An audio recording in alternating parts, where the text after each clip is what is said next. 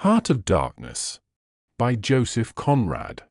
Contents: I. 2. 3. I. The Nelly, a cruising yawl, swung to her anchor without a flutter of the sails, and was at rest. The flood had made, the wind was nearly calm, and being bound down the river, the only thing for it was to come to and wait for the turn of the tide. The sea reach of the Thames stretched before us like the beginning of an interminable waterway. In the offing the sea and the sky were welded together without a joint, and in the luminous space the tanned sails of the barges drifting up with the tide seemed to stand still in red clusters of canvas sharply peaked, with gleams of varnished sprits. Haze rested on the low shores that ran out to sea in vanishing flatness.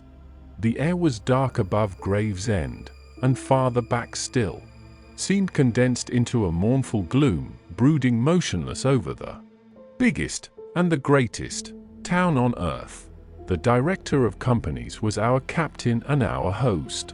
We four affectionately watched his back as he stood in the bows looking to seaward. On the whole river there was nothing that looked half so nautical. He resembled a pilot, which to a seaman is trustworthiness personified. It was difficult to realize his work was not out there in the luminous estuary, but behind him, within the brooding gloom. Between us there was, as I have already said somewhere, the bond of the sea. Besides holding our hearts together through long periods of separation, it had the effect of making us tolerant of each other's yarns and even convictions. The lawyer, the best of old fellows, had, because of his many years and many virtues, the only cushion on deck, and was lying on the only rug. The accountant had brought out already a box of dominoes, and was toying architecturally with the bones.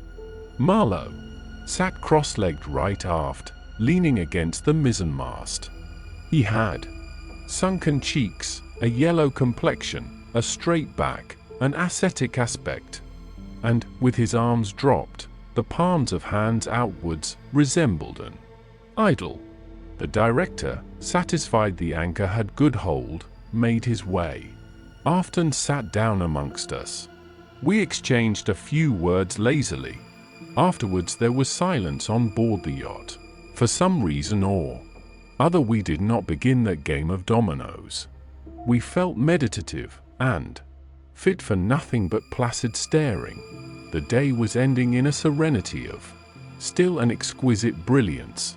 The water shone pacifically, the sky, without a speck, was a benign immensity of unstained light. The very mist on the Essex marsh was like a gauzy and radiant fabric, hung from the wooded rises inland, and draping the low shores in diaphanous folds. Only the gloom to the west, brooding over the upper reaches, became more somber every minute, as if angered by the approach of the sun. And at last, in its curved and imperceptible fall, the sun sank low, and from glowing white changed to a dull red without rays and without heat, as if about to go out suddenly, stricken to death by the touch of that gloom brooding over a crowd of men. Forthwith a change came over the waters, and the serenity became less brilliant but more profound. The old river in its broad reach rested, unruffled at the decline of day, after ages of good service done to the race that peopled its banks, spread out in the tranquil dignity of a waterway leading to the uttermost ends of the earth. We looked at the venerable stream not in the vivid flush of a short day that comes and departs forever, but in the august light of abiding memories. And, indeed, nothing is easier for a man who has, as the phrase goes, followed the sea with reverence and affection, than to evoke the great spirit of the past upon the lower reaches of the Thames. The tidal current runs to and fro in its unceasing service, crowded with memories of men and ships it had borne to the rest of home or to the battles of the sea. It had known and served all the men of whom the Nation is proud, from Sir Francis Drake to Sir John Franklin, knights, all, titled and untitled, the great knights-errant of the sea. It had borne all the ships whose names are like jewels flashing in the night of time, from the Golden Hind returning with her rotund flanks full of treasure, to be visited by the Queen's Highness and thus pass out of the gigantic tail, to the Erebus and terror bound on other conquests, and that never returned. It had known the ships and the men. They had sailed from Deptford, from Greenwich, from Erith, the adventurers and the settlers, king's ships and the ships of men on change, captains, admirals, the darker interlopers of the eastern trade, and the commissioned generals of East India fleets. Hunters for gold or pursuers of fame, they all had gone out on that stream, bearing the sword, and often the torch, messengers of the might within the land, bearers of a spark from the sacred fire. What greatness had not floated on the ebb of that river into the mystery of an unknown earth, the dreams of men, the seed of commonwealths, the germs of empires. The sun set, the dusk fell on the stream, and lights began to appear along the shore. The Chapman Lighthouse, a three-legged thing erect on a mud flat, shone strongly. Lights of ships moved in the fairway, a great stir of lights going up and going down. And farther west on the upper reaches the place of the monstrous town was still marked ominously on the sky, a brooding gloom in sunshine, a lurid glare under the stars. And this also, said Marlow suddenly, has been one of the dark places of the earth. He was the only man of us who still followed the sea. The worst that could be said of him was that he did not represent his class. He was a seaman, but he was a wanderer, too, while most seamen lead, if one may so express it, a sedentary life. Their minds are of the stay-at-home order, and their home is always with them, the ship, and so is their country, the sea. One ship is very much like another, and the sea is always the same. In the immutability of their surroundings, the foreign shores, the foreign faces, the changing immensity of life, glide past, veiled not by a sense of mystery but by a slightly disdainful ignorance, for there is nothing mysterious to a seaman unless it be the sea itself, which is the mistress of his existence and as inscrutable as destiny. For the rest, after his hours of work, a casual stroll or a casual spree on shore suffices to unfold for him the secret of a whole continent, and generally he finds the secret not worth knowing. The yarns of seamen have a direct simplicity, the whole meaning of which lies within the shell of a cracked nut. But Marlow was not typical, if his propensity to spin yarns be accepted, and to him the meaning of an episode was not inside like a kernel but outside, enveloping the tale, which brought it out only as a globe brings out a haze, in the likeness of one of these misty halos that sometimes are made visible by the spectral illumination of moonshine. His remark did not seem at all surprising. It was just like Marlow. It was accepted in silence. No one took the trouble to grunt even, and presently he said, very slow, I was thinking of very old times, when the Romans first came here, 1900 years ago, the other day. Light came out of this river since, you say nights. Yes, but it is like a running blaze on a plain, like a flash of lightning in the clouds. We live in the flicker, may it last as long as the old earth keeps rolling. But darkness was here yesterday. Imagine the feelings of a commander of a fine, what do ye call trireme in the Mediterranean, ordered suddenly to the north, run overland across the Gauls in a hurry, put in charge of one of these craft. The legionaries, a wonderful lot of handy men they must have been, too, used to build, apparently by the 100 in a month or two, if we may believe what we read. Imagine him here, the very end of the world, a sea the color of lead, a sky the color of smoke, a kind of ship about as rigid as a concertina, and going up this river with stores, or orders, or what you like. Sandbanks, marshes, forests, savages, precious little to eat fit for a civilized man, nothing but Thames water to drink. No Falernian wine. Here, no going ashore. Here and there a military camp lost in a wilderness, like a needle in a bundle of hay, cold, fog, tempests, disease, exile, and death, death skulking in the air, in the water, in the bush. They must have been dying like flies here. Oh, yes, he did it.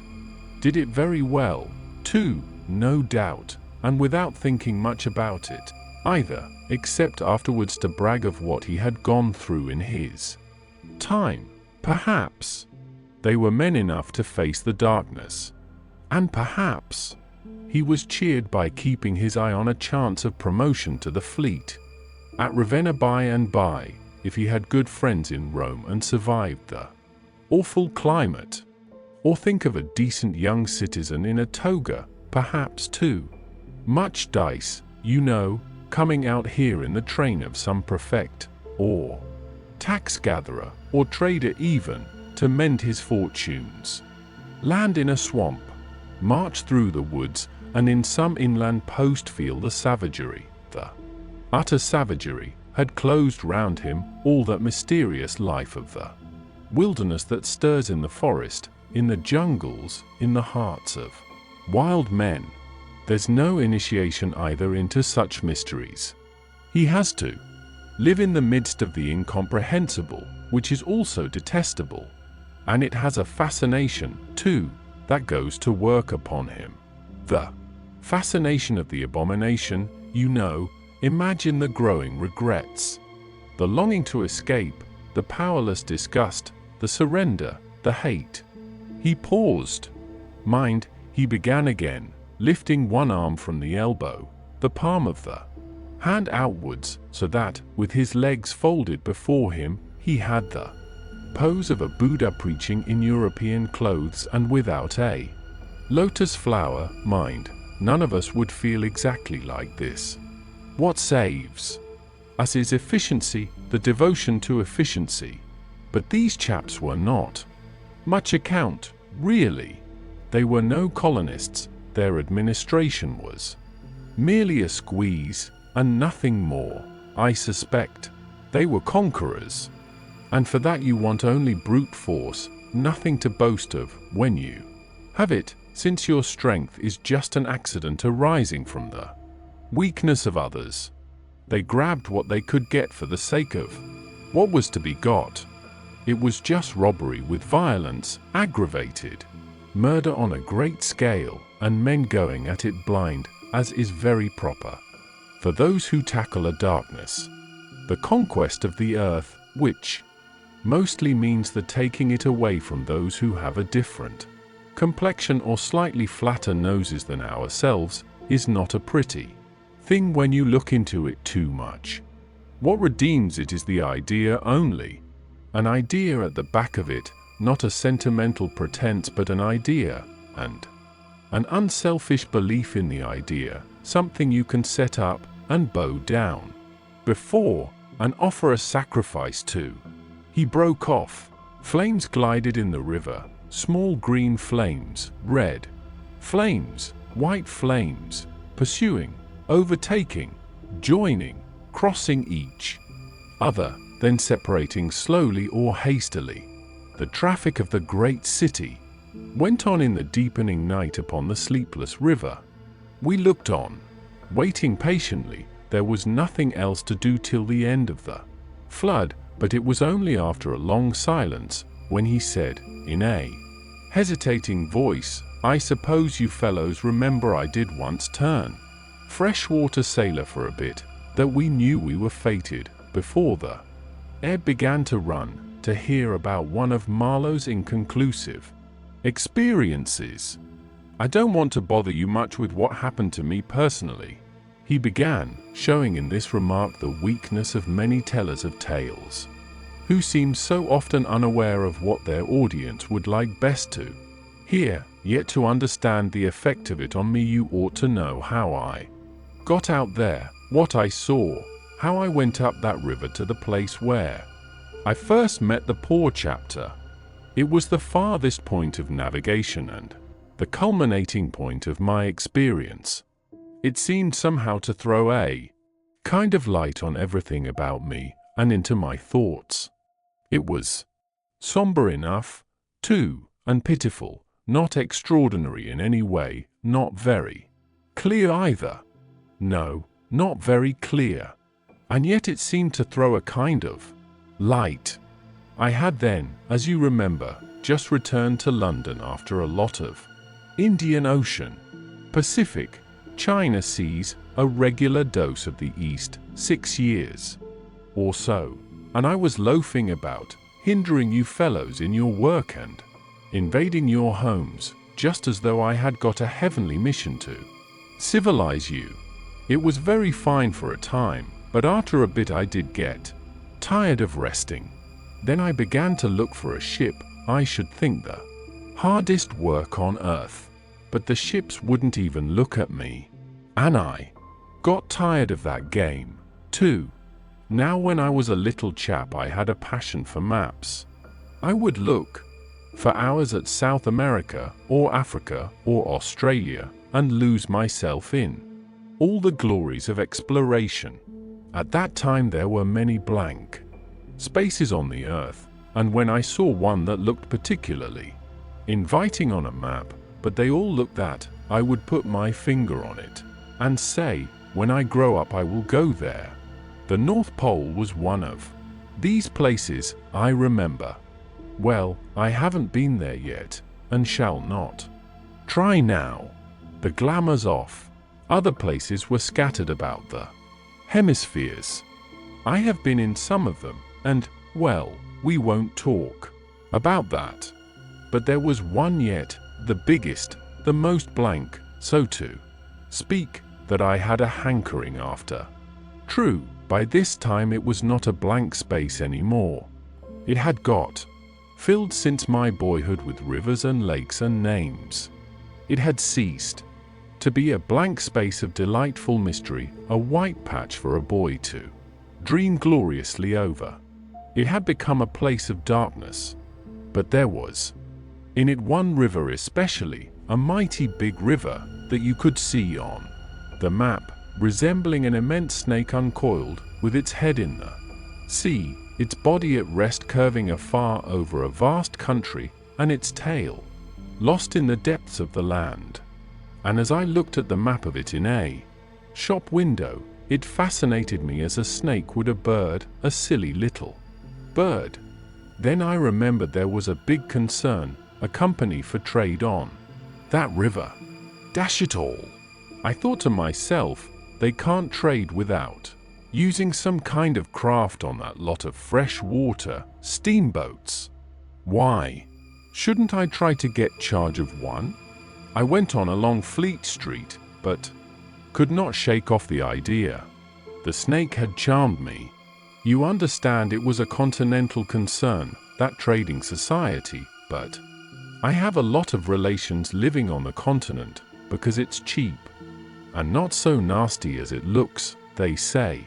I am sorry to own I began to worry them. This was already a fresh departure for me. I was not used to get things that way, you know. I always went my own road and on my own legs where I had a mind to go. I wouldn't have believed it of myself, but then, you see, I felt somehow I must get there by hook or by crook. So I worried them. The men said, "Am I dear fellow," and did nothing. Then, would you believe it, I tried the women. Charlie Marlow, set the women to work to get a job. Heavens! Well, you see, the notion drove me. I had an aunt, a dear enthusiastic soul. She wrote, "It will be delightful. I am ready to do anything. Anything for you. It is a glorious idea. I know the wife of a very high personage in the administration, and also a man who has lots of influence with, etc." She was determined to make no end of fuss to get me appointed skipper of a river steamboat, if such was my fancy. I got my appointment, of course, and I got it very quick. It appears the company had received news that one of their captains had been killed in a scuffle with the natives. This was my chance, and it made me the more anxious to go. It was only months and months afterwards, when I made the attempt to recover what was left of the body, that I heard the original quarrel arose from a misunderstanding about some hens. Yes, 2 black hens. Fresleven, that was the fellow's name. Dane thought himself wronged somehow in the bargain, so he went ashore and started to hammer the chief of the village with a stick.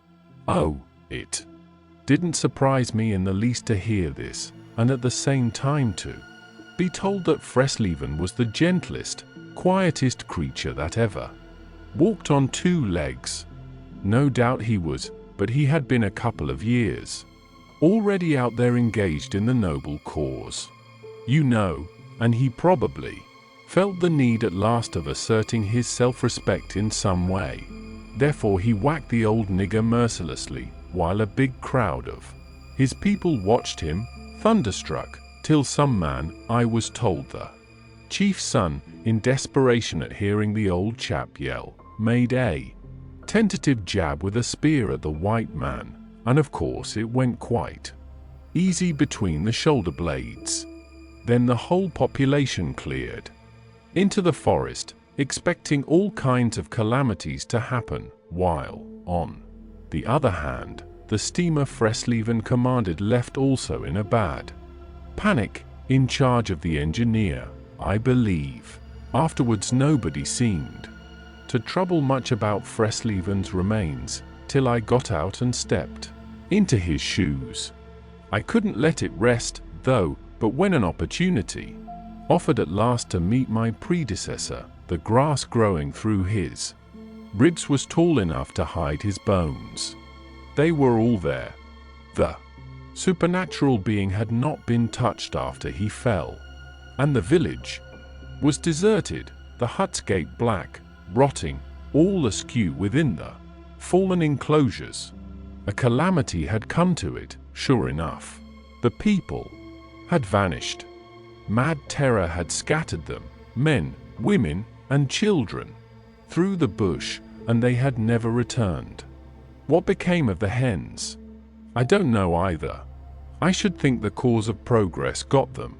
Anyhow, however, through this glorious affair I got my appointment.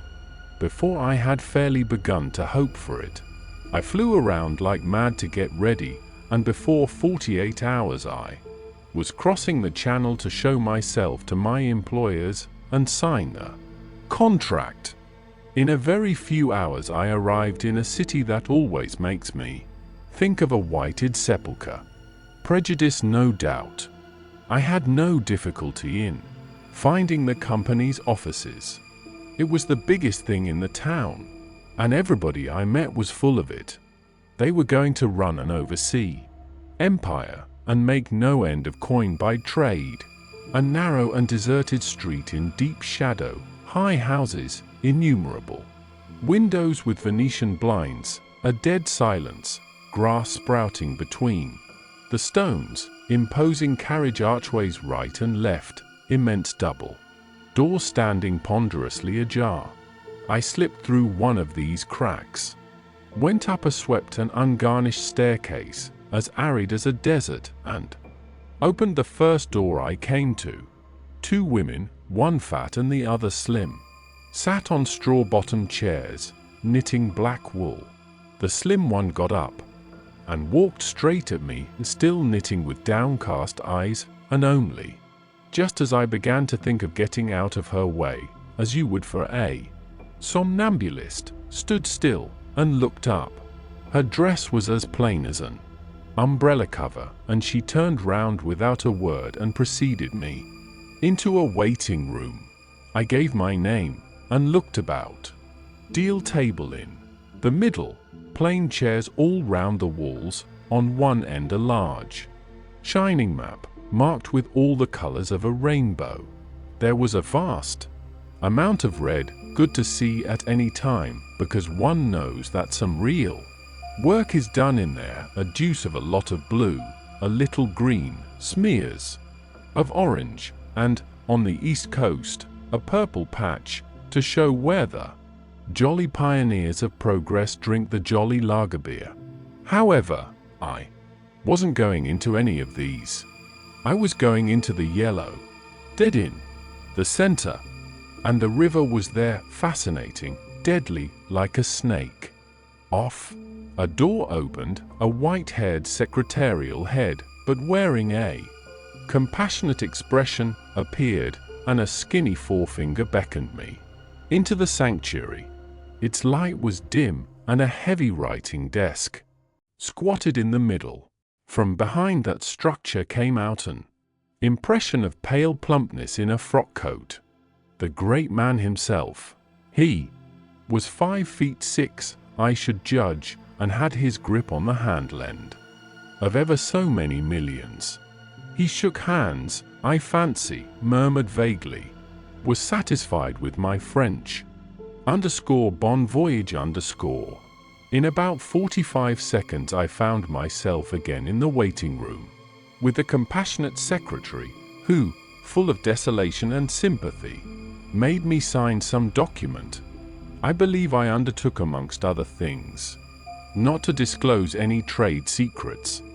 Well, I am not going to. I began to feel slightly uneasy. You know, I am not used to such ceremonies, and there was something ominous in the atmosphere. It was just as though I had been let into some conspiracy. I don't know, something not quite right, and I was glad to get out. In the outer room the two women knitted black wool feverishly. People were arriving, and the younger one was walking back and forth introducing them. The old one sat on her chair. Her flat cloth slippers were propped up on a foot warmer, and a cat reposed on her lap. She wore a starched white affair on her head, had a wart on one cheek, and silver-rimmed spectacles hung on the tip of her nose. She glanced at me above the glasses. The swift and indifferent placidity of that look troubled me. Two youths with foolish and cheery countenances were being piloted over, and she threw at them the same quick glance of unconcerned wisdom. She seemed to know all about them and about me, too. An eerie feeling came over me. She seemed uncanny and fateful, often far away.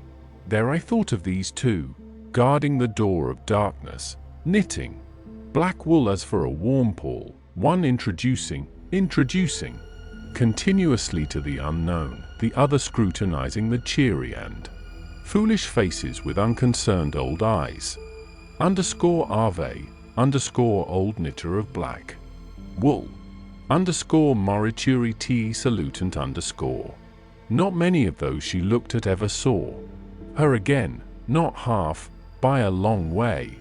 There was yet a visit to the doctor. A simple formality, assured me the secretary, with an air of taking an immense part in all my sorrows.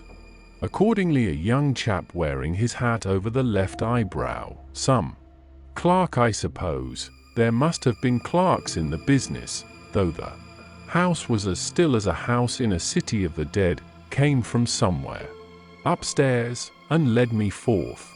He was shabby and careless, with ink stains on the sleeves of his jacket, and his cravat was large and billowy, under a chin shaped like the toe of an old boot. It was a little too early for the doctor, so I proposed a drink, and thereupon he developed a vein of joviality. As we sat over our vermouths he glorified the company's business, and by I expressed casually my surprise at him not going out there.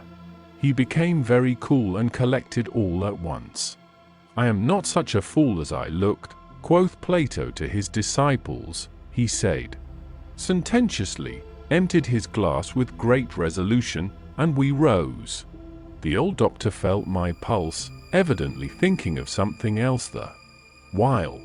Good for there," he mumbled, and then with a certain eagerness asked me whether I would let him measure my head. Rather surprised, I said yes, when he produced a thing like calipers and got the dimensions back and front and every way, taking notes carefully. He was an unshaven little man in a threadbare coat like a gabardine, with his feet in slippers, and I thought him a harmless fool. I always ask leave, in the interests of science, to measure the crania of those going out there, he said. "And when they come back, too?" I asked. "Oh, I never see them," he remarked, "and, moreover, the changes take place inside, you know." He smiled, as if at some quiet joke. "So you are going out there? Famous? Interesting, too." He gave me a searching glance, and made another note. "Ever any madness in your family?" he asked, in a matter-of-fact tone. I felt very annoyed.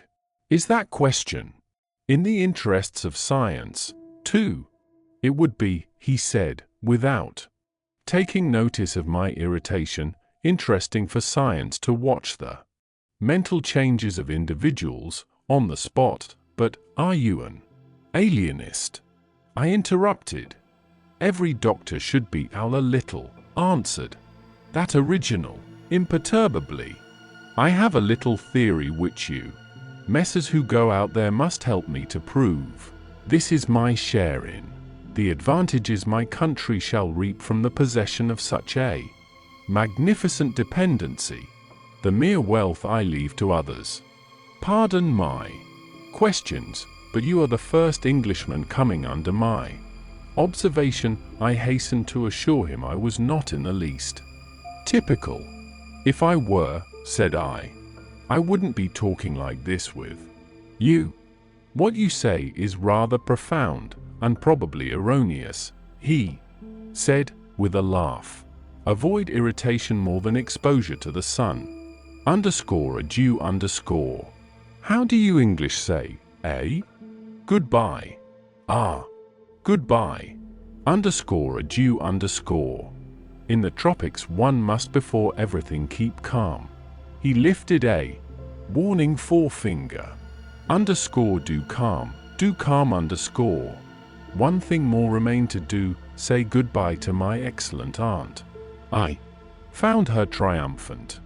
I had a cup of tea, the last decent cup of tea for many days, and in a room that most soothingly looked just as you would expect a lady's drawing room to look. We had a long quiet chat by the fireside. In the course of these confidences it became quite plain to me I had been represented to the wife of the high dignitary, and goodness knows to how many more people besides, as an exceptional and gifted creature, a piece of good fortune for the company, a man you don't get hold of every day. Good heavens! And I was going to take charge of a 2.5-penny river steamboat with a penny whistle attached. It appeared, however, I was also one of the workers, with a capital U. No, something like an emissary of light, something like a lower sort of apostle. There had been a lot of such rot let loose in print and talk just about that time, and the excellent woman, living right in the rush of all that humbug, got carried off her feet. She talked about weaning those ignorant millions from their horrid ways, till, upon my word, she made me quite uncomfortable. I ventured to hint that the company was run for profit. "You forget, dear Charlie, that the laborer is worthy of his hire," she said, brightly. "It's queer how out of touch with truth women are. They live in a world of their own, and there has never been anything like it, and never can be. It is too beautiful altogether, and if they were to set it up, it would go to pieces before the first sunset. Some confounded fact we men have been living contentedly with ever since the day of creation would start up and knock the whole thing over. After this I got embraced, told to wear flannel, be sure to write often, and so on, and I left. In the street, I don't know why, a queer feeling came to me that I was an imposter. Odd thing that I, who used to clear out for any part of the world at 24 hours notice, with less thought than most men give to the crossing of a street, had a moment, I won't say of hesitation, but of startled pause, before this commonplace affair. The best way I can explain it to you is by saying that, for a second or two, I felt as though, instead of going to the center of a continent, I were about to set off for the center of the earth. I left in a French steamer, and she called in every blamed port they have out there, for, as far as I could see, the sole purpose of landing soldiers and custom house officers. I watched the coast. Watching a coast as it slips by the ship is like thinking about an enigma. There it is before you, smiling, frowning, inviting, grand, mean, insipid, or savage, and always mute with an air of whispering, "Come and find out." This one was almost featureless, as if still in the making, with an aspect of monotonous grimness. The edge of a colossal jungle, so dark green as to be almost black, fringed with white surf, ran straight, like a ruled line, far, far away along a blue sea whose glitter was blurred by a creeping mist. The sun was fierce, the land seemed to glisten and drip with steam. Here and there grayish-whitish specks showed up clustered inside the white surf, with a flag flying above them perhaps. Settlement some centuries old, and still no bigger than pinheads on the untouched expanse of their background. We pounded along, stopped, landed soldiers, went on, landed custom house clerks too.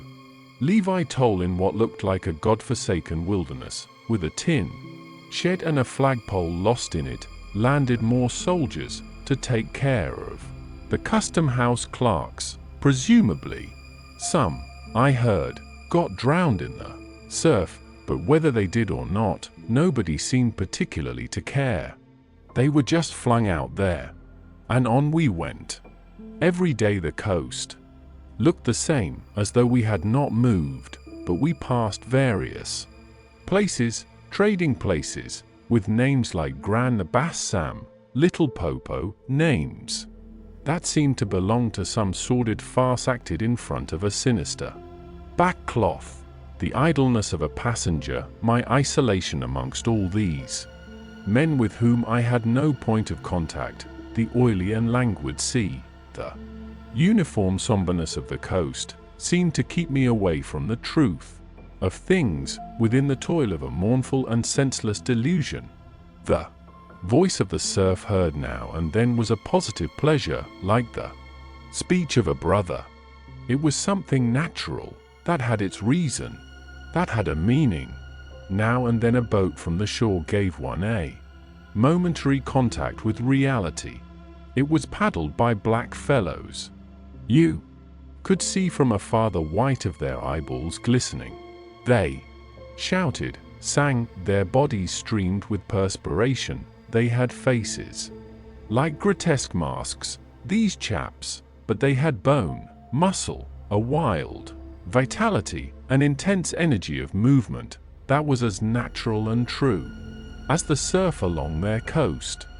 They wanted no excuse for being there. They were a great comfort to look at. For a time I would feel I belonged still to a world of straightforward facts, but the feeling would not last long. Something would turn up to scare it away. Once, I remember, we came upon a man-o-war anchored off the coast. There wasn't even a shed there, and she was shelling the bush. It appears the French had one of their wars going on thereabouts. Her ensign dropped. Limp like a rag, the muzzles of the long 6-inch gun stuck out all over the low hull. The greasy, slimy swell swung her up lazily and let her down, swaying her thin masts. In the empty immensity of earth, sky, and water, there she was, incomprehensible, firing into a continent. Pop would go one of the 6-inch guns, a small flame would dart and vanish, a little white smoke would disappear, a tiny projectile would give a feeble screech, and nothing happened. Nothing could happen. There was a touch of insanity in the proceeding, a sense of lugubrious drollery in the sight, and it was not dissipated by somebody on board assuring me earnestly there was a camp of natives, he called them, enemies, hidden out of sight somewhere.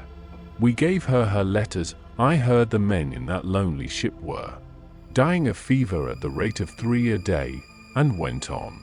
We called at some more places with farcical names, where the merry dance of death and trade goes on in a still and earthy atmosphere as of an overheated catacomb, all along the formless coast bordered by dangerous surf, as if nature herself had tried to ward off intruders in and out of rivers, streams of death in life, whose banks were rotting into mud, whose waters, thickened into slime, invaded the contorted mangroves, that seemed to writhe at us in the extremity of an impotent despair. Nowhere did we stop long enough to get a particularized impression, but the general sense of vague and oppressive wonder grew upon me. It was like a weary pilgrimage amongst hints for nightmares. It was upward of 30 days before I saw the mouth of the big river. We anchored off the seat of the government. But my work would not begin till some 200 miles farther on. So as soon as I could I made a start for a place 30 miles higher up. I had my passage on a little seagoing steamer. Her captain was a Swede, and knowing me for a seaman, invited me on the bridge. He was a young man, lean, fair, and morose, with lanky hair and a shuffling gait. As we left the miserable little wharf, he tossed his head contemptuously at the shore. "Been living there?" he asked. I said, "Yes. Fine lot these government chaps, are they not?" he went on, speaking English with great precision and considerable bitterness. "It is funny what some people will do for a few francs a month. I wonder what becomes of that kind when it goes up country." I said to him I expected to see that soon. "So, he exclaimed. He shuffled athwart, keeping one eye ahead vigilantly. "Don't be too sure," he continued. "The other day I took up a man who hanged himself on the road. He was a Swede, too. Hanged himself? Why, in God's name?" I cried. He kept on, looking out watchfully. Who knows? The sun too much for him, or the country perhaps. At last we opened a reach. A rocky cliff appeared, mounds have turned up, earth by the shore, houses on a hill, others with iron roofs, amongst a waste of excavations, or hanging to the declivity. A continuous noise of the rapids above hovered over this scene of inhabited devastation. A lot of people, mostly black and naked, moved about like ants. A jetty projected into the river. A blinding sunlight drowned all this at times, in a sudden recrudescence of glare. "There's your company's station," said the Swede, pointing to 3 wooden barrack-like structures on the rocky slope. "I will send your things up. For boxes, did you say? So, farewell." I came upon a boiler wallowing in the grass, then found a path leading up the hill. It turned aside for the boulders, and also for an undersized railway truck lying there on its back with its wheels in the air. One was off. The thing looked as dead as the carcass of some animal. I came upon more pieces of decaying machinery, a stack of rusty rails. To the left, a clump of trees made a shady spot, where dark things seemed to stir feebly. I blinked. The path was steep. A horn tooted to the right, and I saw the black people run. A heavy and dull detonation shook the ground. A puff of smoke came out of the cliff, and that was all. No change appeared on the face of the rock. They were building a railway.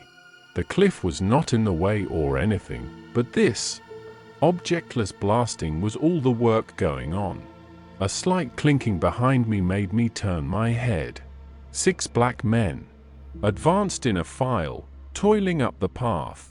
They walked erect and slow, balancing small baskets full of earth on their heads, and the clink kept time with their footsteps.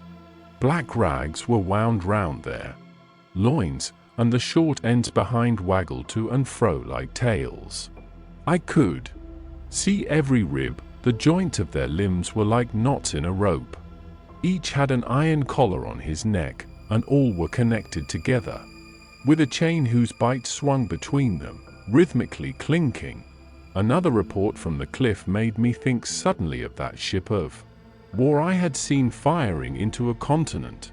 It was the same kind of ominous voice, but these men could by no stretch of imagination be called enemies. They were called criminals, and the outraged law, like the bursting shells, had come to them, an insoluble mystery from the sea. All their meager breasts panted together, the violently dilated nostrils quivered, the eyes stared stonily uphill. They passed me, within 6 inches, without a glance, with that complete, death-like indifference of unhappy savages. Behind this raw matter, one of the reclaimed, the product of the new forces at work, strolled despondently, carrying a rifle by its middle. He had a uniform jacket, with one button off, and seeing a white man on the path, hoisted his weapon to his shoulder with alacrity. This was simple prudence, white men being so much alike at a distance that he could not tell who I might be. He was speedily reassured, and with a large, white, rascally grin and a glance at his charge, seemed to take me into partnership in his exalted trust. After all, I also was a part of the great cause of these high and just proceedings. Instead of going up, I turned and descended to the left. My idea was to let that chain gang get out of sight before I climbed the hill. You know, I am not particularly tender. I've had to strike and to fend off. I've had to resist and to attack sometimes. That's only one way of resisting, without counting the exact cost, according to the demands of such sort of life as I had blundered into. I've seen the devil of violence, and the devil of greed, and the devil of hot desire, but, by all the stars, these were strong, lusty, red-eyed devils that swayed and drove men, I tell you. But as I stood on this hillside, I foresaw that in the blinding sunshine of that land I would become acquainted with a flabby, pretending, weak-eyed devil of a rapacious and pitiless folly. How insidious he could be, too, I was only to find out several months later and 1,000 miles farther. For a moment I stood appalled, as though by a warning. Finally I descended the hill, obliquely, towards the trees I had seen. I avoided a vast artificial hole somebody had been digging on the slope, the purpose of which I found it impossible to divine. It wasn't a quarry or a sandpit, anyhow. It was just a hole. It might have been connected with the philanthropic desire of giving the criminals something to do. I don't know. Then I nearly fell into a very narrow ravine, almost no more than a scar in the hillside. I discovered that a lot of imported drainage pipes for the settlement had been tumbled in. There wasn't one that was not broken. It was a wanton smash-up. At last I got under the trees. My purpose was to stroll into the shade. For a moment, but no sooner within than it seemed to me I had stepped into the gloomy circle of some inferno. The rapids were near, uninterrupted, uniform, headlong, rushing noise filled the mournful stillness of the grove, where not a breath stirred, not a leaf moved. With a mysterious sound, as though the tearing pace of the launched earth had suddenly become audible. Black shapes crouched, sat between the trees, leaning against the trunks, clinging to the earth, half coming out, half effaced within the dim light, in all the attitudes of pain, abandonment, and despair. Another mine on the cliff went off, followed by a slight shudder of the soil under my feet. The work was going on. The work! And this was the place where some of the helpers had withdrawn to die. They were dying slowly, it was very clear. They were not enemies, they were not criminals, they were nothing earthly now, nothing but black shadows of disease and starvation lying confusedly in the greenish gloom, brought from all the recesses of the coast, in all the legality of time contracts, lost in uncongenial surroundings, fed on unfamiliar food. They sickened, became inefficient, and were then allowed to crawl away and rest. These moribund shapes were free as air, and nearly as thin. I began to distinguish the gleam of the eyes under the trees. Then, glancing down, I saw a face near my hand.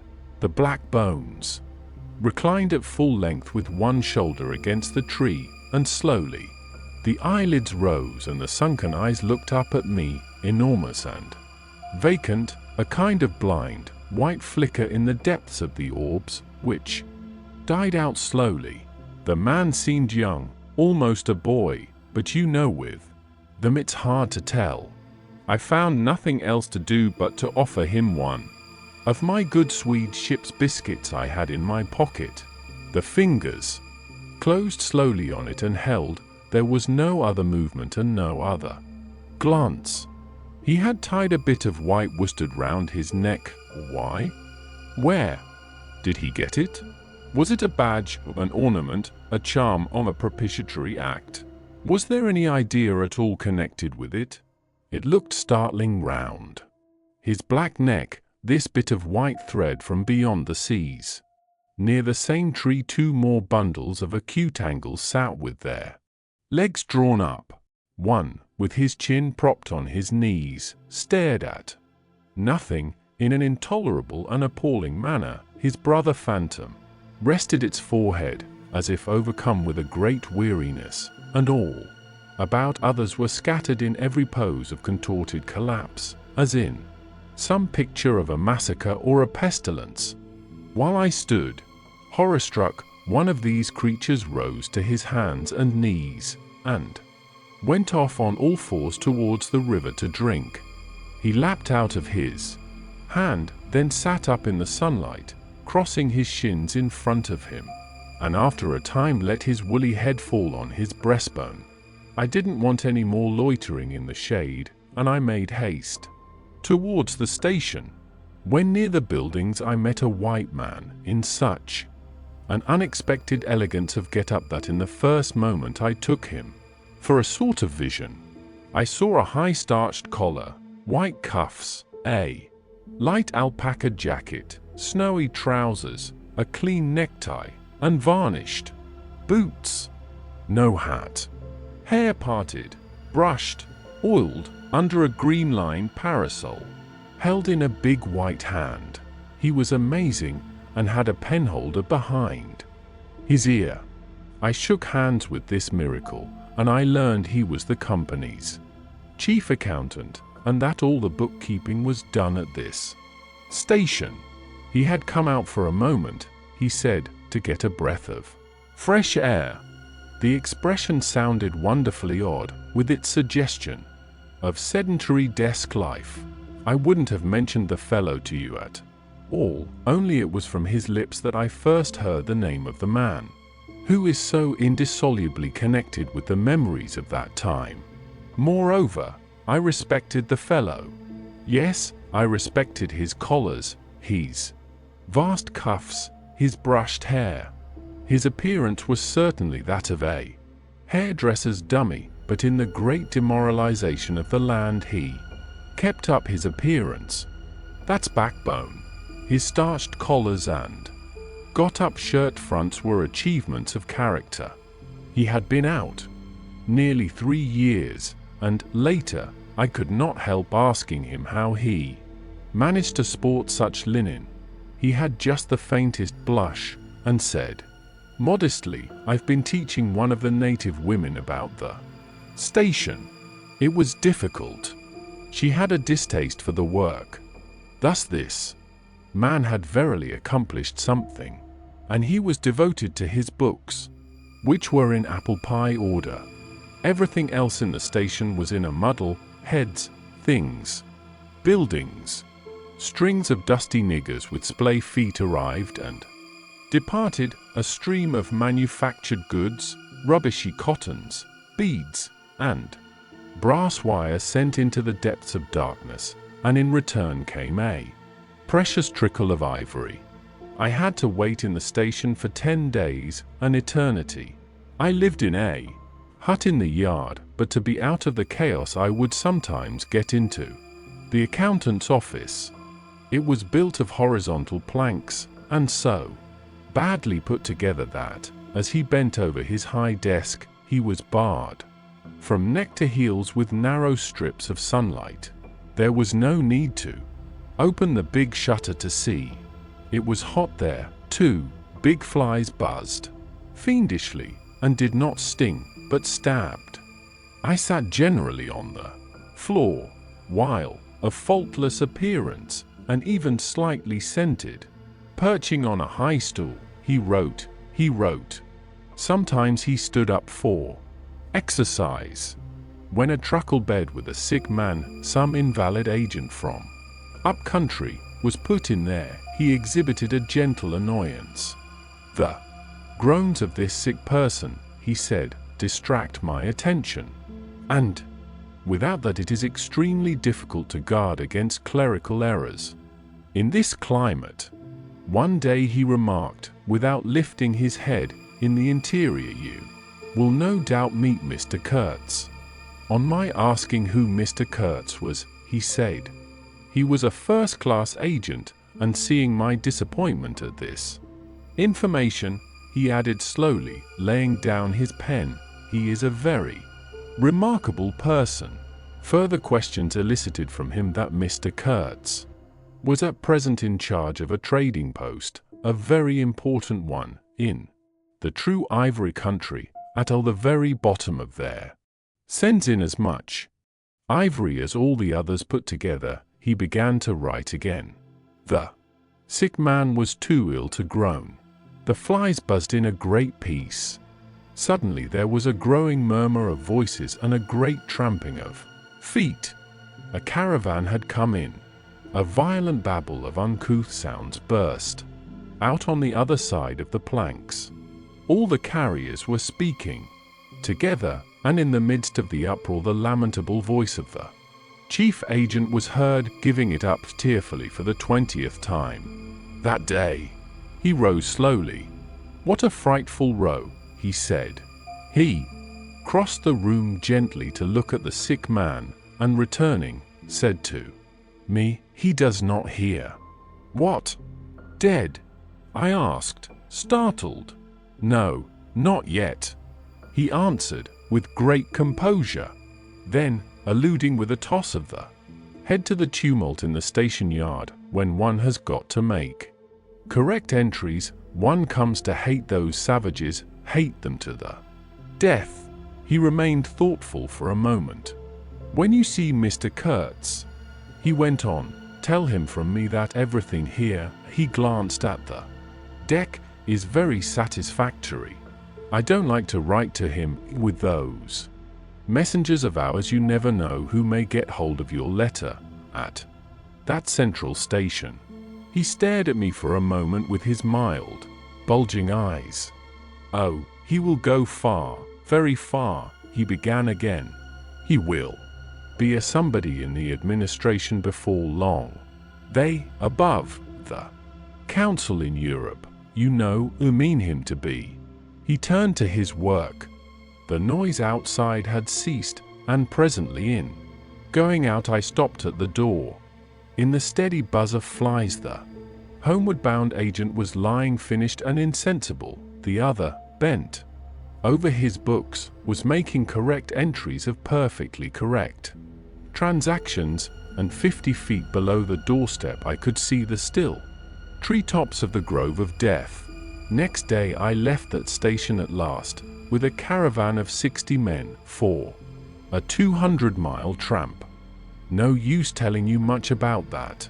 Paths, everywhere, a stamped-in network of paths spreading over the empty land, through the long grass, through burnt grass, through thickets, down and up chilly ravines, up and down stony hills ablaze with heat, and a solitude, nobody, not a hut. The population had cleared out a long time ago. Well, if a lot of mysterious niggers armed with all kinds of fearful weapons suddenly took to traveling on the road between Deal and Gravesend, catching the yokels right and left to carry heavy loads. For them, I fancy every farm and cottage thereabouts would get empty very soon. Only here the dwellings were gone, too. Still I passed through several abandoned villages. There's something pathetically childish in the ruins of grass walls. Day after day, with the stamp and shuffle of 60 pair of bare feet behind me, each pair under a 60 pounds load. Camp, cook, sleep, strike camp, march. Now and then a carrier, dead in harness, at rest in the long grass near the path, with an empty watergourd and his long staff lying by his side. A great silence around and above. Perhaps on some quiet night the tremor of far-off drums, sinking, swelling, a tremor vast, faint, a sound weird, appealing, suggestive, and wild, and perhaps with as profound a meaning as the sound of bells in a Christian country. Once a white man in an unbuttoned uniform, camping on the path with an armed escort of lank Zanzibaris, very hospitable and festive, not to say drunk, was looking after the upkeep of the road, he declared. Can't say I saw any road or any upkeep, unless the body of a middle-aged Negro with a bullet hole in the forehead, upon which I absolutely stumbled 3 miles farther on, may be considered as a permanent improvement. I had a white companion, too, not a bad chap, but rather too fleshy and with the exasperating habit of fainting on the hot hillsides, miles away from the least bit of shade and water. Annoying, you know, to hold your own coat like a parasol over a man's head while he is coming to. I couldn't help asking him once what he meant by coming there at all. To make money, of course. What do you think? He said, scornfully. Then he got fever and had to be carried in a hammock slung under a pole. As he weighed 16 stone, I had no end of rows with the carriers. They jibbed, ran away, sneaked off with their loads in the night. Quite a mutiny. So, one evening, I made a speech in English with gestures, not one of which was lost to the 60 pairs of eyes before me, and the next morning I started the hammock off in front all right. An hour afterwards I came upon the whole concern wrecked in a bush, man, hammock, groans, blankets, horrors. The heavy pole had skinned his poor nose. He was very anxious for me to kill somebody, but there wasn't the shadow of a carrier near. I remembered the old doctor. It would be interesting for science to watch the mental changes of individuals on the spot. I felt I was becoming scientifically interesting. However, all that is to no purpose. On the 15th day I came in sight of the big river again, and hobbled into the central station. It was on a back water surrounded by scrub and forest, with a pretty border of smelly mud on one side, and on the three others enclosed by a crazy fence of rushes.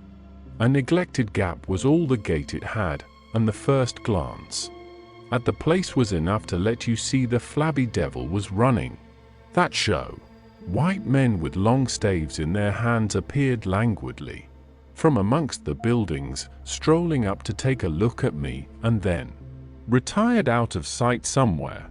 One of them, a stout, excitable chap with black moustaches, informed me with great volubility and many digressions, as soon as I told him who I was, that my steamer was at the bottom of the river. I was thunderstruck. What? How? Why? Oh, it was all right. The manager himself was there. All quite correct. Everybody had behaved splendidly. Splendidly. You must, he said in agitation, go and see the general manager at once. He is waiting. I did not see the real significance of that wreck at once. I fancy I see it now, but I am not sure, not at all. Certainly the affair was too stupid, when I think of it, to be altogether natural. Still, but at the moment it presented itself simply as a confounded nuisance. The steamer was sunk. They had started 2 days before in a sudden hurry up the river with the manager on board, in charge of some volunteer skipper. And before they had been out 3 hours they tore the bottom out of her on stones, and she sank near the south bank. I asked myself what I was to do there, now my boat was lost. As a matter of fact, I had plenty to do in fishing my command out of the river. I had to set about it the very next day. That, and the repairs when I brought the pieces to the station, took some months. My first interview with the manager was curious. He did not ask me to sit down after my 20-mile walk that morning. He was commonplace in complexion, in features, in manners, and in voice. He was of middle size and of ordinary build. His eyes, of the usual blue, were perhaps remarkably cold, and he certainly could make his glance fall on one as trenchant and heavy as an axe. But even at these times the rest of his person seemed to disclaim the intention. Otherwise there was only an indefinable, faint expression of his lips, something stealthy, a smile, not a smile, I remember it, but I can't explain. It was unconscious, this smile was, though just after he had said something it got intensified for an instant. It came at the end of his speeches like a seal applied on the words to make the meaning of the commonest phrase appear absolutely inscrutable. He was a common trader, from his youth up employed in these parts, nothing more. He was obeyed, yet he inspired neither love nor fear, nor even respect. He inspired uneasiness. That was it. Uneasiness. Not a definite mistrust, just uneasiness, nothing more. You have no idea how effective such a faculty can be.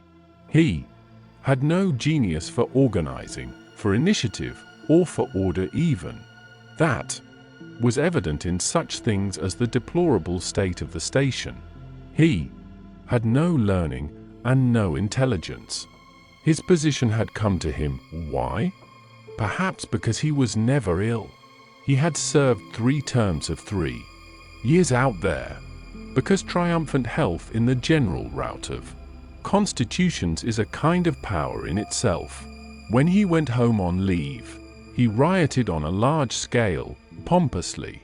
Jack ashore with a difference in externals only. This one could gather from his casual talk. He originated nothing, he could keep the routine going, that's all.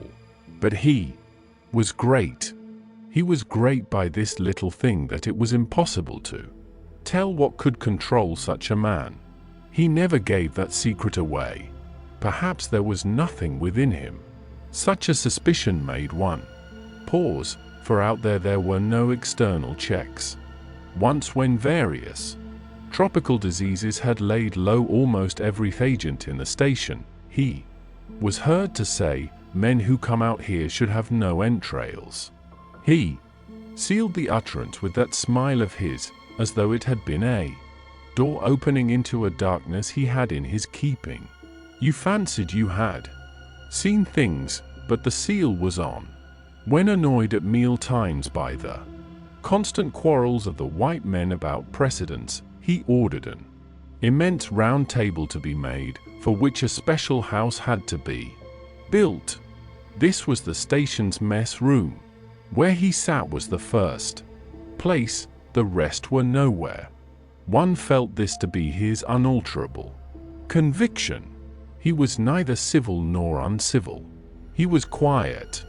He allowed his boy, an overfed young Negro from the coast, to treat the white men, under his very eyes, with provoking insolence. He began to speak as soon as he saw me. I had been very long on the road.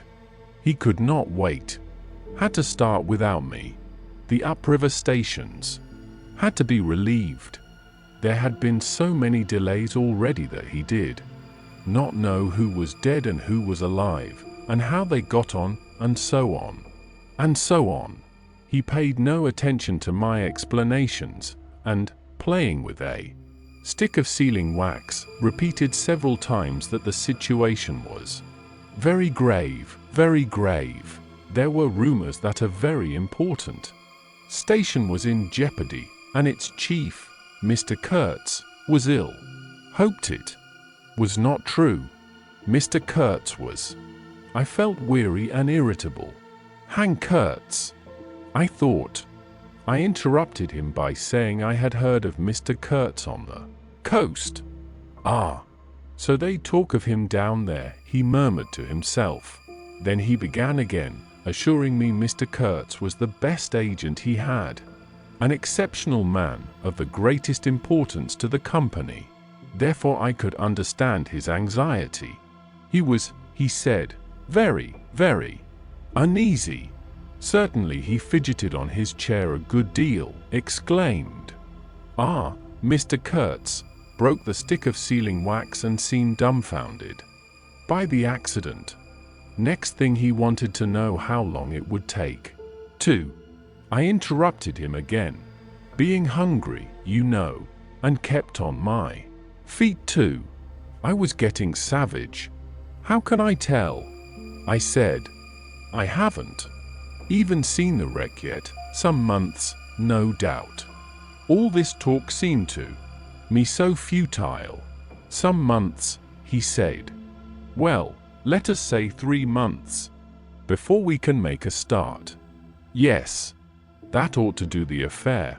I flung out of his hut. He lived all alone in a clay hut with a sort of veranda, muttering to myself my opinion of him. He was a chattering idiot. Afterwards I took it back when it was borne in upon me, startlingly with what extreme nicety he had estimated the time requisite for the affair. I went to work the next day, turning, so to speak, my back on that station. In that way only it seemed to me I could keep my hold on the redeeming facts of life.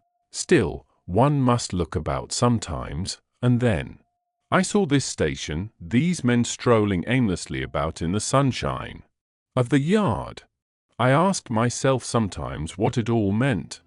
They wandered here and there with their absurd long staves in their hands, like a lot of faithless pilgrims bewitched inside a rotten fence. The word ivory rang in the air, was whispered, was sighed. You would think they were praying to it.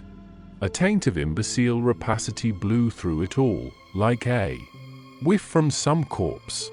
By Jove, I've never seen anything so unreal in my life. And outside, the silent wilderness surrounding this cleared speck on the earth struck me as something great and invincible, like evil or truth, waiting patiently for the passing away of this fantastic invasion. Oh, these months. Well, never mind. Various things happened. One evening, a grass shed full of calico, cotton prints, beads, and I don't know what else, burst into a blaze so suddenly that you would have thought the earth had opened to let an avenging fire consume all that trash. I was smoking my pipe quietly by my dismantled steamer and saw them all cutting capers in the light, with their arms lifted high, when the stout man with moustaches came tearing down to the river. A tin pail in his hand assured me that everybody was behaving splendidly. Splendidly, dipped about a quart of water and tore back again. I noticed there was a hole in the bottom of his pail. I strolled up. There was no hurry. You see, the thing had gone off like a box of matches. It had been hopeless from the very first. The flame had leaped high, driven everybody back, lighted up everything, and collapsed. The shed was already a heap of embers glowing fiercely. A nigger was being beaten nearby. They said he had caused the fire in some way. Be that as it may, he was screeching most horribly. I saw him later, for several days, sitting in a bit of shade looking very sick and trying to recover himself. Afterwards he arose and went out, and the wilderness without a sound took him into its bosom again. As I approached the glow from the dark, I found myself at the back of two men talking. I heard the name of Kurtz pronounced, then the words, "Take advantage of this unfortunate accident." One of the men was the manager. I wished him a good evening. Did you ever see anything like it, eh? It is incredible, he said, and walked off. The other man remained. He was a first-class agent, young, gentlemanly, a bit reserved, with a forked little beard and a hooked nose. He was standoffish with the other agents, and they on their side said he was the manager's spy upon them. As to me, I had hardly ever spoken to him before. We got into talk, and by we strolled away from the hissing ruins. Then he asked me to his room, which was in the main building of the station. He struck a match, and I perceived that this young aristocrat had not only a silver-mounted dressing case but also a whole candle all to himself. Just at that time the manager was the only man supposed to have any right to candles. Native mats covered the clay walls, a collection of spears, assegais, shields, knives was hung up in trophies. The business entrusted to this fellow was the making of bricks, so I had been informed, but there wasn't a fragment of a brick anywhere in the station, and he had been there more than a year, waiting. It seems he could not make bricks without something. I don't know what, straw maybe. Anyway, it could not be found there, and as it was not likely to be sent from Europe, it did not appear clear to me what he was waiting for. An act of special creation, perhaps. However, they were all waiting, all the 16 or 20 pilgrims of them, for something, and upon my word it did not seem an uncongenial occupation. From the way they took it, though the only thing that ever came to them was disease, as far as I could see. They beguiled the time by backbiting and intriguing against each other in a foolish kind of way. There was an air of plotting about that station, but nothing came of it, of course. It was as unreal as everything else, as the philanthropic pretense of the whole concern, as their talk, as their government, as their show of work. The only real feeling was a desire to get appointed to a trading post where ivory was to be had, so that they could earn percentages. They intrigued and slandered and hated each other only on that account, but as to effectually lifting a little finger, oh, no. By heavens! There is something after all in the world allowing one man to steal a horse while another must not look at a halter. Steal a horse. Straight out. Very well. He has done it. Perhaps he can ride. But there is a way of looking at a halter that would provoke the most charitable of saints into a kick. I had no idea why he wanted to be sociable, but as we chatted in there, it suddenly occurred to me the fellow was trying to get at something, in fact, pumping me.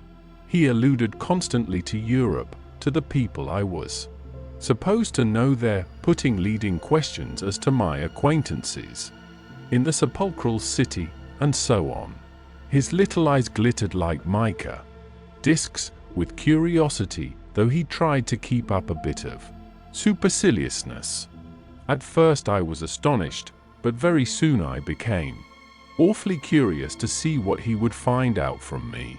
I couldn't possibly imagine what I had in me to make it worth his while.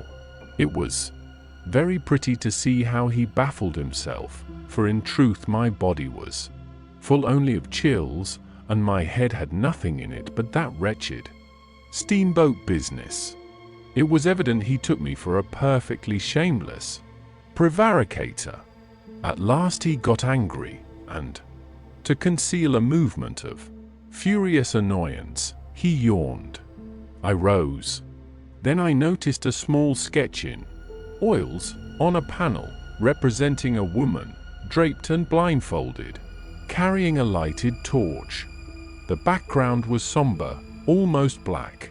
The movement of the woman was stately, and the effect of the torchlight on the face was sinister. It arrested me, and he stood by civilly, holding an empty half-pint champagne bottle, medical comforts, with the candle stuck in it. To my question he said Mr. Kurtz had painted this in this very station more than a year ago, while waiting for means to go to his trading post. Tell me, pray, said I, who is this Mr. Kurtz? The chief of the inner station, he answered in a short tone, looking away. Much obliged, I said, laughing. And you are the brickmaker of the central station. Everyone knows that. He was silent for a while. He is a prodigy, he said at last. He is an emissary of pity and science and progress, and devil knows what else. We want, he began to declaim suddenly, for the guidance of the cause entrusted to us by Europe, so to speak, higher intelligence, wide sympathies, a singleness of purpose. Who says that? I asked. Lots of them, he replied.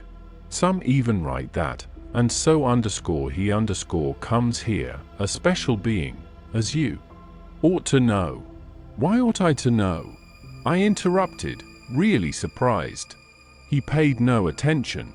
Yes. Today he is chief of the best station. Next year he will be assistant manager, 2 years more but I dare say, you know what he will be in 2 years' time. You are of the new gang, the gang of virtue. The same people who sent him specially also recommended you. Oh, don't say no. I've my own eyes to trust. Light dawned upon me. My dear aunt's influential acquaintances were producing an unexpected effect upon that young man. I nearly burst into a laugh. Do you read the company's confidential correspondence? I asked. He hadn't a word to say. It was great fun. When Mr. Kurtz, I continued, severely, is general manager, you won't have the opportunity. He blew the candle out suddenly, and we went outside. The moon had risen. Black figures strolled about listlessly, pouring water on the glow, whence proceeded a sound of hissing. Steam ascended in the moonlight. The beaten nigger groaned somewhere. "What a row the brute makes," said the indefatigable man with the moustaches, appearing near us. "Serve him right. Transgression, punishment, bang. Pitiless. Pitiless. That's the only way. This will prevent all conflagrations for the future." I was just telling the manager. He noticed my companion and became crestfallen all at once. "Not in bed yet," he said, with a kind of servile heartiness. "It's so natural. Ha! Danger, agitation." He vanished. I went on to the riverside, and the other followed me. I heard a scathing murmur at my ear. "Heap of muffs, go to." The pilgrims could be seen in knots gesticulating, discussing. Several had still their staves in their hands. I verily believe they took these sticks to bed with them. Beyond the fence the forest stood up spectrally in the moonlight, and through that dim stir, through the faint sounds of that lamentable courtyard, the silence of the land went home to one's very heart, its mystery, its greatness, the amazing reality of its concealed life. The hurt nigger moaned feebly somewhere nearby, and then fetched a deep sigh that made me mend my pace away from there. I felt a hand introducing itself under my arm. "My dear sir," said the fellow, "I don't want to be misunderstood, and especially by you, who will see Mr. Kurtz long before I can have that pleasure. I wouldn't like him to get a false idea of my disposition." I let him run on, this _papier-mâché Mephistopheles, and it seemed to me that if I tried I could poke my forefinger through him, and would find nothing inside but a little loose dirt, maybe. He, don't you see, had been planning to be assistant manager by and by under the present man, and I could see that the coming of that Kurtz had upset them both. Not a little. He talked precipitately, and I did not try to stop him. I had my shoulders against the wreck of my steamer, hauled up on the slope like a carcass of some big river animal. The smell of mud, of Primeval mud, by Jove, was in my nostrils. The high stillness of Primeval forest was before my eyes. There were shiny patches on the Black Creek. The moon had spread over everything a thin layer of silver, over the rank grass, over the mud, upon the wall of matted vegetation standing higher than the wall of a temple, over the great river I could see through a somber gap glittering, as it flowed broadly by without a murmur. All this was great, expectant, mute, while the man jabbered about himself. I wondered whether the stillness on the face of the immensity looking at us two were meant as an appeal or as a menace. What were we who had strayed in here? Could we handle that dumb thing, or would it handle us? I felt how big, how confoundedly big, was that thing that couldn't talk, and perhaps was deaf as well. What was in there? I could see a little ivory coming out from there, and I had heard Mr. Kurtz was in there. I had heard enough about it, too, God knows. Yet somehow it didn't bring any image with it, no more than if I had been told an angel or a fiend was in there. I believed it in the same way one of you might believe there are inhabitants in the planet Mars. I knew once a Scotch sailmaker who was certain, dead sure, there were people in Mars. If you asked him for some idea how they looked and behaved, he would get shy and mutter something about the walking on all fours. If you as much as smiled, he would, though a man of 60, offer to fight you. I would not have gone. so far as to fight for Kurtz, but I went for him near enough to a lie. You know I hate, detest, and can't bear a lie, not because I am straighter than the rest of us, but simply because it appalls me. There is a taint of death, a flavor of mortality in lies, which is exactly what I hate and detest in the world, what I want to forget. It makes me miserable and sick, like biting something rotten would do. Temperament, I suppose. Well, I went near enough to it by letting the young fool there believe anything he liked to imagine as to my influence in Europe. I became in an instant as much of a pretense as the rest of the bewitched pilgrims. This simply because I had a notion it somehow would be of help to that Kurtz whom at the time I did not see, you understand. He was just a word for me. I did not see the man in the name any more than you do. Do you see him? Do you see the story? Do you see anything? It seems to me I am trying to tell you a dream, making a vain attempt, because no relation of a dream can convey the dream sensation, that commingling of absurdity, surprise, and bewilderment in a tremor of struggling revolt, that notion of being captured by the incredible, which is of the very essence of dreams. He was silent for a while. No, it is impossible to convey the life sensation of any given epoch of one's existence, that which makes its truth, its meaning, its subtle and penetrating essence. It is impossible. We live, as we dream, alone. He paused again as if reflecting, then added, "Of course in this you fellows see more than I could then. You see me, whom you know." It had become so pitch dark that we listeners could hardly see one another. For a long time already he, sitting apart, had been no more to us than a voice. There was not a word from anybody. The others might have been asleep, but I was awake. I listened on the watch for the sentence, for the word, that would give me the clue to the faint uneasiness inspired by this narrative that seemed to shape itself without human lips in the heavy night air of the river. Yes, I let him run on. Marlow began again, and think what he pleased about the powers that were behind me. I did. And there was nothing behind me.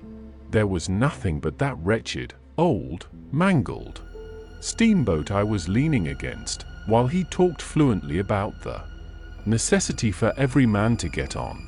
And when one comes out here, you conceive, it is not to gaze at the moon.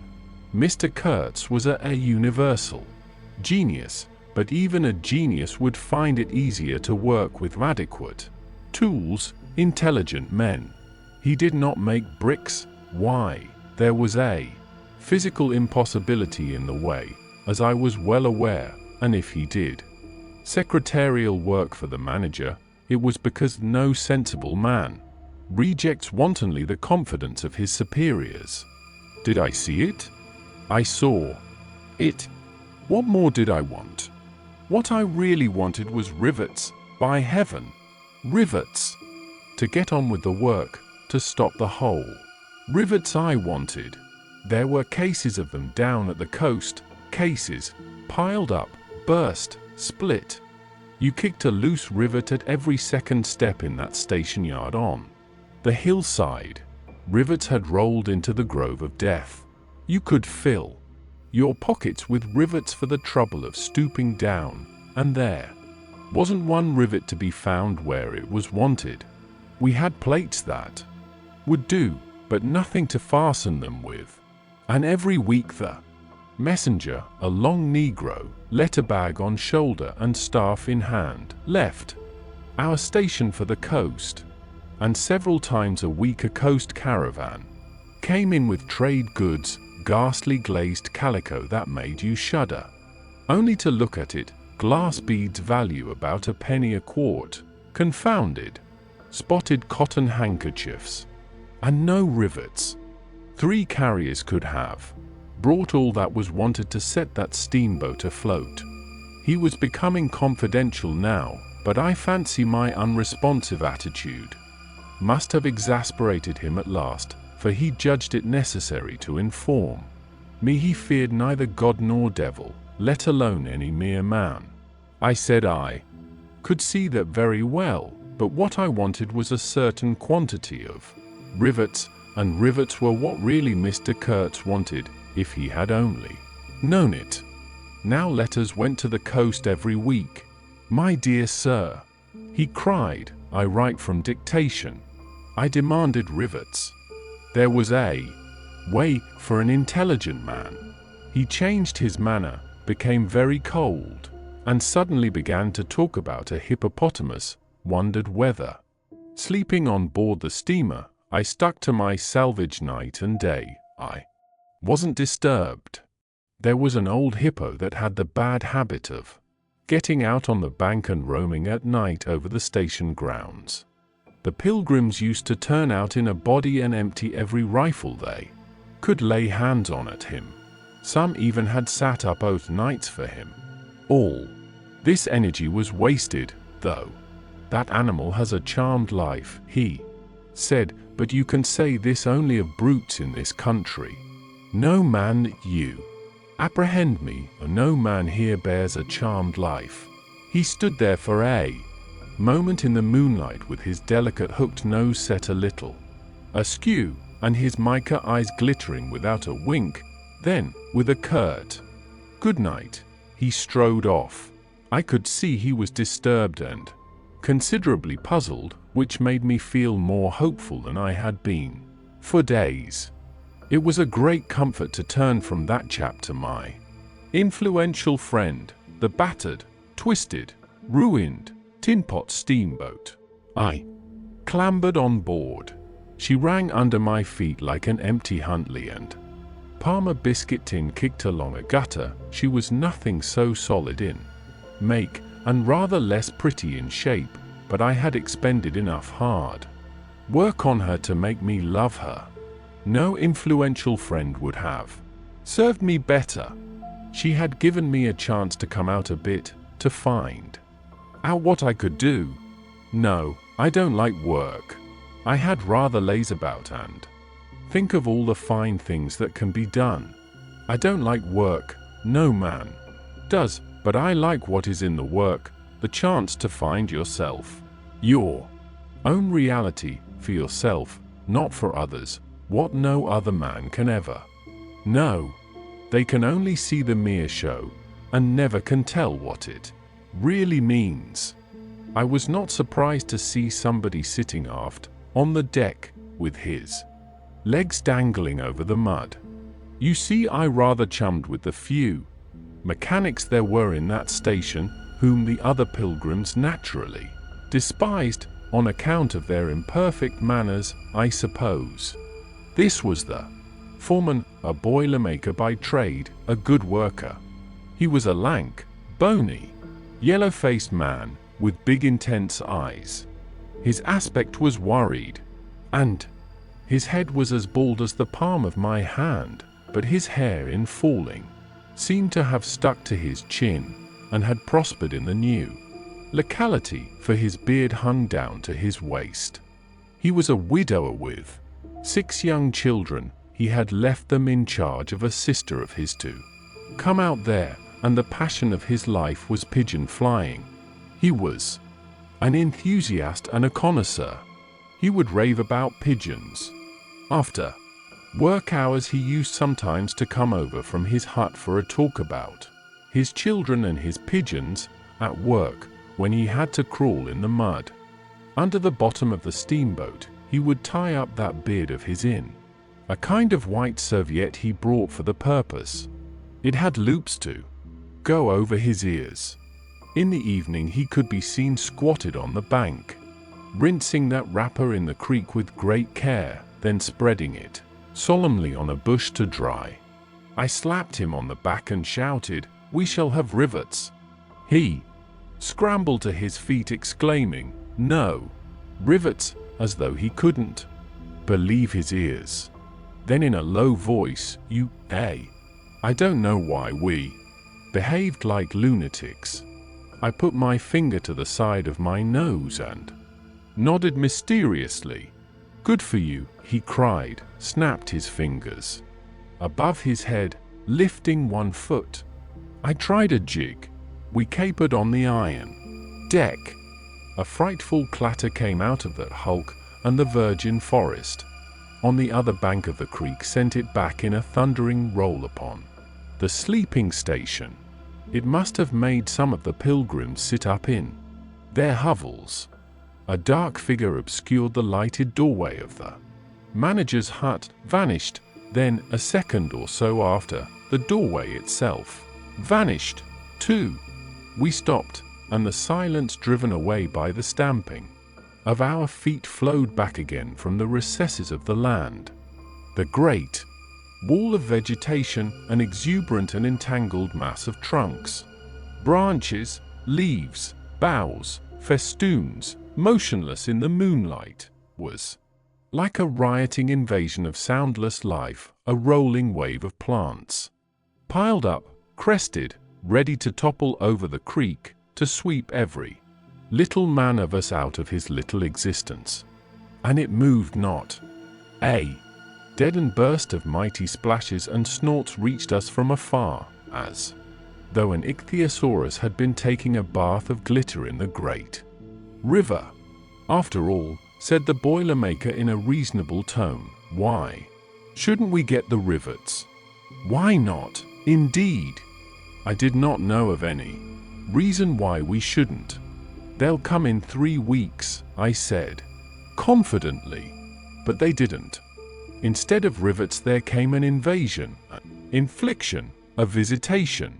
It came in sections during the next 3 weeks, each section headed by a donkey carrying a white man in new clothes and tan shoes, bowing from that elevation right and left to the impressed pilgrims.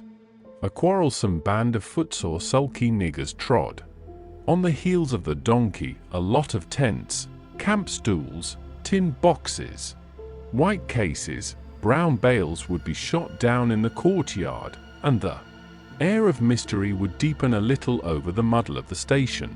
5 such installments came, with their absurd air of disorderly flight, with the loot of innumerable outfit shops and provision stores, that one would think they were lugging, after a raid, into the wilderness. For equitable division, it was an inextricable mess of things decent in themselves, but that human folly made look like the spoils of thieving. This devoted band called itself the El Dorado Exploring Expedition, and I believe they were sworn to secrecy. Their talk, however, was the talk of sordid buccaneers. It was reckless without hardihood, greedy without audacity, and cruel without courage.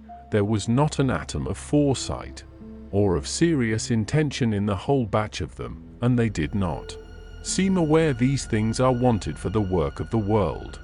To tear treasure out of the bowels of the land was their desire, with no more moral purpose at the back of it than there is in burglars breaking into a safe. Who paid the expenses of the noble enterprise I don't know, but the uncle of our manager was leader of that lot. In exterior he resembled a butcher in a poor neighborhood, and his eyes had a look of sleepy cunning. He carried his fat paunch with ostentation on his short legs, and during the time his gang infested the station spoke to no one but his nephew. You could see these two roaming about all day long with their heads close together in an everlasting confab. I had given up worrying myself about the rivets. One's capacity for that kind of folly is more limited than you would suppose. I said, "Hang, and let things slide." I had plenty of time for meditation, and now and then I would give some thought to Kurtz. I wasn't very interested in him. No. Still, I was curious to see whether this man, who had come out equipped with moral ideas of some sort, would climb to the top after all, and how he would set about his work when there, too, One evening as I was lying flat on the deck of my steamboat, I heard voices approaching, and there were the nephew and the uncle strolling along the bank. I laid my head on my arm again, and had nearly lost myself in a doze, when somebody said in my ear, as it were, I am as harmless as a little child, but I don't like to be dictated to. Am I the manager, or am I not? I was ordered to send him there. It's incredible. I became aware that the two were standing on the shore, alongside the forepart of the steamboat, just below my head. I did not move. It did not occur to me to move. I was sleepy. It is unpleasant, grunted the uncle. He has asked the administration to be sent there, said the other, with the idea of showing what he could do, and I was instructed accordingly. Look at the influence that man must have. Is it not frightful? They both agreed it was frightful, then made several bizarre remarks, make rain and fine weather, one man of the council, by the nose, bits of absurd sentences that got the better of my drowsiness, so that I had pretty near the whole of my wits about me when the uncle said, the climate may do away with this difficulty for you. Is he alone there? Yes, answered the manager. He sent his assistant down the river with a note to me in these terms: clear this poor devil out of the country, and don't bother sending more of that sort. I had rather be alone than have the kind of men you can dispose of with me. It was more than a year ago. Can you imagine such impudence? Anything since then? Asked the other hoarsely. Ivory, jerked the nephew, lots of it, prime sort, lots, most annoying. From him. And with that, questioned the heavy rumble in voice, was the reply fired out, so to speak. Then silence. They had been talking about Kurtz. I was broad awake by this time, but, lying perfectly at ease, remained still, having no inducement to change my position. How did that ivory come all this way? Growled the elder man, who seemed very vexed. The other explained that it had come with a fleet of canoes in charge of an English half-caste clerk Kurtz had with him, that Kurtz had apparently intended to return himself, the station being by that time bearer of goods and stores, but after coming 300 miles, had suddenly decided to go back, which he started to do alone in a small dugout with for paddlers, leaving the half-caste to continue down the river with the ivory. The two fellows there seemed astounded at anybody attempting such a thing. They were at a loss for an adequate motive. As to me, I seemed to see Kurtz for the first time. It was a distinct glimpse, the dugout for paddling savages, and the lone white man turning his back suddenly on the headquarters, on relief, on thoughts of home, perhaps setting his face towards the depths of the wilderness, towards his empty and desolate station. I did not know the motive. Perhaps he was just simply a fine fellow who stuck to his work for its own sake. His name, you understand, had not been pronounced once. He was that man, the half-caste, who, as far as I could see, had conducted a difficult trip with great prudence and pluck, was invariably alluded to as that scoundrel. The scoundrels had reported that the man had been very ill, had recovered imperfectly. The two below me moved away then a few paces, and strolled back and forth at some little distance. I heard, military post, doctor, 200 miles, quite alone. Now unavoidable delays, 9 months, no news, strange rumors. They approached again, just as the manager was saying, no one, as far as I know, unless a species of wandering trader, a pestilential fellow, snapping ivory from the natives. Who was it they were talking about? Now? I gathered in snatches that this was some man supposed to be in Kurtz's district, and of whom the manager did not approve.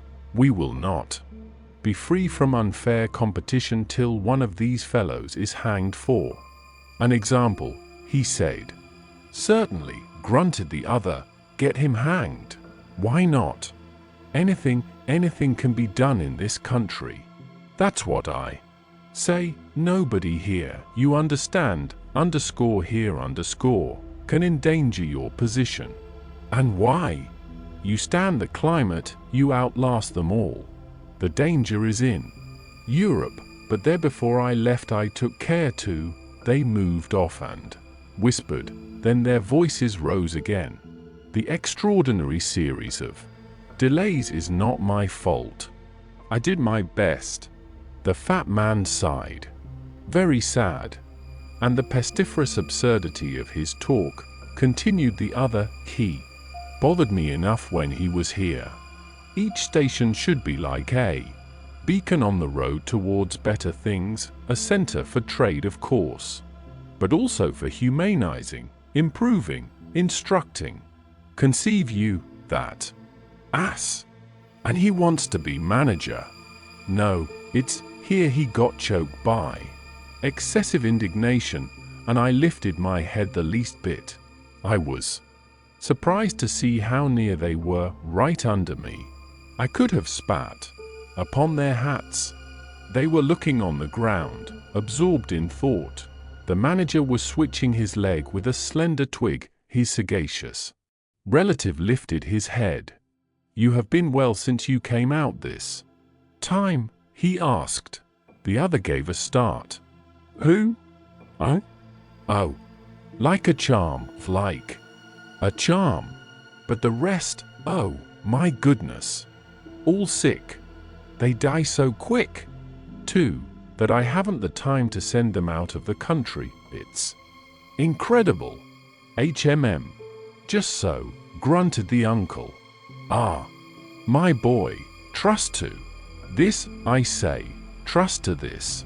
I saw him extend his short flipper of an arm for a gesture that took in the forest, the creek, the mud, the river, seemed to beckon with a dishonoring flourish before the sunlit face of the land, a treacherous appeal to the lurking death, to the hidden evil, to the profound darkness of its heart. It was so startling that I leaped to my feet and looked back at the edge of the forest, as though I had expected an answer of some sort to that black display of confidence. You know the foolish notions that come to one sometimes.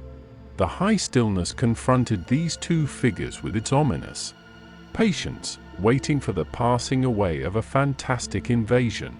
They swore aloud together, out of sheer fright, I believe, then, pretending not to know anything of my existence, turned back to the station. The sun was low, and leaning forward side by side, they seemed to be tugging painfully uphill their two ridiculous shadows of unequal length that trailed behind them slowly over the tall grass without bending a single blade. In a few days the El Dorado expedition went into the patient wilderness that closed upon it as the sea closes over a diver. Long afterwards the news came that all the donkeys were dead. I know nothing as to the fate of the less valuable animals. They, no doubt, like the rest of us, found what they deserved. I did not inquire. I was then rather excited at the prospect of meeting Kurtz very soon. When I say very soon, I mean it comparatively. It was just 2 months from the day we left the creek when we came to the bank below Kurtz's station. Going up that river was like traveling back to the earliest beginnings of the world, when vegetation rioted on the earth and the big trees were kings. An empty stream, a great silence, an impenetrable forest. The air was warm, thick, heavy, sluggish.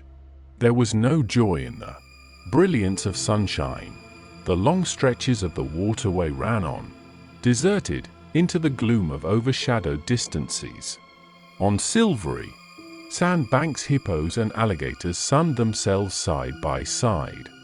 The broadening waters flowed through a mob of wooded islands. You lost your way on that river as you would in a desert, and butted all day long against shoals, trying to find a channel, till you thought yourself bewitched and cut off forever from everything you had known. Once, somewhere, far away, in another existence perhaps. There were moments when one's past came back to one, as it will sometimes when you have not a moment to spare for yourself, but it came in the shape of an unrestful and noisy dream, remembered with wonder amongst the overwhelming realities of this strange world of plants and water and silence. And this stillness of life did not in the least resemble a peace. It was the stillness of an implacable force brooding over an inscrutable intention. It looked at you with a vengeful aspect. I got used to it afterwards. I did not see it anymore. I had no time. I had to keep guessing at the channel. I had to discern, mostly by inspiration, the signs of hidden banks. I watched for sunken stones. I was learning to clap my teeth smartly before my heart flew out, when I shaved by a fluke some infernal sly old snag that would have ripped the life out of the tin pot steamboat and drowned all the pilgrims. I had to keep a lookout for the signs of dead wood we could cut up in the night for next day's steaming. When you have to attend to things of that sort, to the mere incidents of the surface, the reality, I tell you, fades. The inner truth is hidden, luckily. But I felt it all the same. I felt often its mysterious stillness, watching me at my monkey tricks, just as it watches you fellows, performing on your respective tightropes for, what is it? Half a crown. A tumble.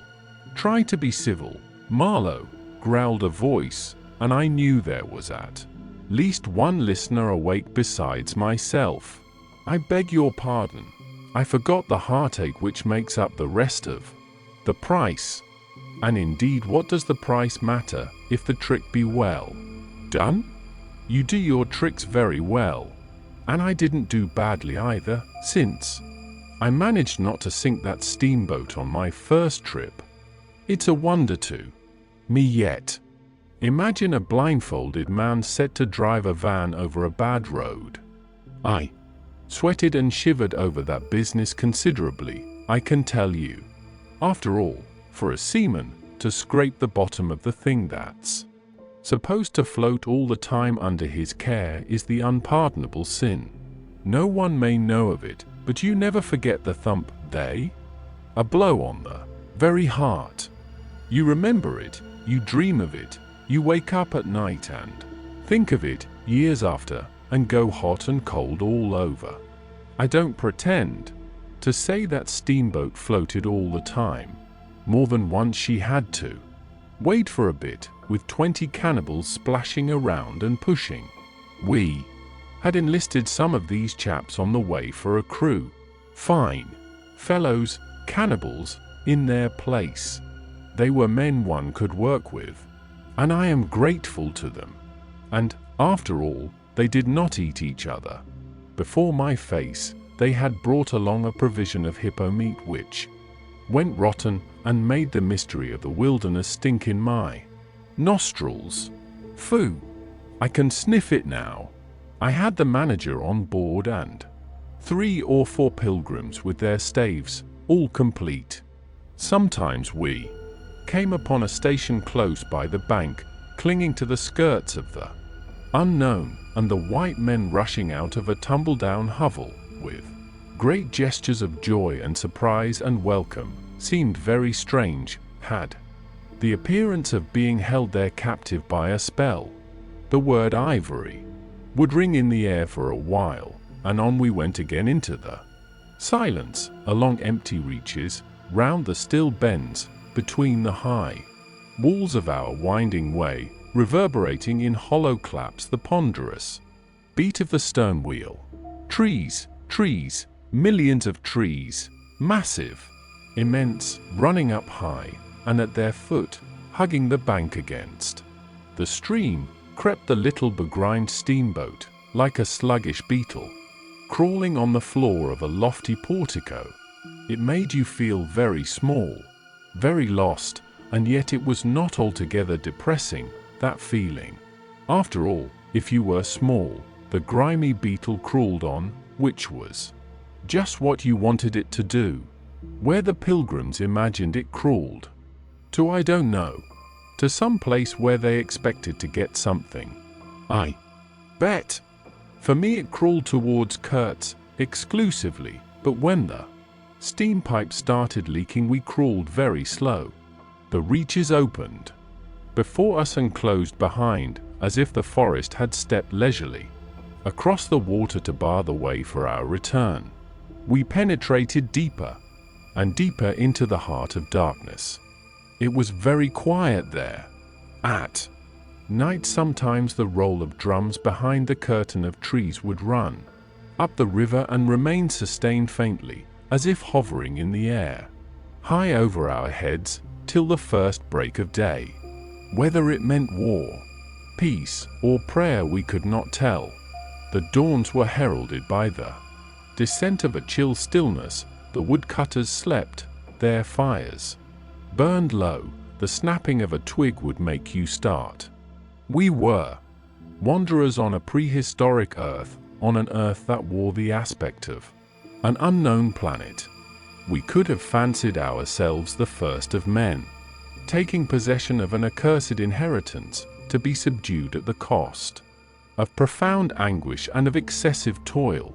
But suddenly, as we struggled round a bend, there would be a glimpse of rush walls, of peaked grass roofs, a burst of yells, a whirl of black limbs, a mass of hands clapping, of feet stamping, of bodies swaying, of eyes rolling.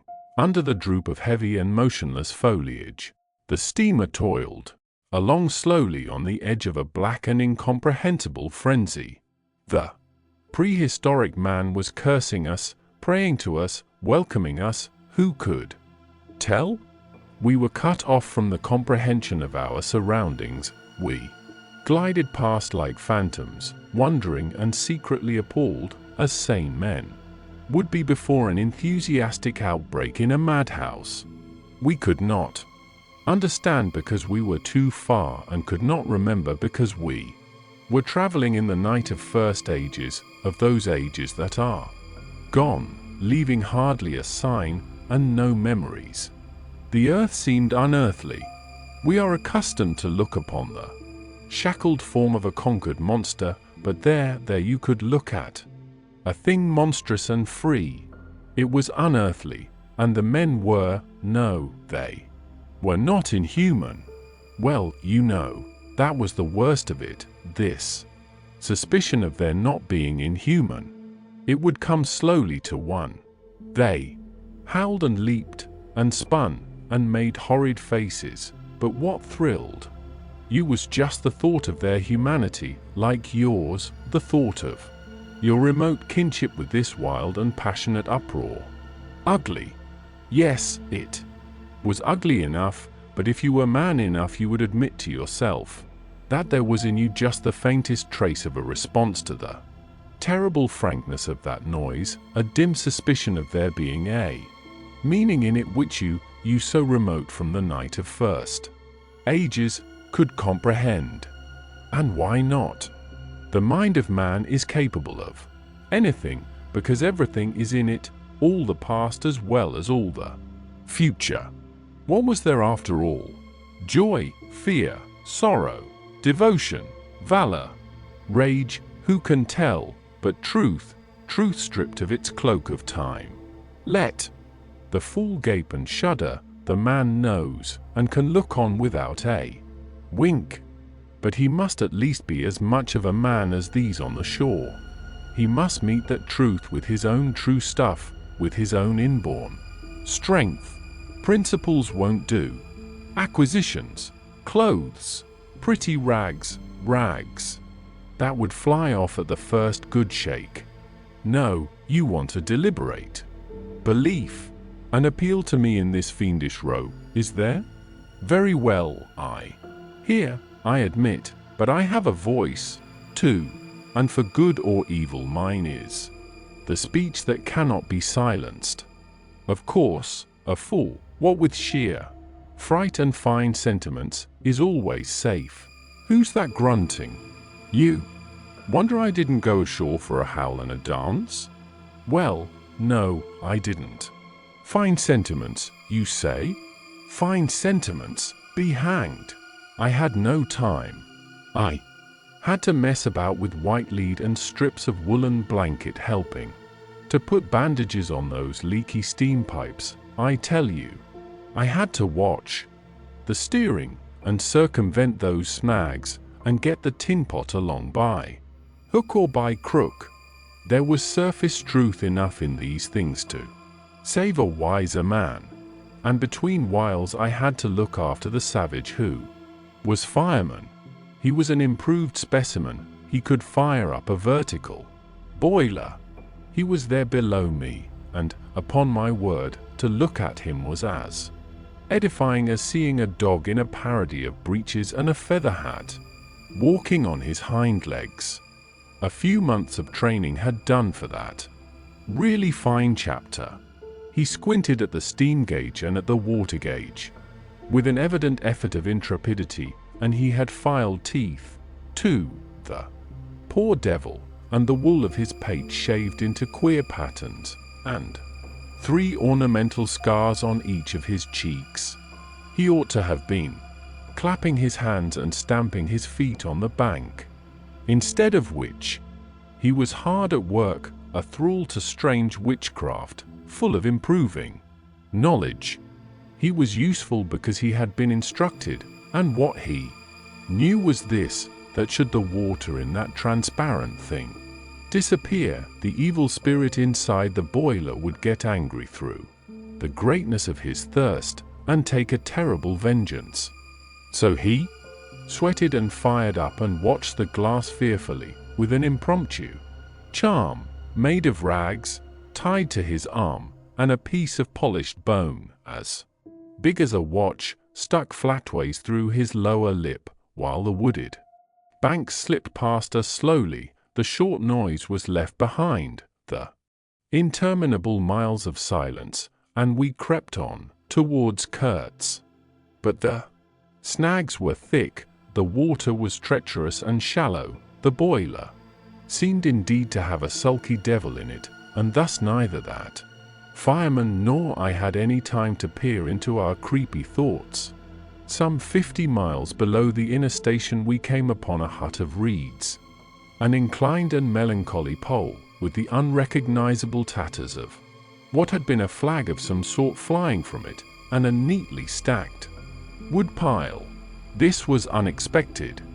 We came to the bank, and on the stack of firewood found a flat piece of board with some faded pencil writing on it. When deciphered it said, "Wood for you. Hurry up. Approach cautiously." There was a signature, but it was illegible, not Kurtz, a much longer word. Hurry up. Where? Up the river? Approach cautiously. We had not done so, but the warning could not have been meant for the place where it could be only found after approach. Something was wrong above, but what and how much? That was the question. We commented adversely upon the imbecility of that telegraphic style. The bush around said nothing, and would not let us look very far, either. A torn curtain of red twill hung in the doorway of the hut and flapped sadly in our faces. The dwelling was dismantled, but we could see a white man had lived there not very long ago. There remained a rude table, a plank on 2 posts, a heap of rubbish reposed in a dark corner, and by the door I picked up a book. It had lost its covers, and the pages had been thumbed into a state of extremely dirty softness, but the back had been lovingly stitched afresh with white cotton thread, which looked clean yet It was an extraordinary find. Its title was _ an inquiry into some points of seamanship _ by a man Tosun, some such name, a master in his Majesty's Navy. The matter looked dreary reading enough, with illustrative diagrams and repulsive tables of figures, and the copy was 60 years old. I handled this amazing antiquity with the greatest possible tenderness, lest it should dissolve in my hands. Within, Tosun or Tozer was inquiring earnestly into the breaking strain of ship's chains and tackle, and other such matters. Not a very enthralling book, but at the first glance you could see there a singleness of intention, an honest concern for the right way of going to work, which made these humble pages, thought out so many years ago, luminous with another than a professional light. The simple old sailor, with his talk of chains and purchases, made me forget the jungle and the pilgrims in a delicious sensation of having come upon something unmistakably real. Such a book being there was wonderful enough, but still more astounding were the notes penciled in the margin and plainly referring to the text. I couldn't believe my eyes. They were in cipher. Yes, it looked like cipher. Fancy a man lugging with him a book of that description into this nowhere and studying it and making notes in cipher at that. It was an extravagant mystery. I had been dimly aware for some time of a worrying noise, and when I lifted my eyes I saw the woodpile was gone, and the manager, aided by all the pilgrims, was shouting at me from the riverside. I slipped the book into my pocket. I assure you to leave off reading was like tearing myself away from the shelter of an old and solid friendship. I started the lame engine ahead. It must be this miserable trader, this intruder, exclaimed the manager, looking back malevolently at the place we had left. He must be English, I said. It will not save him from getting into trouble if he is not careful, muttered the manager darkly. I observed with assumed innocence that no man was safe from trouble in this world. The current was more rapid now. The steamer seemed at her last gasp. The stern wheel flopped languidly, and I caught myself listening on tiptoe for the next beat of the boat, for in sober truth I expected the wretched thing to give up every moment. It was like watching the last flickers of a life. But still we crawled. Sometimes I would pick out a tree a little way ahead to measure our progress towards Kurtz by, but I lost it invariably before we got abreast. To keep the eye so long on one thing was too much for human patience. The manager displayed a beautiful resignation. I fretted and fumed and took to arguing with myself whether or no I would talk openly with Kurtz, but before I could come to any conclusion it occurred to me that my speech or my silence, indeed any action of mine, would be a mere futility. What did it matter what anyone knew or ignored? What did it matter who was manager? One gets sometimes such a flash of insight. The essentials of this affair lay deep under the surface, beyond my reach, and beyond my power of meddling. Towards the evening of the second day we judged ourselves about 8 miles from Kurtz's station. I wanted to push on, but the manager looked grave, and told me the navigation up there was so dangerous that it would be advisable, the sun being very low already, to wait where we were till next morning. Moreover, he pointed out that if the warning to approach cautiously were to be followed, we must approach in daylight, not at dusk or in the dark. This was sensible enough. 8 miles meant nearly 3 hours steaming for us, and I could also see suspicious ripples at the upper end of the reach. Nevertheless, I was annoyed beyond expression at the delay, and most unreasonably, too. since one night more could not matter much after so many months. As we had plenty of wood, and caution was the word I brought up in the middle of the stream. The reach was narrow, straight, with high sides, like a railway cutting. The dusk came gliding into it long before the sun had set. The current ran smooth and swift, but a dumb immobility sat on the banks. The living trees, lashed together by the creepers, and every living bush of the undergrowth, might have been changed into stone, even to the slenderest twig, to the lightest leaf. It was not sleep, it seemed unnatural, like a state of trance. Not the faintest sound of any kind could be heard. You looked on amazed, and began to suspect yourself of being deaf. Then the night came suddenly, and struck you blind as well. About 3 in the morning some large fish leaped, and the loud splash made me jump as though a gun had been fired. When the sun rose there was a white fog, very warm and clammy, and more blinding than the night.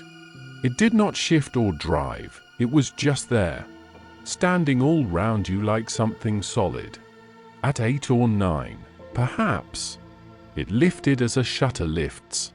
We had a glimpse of the towering multitude of trees, of the immense matted jungle, with the blazing little ball of the sun hanging over it, all perfectly still, and then the white shutter came down again, smoothly, as if sliding in greased grooves.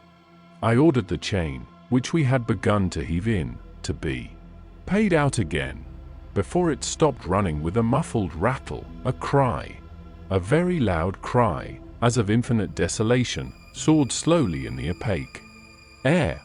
It ceased. A complaining clamor, modulated in savage discords, filled our ears. The sheer unexpectedness of it made my hair stir under my cap. I don't know how it struck the others. To me it seemed as though the mist itself had screamed, so suddenly, and apparently from all sides at once, did this tumultuous and mournful uproar arise. It culminated in a hurried outbreak of almost intolerably excessive shrieking, which stopped short, leaving us stiffened in a variety of silly attitudes, and obstinately listening to the nearly as appalling and excessive silence. "Good God!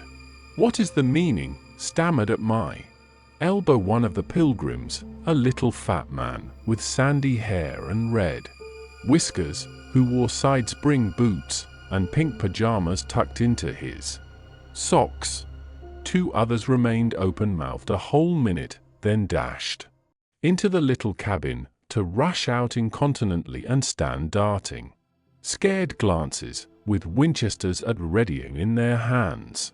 What we could see was just the steamer we were on, her outlines blurred as though she had been on the point of dissolving, and a misty strip of water, perhaps 2 feet broad, around her, and that was all. The rest of the world was nowhere as far as our eyes and ears were concerned. Just nowhere. Gone, disappeared, swept off without leaving a whisper or a shadow behind. I went forward, and ordered the chain to be hauled in short, so as to be ready to trip the anchor and move the steamboat at once if necessary. "Will they attack?" whispered an awed voice. "We will be all butchered in this fog," murmured another. The faces twitched with the strain, the hands trembled slightly, the eyes forgot to wink.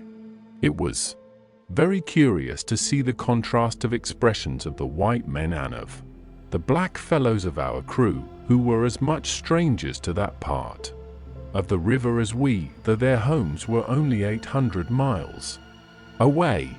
The whites, of course greatly discomposed, had besides a curious look of being painfully shocked by such an outrageous row. The others had an alert, naturally interested expression, but their faces were essentially quiet, even those of the 1 or 2 who grinned as they hauled at the chain. Several exchanged short, grunting phrases, which seemed to settle the matter to their satisfaction. Their headman, a young, broad-chested black, severely draped in dark blue fringed cloths, with fierce nostrils and his hair all done up artfully in oily ringlets, stood near me. "Aha," I said, "just for good fellowship's sake." "Catched him," he snapped, with a bloodshot widening of his eyes and a flash of sharp teeth. "Catch him. Give him to us." "To you, eh?" I asked. "What would you do with them?" "Eat him," he said curtly, and, leaning his elbow on the rail, looked out into the fog in a dignified and profoundly pensive attitude. I would no doubt have been properly horrified had it not occurred to me that he and his chaps must be very hungry, that they must have been growing increasingly hungry for at least this month past. They had been engaged for 6 months. I don't think a single one of them had any clear idea of time, as we at the end of countless ages have. They still belong to the beginnings of time. He had no inherited experience to teach them, as it were, and of course, as long as there was a piece of paper written over in accordance with some farcical law or other made down the river, it didn't enter anybody's head to trouble how they would live. Certainly, they had brought with them some rotten hippo meat, which couldn't have lasted very long anyway, even if the pilgrims hadn't, in the midst of a shocking hullabaloo, thrown a considerable quantity of it overboard. It looked like a high-handed proceeding, but it was really a case of legitimate self-defense. You can't breathe dead hippo waking, sleeping, and eating, and at the same time keep your precarious grip on existence. Besides that, they had given them every week 3 pieces of brass wire, each about 9 inches long, and the theory was they were to buy their provisions with that currency in riverside villages. You can see how that worked. There were either no villages, or the people were hostile, or the director, who like the rest of us fed out of tins, with an occasional old he-goat thrown in, didn't want to stop the steamer for some more or less recondite reason. So, unless they swallowed the wire itself, or made loops of it to snare the fishes with, I don't see what good their extravagant salary could be to them. I must say it was paid with a regularity worthy of a large and honorable trading company. For the rest, the only thing to eat, though it didn't look eatable in the least, I saw in their possession was a few lumps of some stuff like half-cooked dough, of a dirty lavender color. They kept wrapped in leaves, and now and then swallowed a piece of, but so small that it seemed done more for the looks of the thing than for any serious purpose of sustenance. Why in the name of all the gnawing devils of hunger they didn't go for us? They were 30 to 5, and have a good tuck-in for once, amazes me now when I think of it. They were big powerful men, with not much capacity to weigh the consequences, with courage, with strength, even yet, though their skins were no longer glossy and their muscles no longer hard. And I saw that something restraining, one of those human secrets that baffle probability, had come into play there. I looked at them with a swift quickening of interest, not because it occurred to me I might be eaten by them before very long, though I own to you that just then I perceived, in a new light, as it were, how unwholesome the pilgrims looked, and I hoped, yes, I positively hoped, that my aspect was not so, what shall I say, so unappetizing, a touch of fantastic vanity which fitted well with the dream sensation that pervaded all my days at that time. Perhaps I had a little fever, too. One can't live with one's finger everlastingly on one's pulse. I had often a little fever, or a little touch of other things, the playful paw strokes of the wilderness, the preliminary trifling before the more serious onslaught which came in due course.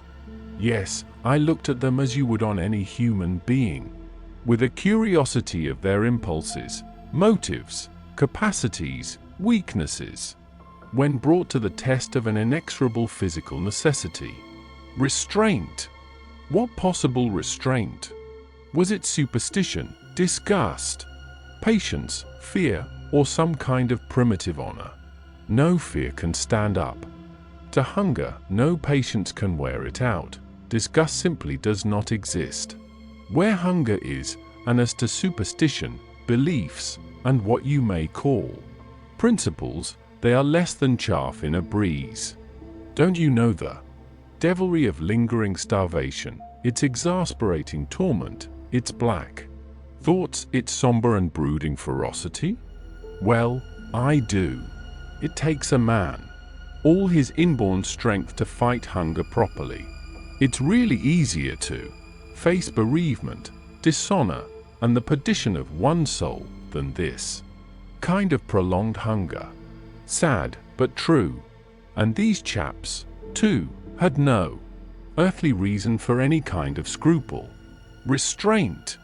I would just as soon have expected restraint from a hyena prowling amongst the corpses of a battlefield, but there was the fact facing me, the fact dazzling to be seen, like the foam on the depths of the sea, like a ripple on an unfathomable enigma, a mystery greater, when I thought of it, than the curious, inexplicable note of desperate grief in this savage clamor that had swept by us on the river bank, behind the blind whiteness of the fog. Two pilgrims were quarreling in hurried whispers as to which bank. Left. No, no, how can you? Right, right, of course. It is very serious, said the manager's voice behind me. I would be desolated if anything should happen to Mr. Kurtz before we came up. I looked at him and had not the slightest doubt he was sincere. He was just the kind of man who would wish to preserve appearances. That was his restraint. But when he muttered something about going on at once, I did not even take the trouble to answer him. I knew, and he knew, that it was impossible. Were we to let go our hold of the bottom, we would be absolutely in the air, in space. We wouldn't be able to tell where we were going to, whether up or downstream, or across, till we fetched against one bank or the other, and then we wouldn't know at first which it was. Of course I made no move. I had no mind for a smash-up. You couldn't imagine a more deadly place for a shipwreck. Whether we drowned at once or not, we were sure to perish speedily in one way or another. I authorize you to take all the risks, he said, after a short silence. I refused to take any, I said shortly, which was just the answer he expected, though its tone might have surprised him. Well, I must defer to your judgment. You are captain, he said with marked civility. I turned my shoulder to him in sign of my appreciation and looked into the fog. How long would it last? It was the most hopeless lookout, the approach to this Kurtz grubbing for ivory in the wretched bush was beset by as many dangers as though he had been an enchanted princess sleeping in a fabulous castle. Will they attack, do you think? Asked the manager, in a confidential tone.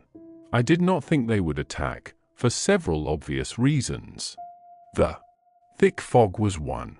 If they left the bank in their canoes they would get lost in it, as we would be if we attempted to move. Still, I had also judged the jungle of both banks quite impenetrable, and yet eyes were in it, eyes that had seen us. The riverside bushes were certainly very thick, but the undergrowth behind was evidently penetrable. However, during the short lift I had seen no canoes anywhere in the reach, certainly not abreast of the steamer. But what made the idea of attack inconceivable to me was the nature of the noise or of the cries we had heard.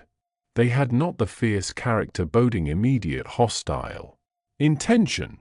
Unexpected, wild, and violent as they had been, they had given me an irresistible impression of sorrow. The glimpse of the steamboat had for some reason filled those savages with unrestrained grief. The danger, if any, I expounded, was from our proximity to a great human passion let loose. Even extreme grief may ultimately vent itself in violence, but more generally takes the form of apathy. You should have seen the pilgrims stare. They had no heart to grin or even to revile me, but I believe they thought me gone mad with fright. Maybe I delivered a regular lecture. My dear boys, it was no good bothering. Keep a lookout?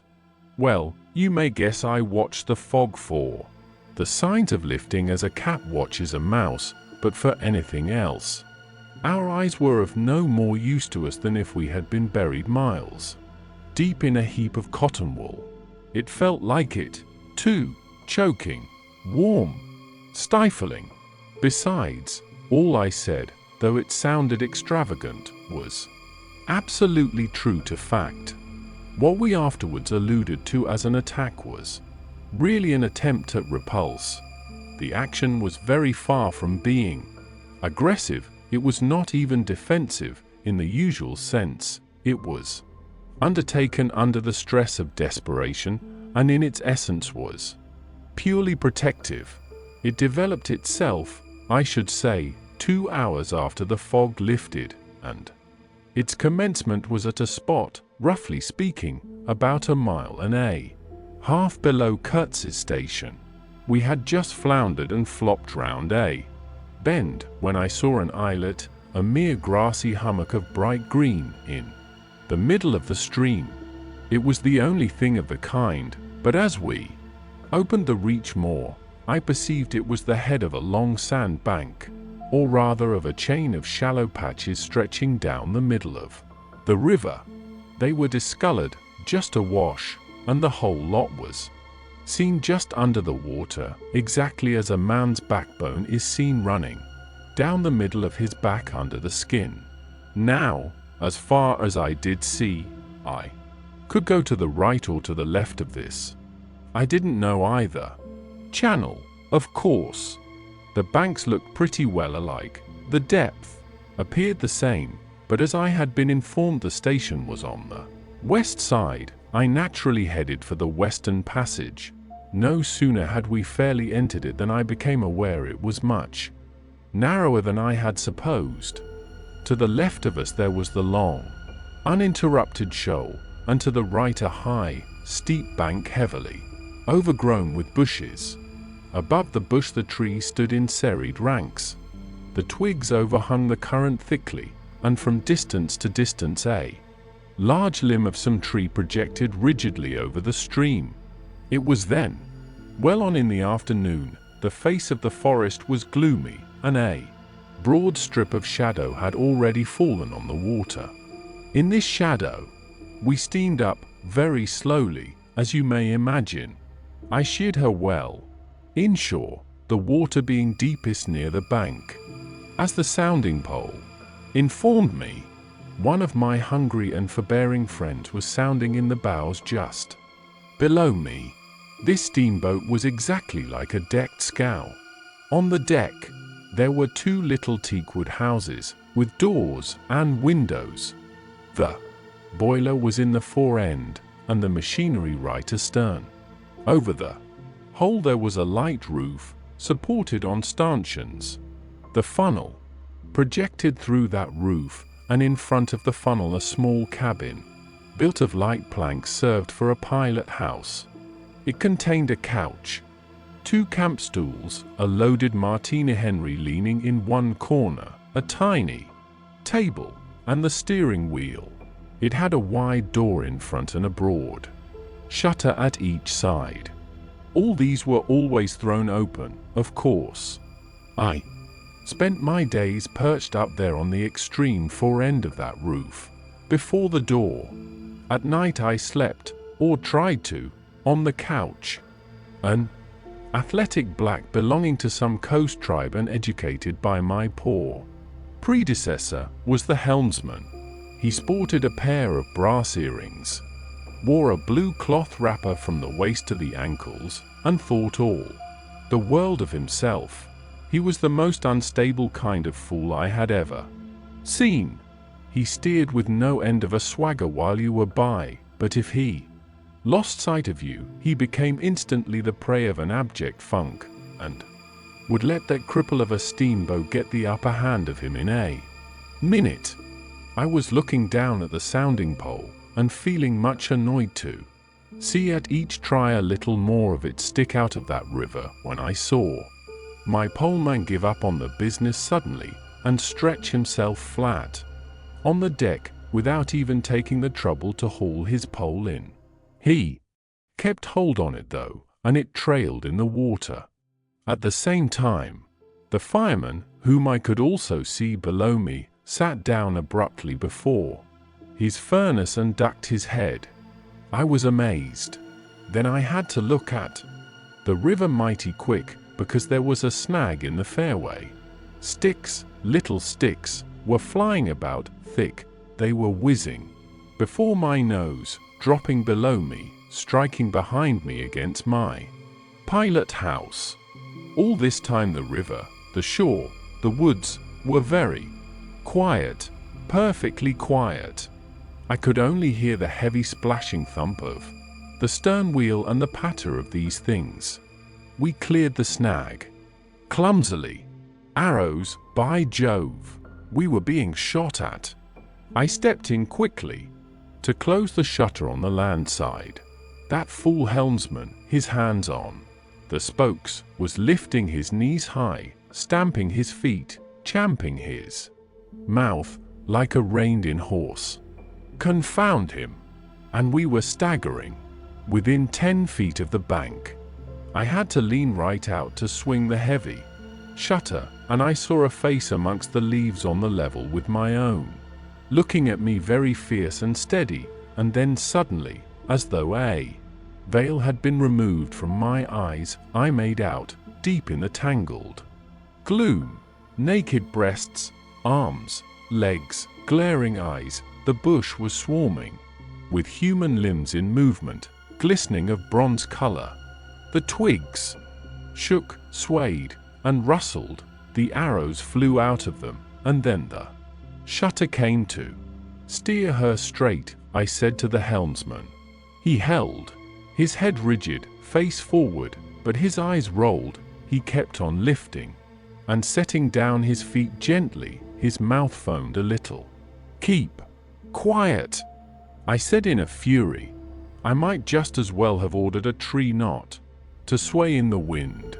I darted out. Below me there was a great scuffle.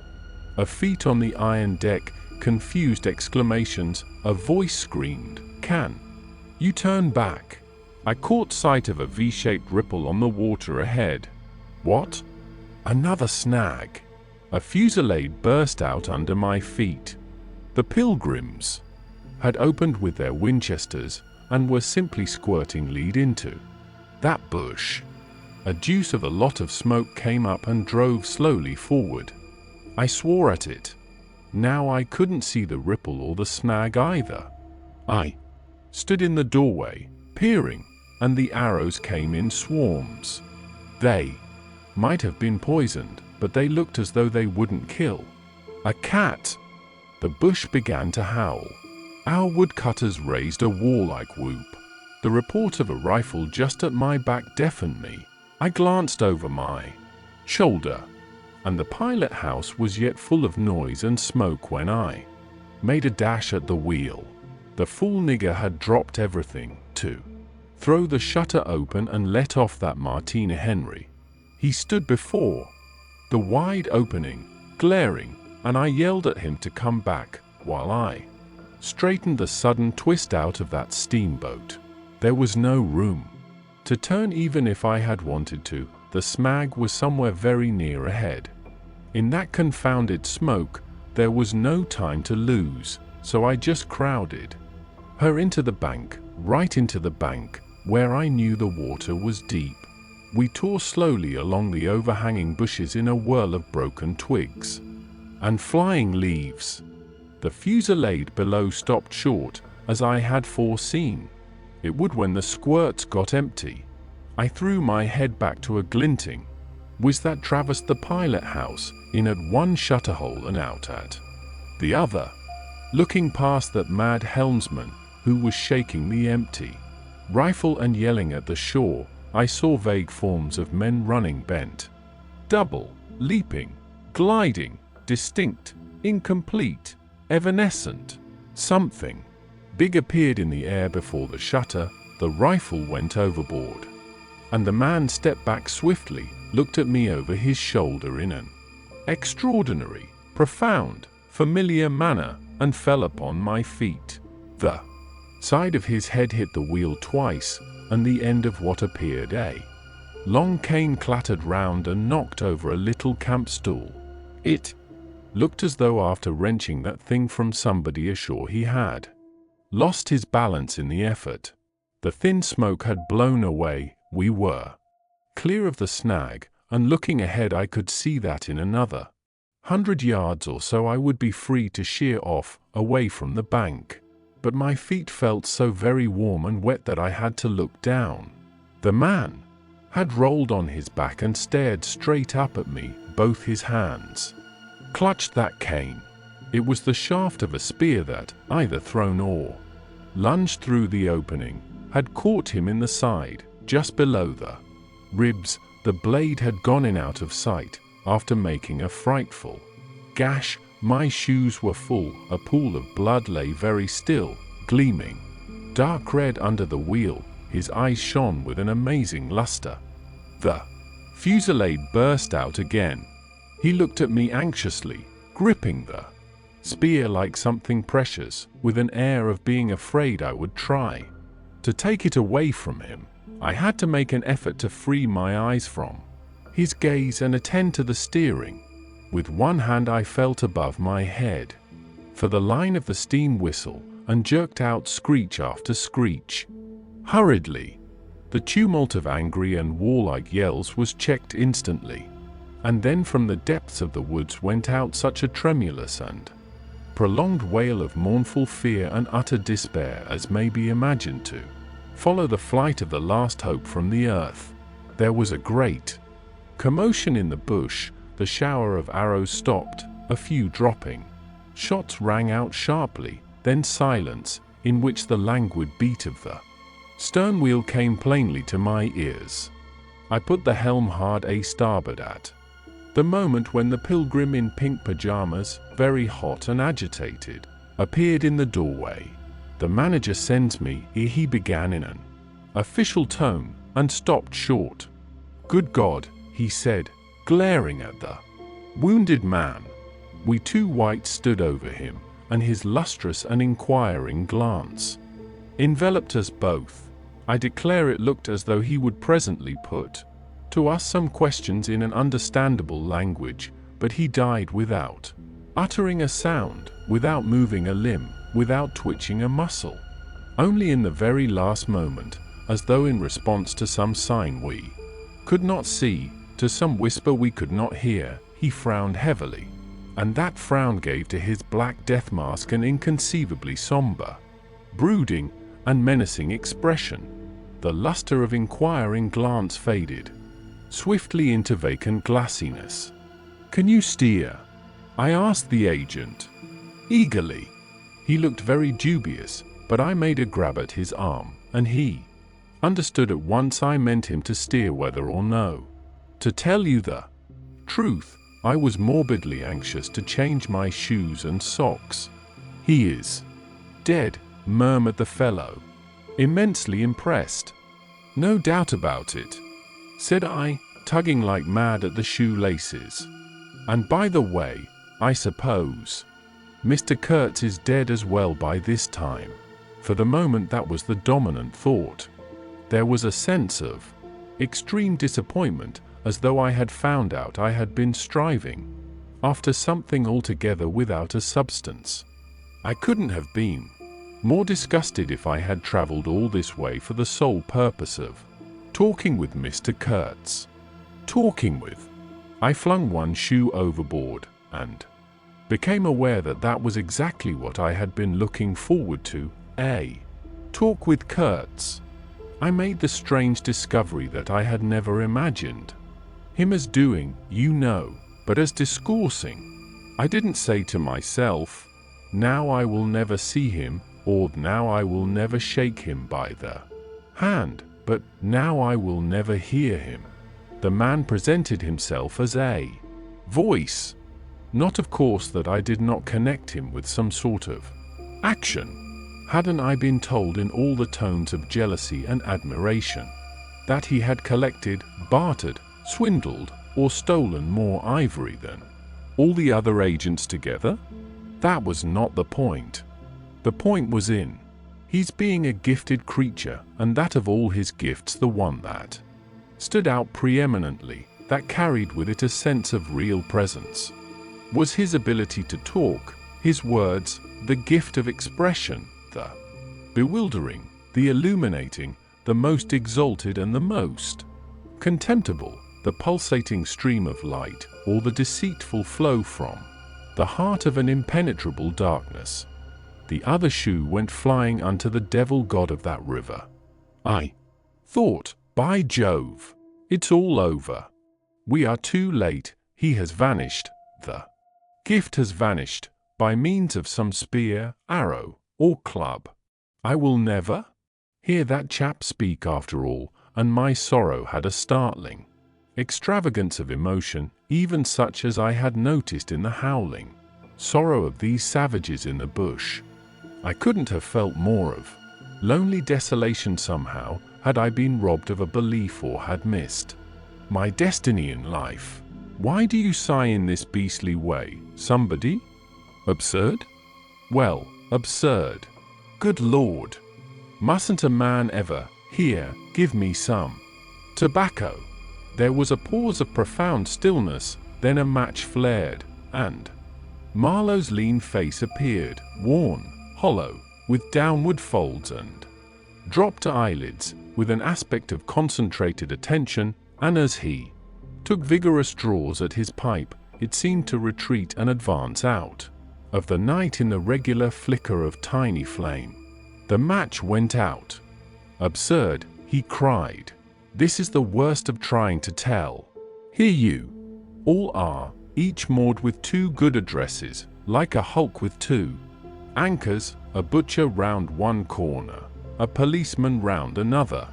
Excellent appetites, and temperature normal, you hear, normal from years end to year's end.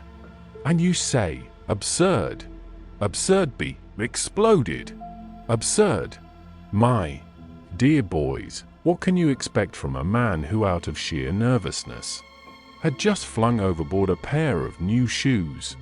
Now I think of it, it is amazing I did not shed tears. I am, upon the whole, proud of my fortitude. I was cut to the quick at the idea of having lost the inestimable privilege of listening to the gifted Kurtz. Of course I was wrong. The privilege was waiting for me. Oh, yes, I heard more than enough. And I was right, too. A voice. He was very little more than a voice. And I heard him, this voice, other voices, all of them were so little more than voices, and the memory of that time itself lingers around me, impalpable, like a dying vibration of one immense jabber. Silly, atrocious, sordid, savage, or simply mean, without any kind of sense. Voices, voices, even the girl herself, now. He was silent for a long time. I laid the ghost of his gifts at last with a lie. He began, suddenly. Girl. What? Did I mention a girl? Oh, she is out of it, completely. The women, I mean, are out of it, should be out of it. We must help them to stay in that beautiful world of their own, lest ours gets Worse. Oh, she had to be out of it. You should have heard the disinterred body of Mr. Kurtz saying, "My intended." You would have perceived directly then how completely she was out of it. And the lofty frontal bone of Mr. Kurtz. They say the hair goes on growing sometimes. But this specimen was impressively bald. The wilderness had patted him on the head, and, behold, it was like a ball, an ivory ball. It had caressed him, and lo, he had withered. It had taken him, loved him, embraced him, got into his veins, consumed his flesh, and sealed his soul to its own by the inconceivable ceremonies of some devilish initiation. He was its spoiled and pampered favorite. Ivory? I should think so. Heaps of it, stacks of it. The old mud shanty was bursting with it. You would think there was not a single tusk left either above or below the ground in the whole country. Mostly fossil, the manager had remarked disparagingly. It was no more fossil than I am, but they call it fossil when it is dug up. It appears these niggers do bury the tusks sometimes, but evidently they couldn't bury this parcel deep enough to save the gifted Mr. Kurtz from his fate. We filled the steamboat with it and had to pile a lot on the deck. Thus he could see and enjoy as long as he could see, because the appreciation of this favor had remained with him to the last. You should have heard him say, "My ivory." Oh, yes, I heard him. My intended, my ivory, my station, my river, my everything belonged to him. It made me hold my breath in expectation of hearing the wilderness burst into a prodigious peal of laughter that would shake the fixed stars in their places. Everything belonged to him, but that was a trifle. The thing was to know what he belonged to, how many powers of darkness claimed him for their own. That was the reflection that made you creepy all over. It was impossible, it was not good for one either, trying to imagine. He had taken a high seat amongst the devils of the land, I mean literally. You can't understand.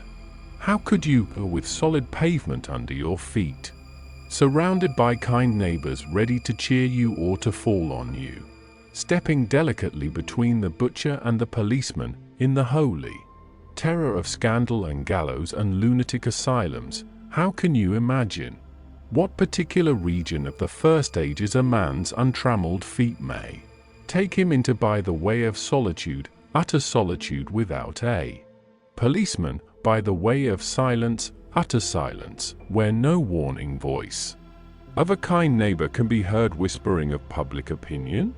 These little things make all the great difference. When they are gone, you must fall back upon your own innate strength, upon your own capacity for faithfulness.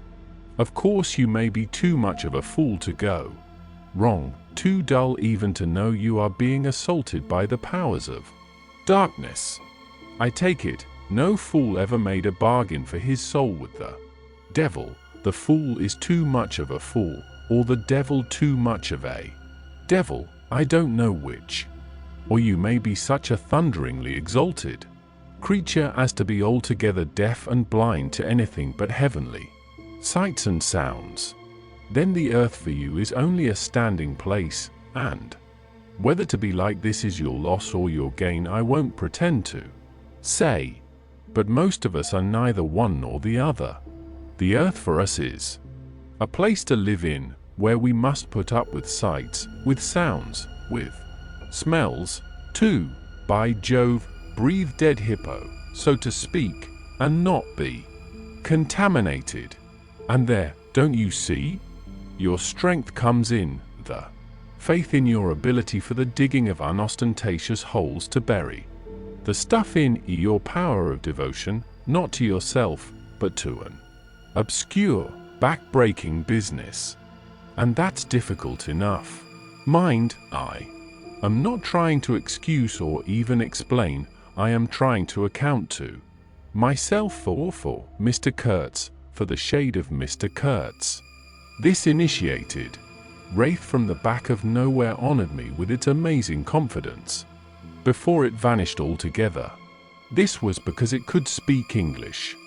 To me, the original Kurtz had been educated partly in England, and as he was good enough to say himself, his sympathies were in the right place. His mother was half English, his father was half French. All Europe contributed to the making of Kurtz, and by I learned that, most appropriately, the International Society for the Suppression of Savage Customs had entrusted him with the making of a report for its future guidance. And he had written it, too. I've seen it. I've read it. It was eloquent, vibrating with eloquence, but too high-strung, I think. 17 pages of close writing he had found time for. But this must have been before his, let us say, nerves went wrong and caused him to preside at certain midnight dances ending with unspeakable rites, which, as far as I reluctantly gathered from what I heard at various times, were offered up to him, do you understand, to Mr.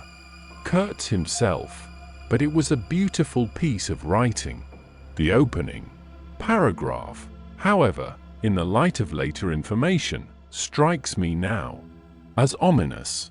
He began with the argument that we whites, from the point of development we had arrived at, must necessarily appear to them savages in the nature of supernatural beings. We approach them with the might of a deity, and so on, and so on, by the simple exercise of our will we can exert a power for good practically unbounded, etc., etc. From that point he soared and took me with him. The peroration was magnificent, though difficult to remember, you know. It gave me the notion of an exotic immensity ruled by an august benevolence. It made me tingle with enthusiasm. This was the unbounded power of eloquence, of words, of burning noble words. There were no practical hints to interrupt the magic current of phrases, unless a kind of note at the foot of the last page, scrawled evidently much later, in an unsteady hand, may be regarded as the exposition of a method. It was very simple, and at the end of that moving appeal to every altruistic sentiment it blazed at you, luminous and terrifying, like a flash of lightning in a serene sky, exterminate all the brutes. The curious part was that he had apparently forgotten all about that valuable postscriptum, because, later on, when he in a sense came to himself, he repeatedly entreated me to take good care of my pamphlet. He called it, as it was sure to have in the future a good influence upon his career. I had full information about all these things, and, besides, as it turned out, I was to have the care of his memory. I've done enough for it to give me the indisputable right to lay it, if I choose, for an everlasting rest in the dustbin of progress, amongst all the sweepings, and, figuratively speaking, all the dead cats of civilization. But, then, you see, I can't choose. He won't be forgotten. Whatever he was not common. He had the power to charm or frighten rudimentary souls into an aggravated witch dance in his honor. He could also fill the small souls of the pilgrims with bitter misgivings. He had one devoted friend at least, and he had conquered one soul in the world that was neither rudimentary nor tainted with self-seeking. No, I can't forget him, though I am not prepared to affirm the fellow was exactly worth the life we lost in getting to him. I missed my late helmsman awfully. I missed him even while his body was still lying in the pilot house. Perhaps you will think it passing strange, this regret for a savage who was no more account than a grain of sand in a black Sahara. Well, don't you see, he had done something. He had steered. 4 months I had him at my back, a help, an instrument. It was a kind of partnership. He steered for me, I had to look after him, I worried about his deficiencies, and thus a subtle bond had been created, of which I only became aware when it was suddenly broken. And the intimate profundity of that look he gave me when he received his hurt remains to this day in my memory, like a claim of distant kinship affirmed in a supreme moment. Poor fool! If he had only left that shutter alone. He had no restraint, just like Kurtz, a tree swayed by the wind. As soon as I had put on a dry pair of slippers, I dragged him out, after first jerking the spear out of his side, which operation I confess I performed with my eyes shut tight. His heels leaped together over the little doorstep. His shoulders were pressed to my breast. I hugged him from behind desperately. Oh, he was heavy, heavier than any man on earth, I should imagine. Then without more ado I tipped him overboard. The current snatched him as though he had been a wisp of grass, and I saw the body roll over twice before I lost sight of it for ever. All the pilgrims and the manager were then congregated on the awning deck about the pilot house, chattering at each other like a flock of excited magpies, and there was a scandalized murmur at my heartless promptitude. What they wanted to keep that body hanging about. For I can't guess. Embalm it, maybe. But I had also heard another, and a very ominous, murmur on the deck below. My friends the woodcutters were likewise scandalized, and with a better show of reason, though I admit that the reason itself was quite inadmissible. Oh, quite! I had made up my mind that if my late helmsman was to be eaten, the fishes alone should have him. He had been a very second-rate helmsman while alive, but now he was dead he might have become a first-class temptation, and possibly cause some startling trouble. Besides, I was anxious to take the wheel, the man in pink pajamas showing himself a hopeless duffer at the business. This I did directly the simple funeral was over. We were going half speed, keeping right in the middle of the stream, and I listened to the talk about me. They had given up Kurtz, they had given up the station, Kurtz was dead, and the station had been burnt, and so on, and so on. The red-haired pilgrim was beside himself with the thought that at least this poor Kurtz had been properly avenged. Say, we must have made a glorious slaughter of them in the bush. Eh? What do you think? Say. He positively danced, the bloodthirsty little gingery beggar. And he had nearly fainted when he saw the wounded man. I could not help saying, you made a glorious lot of smoke, anyhow.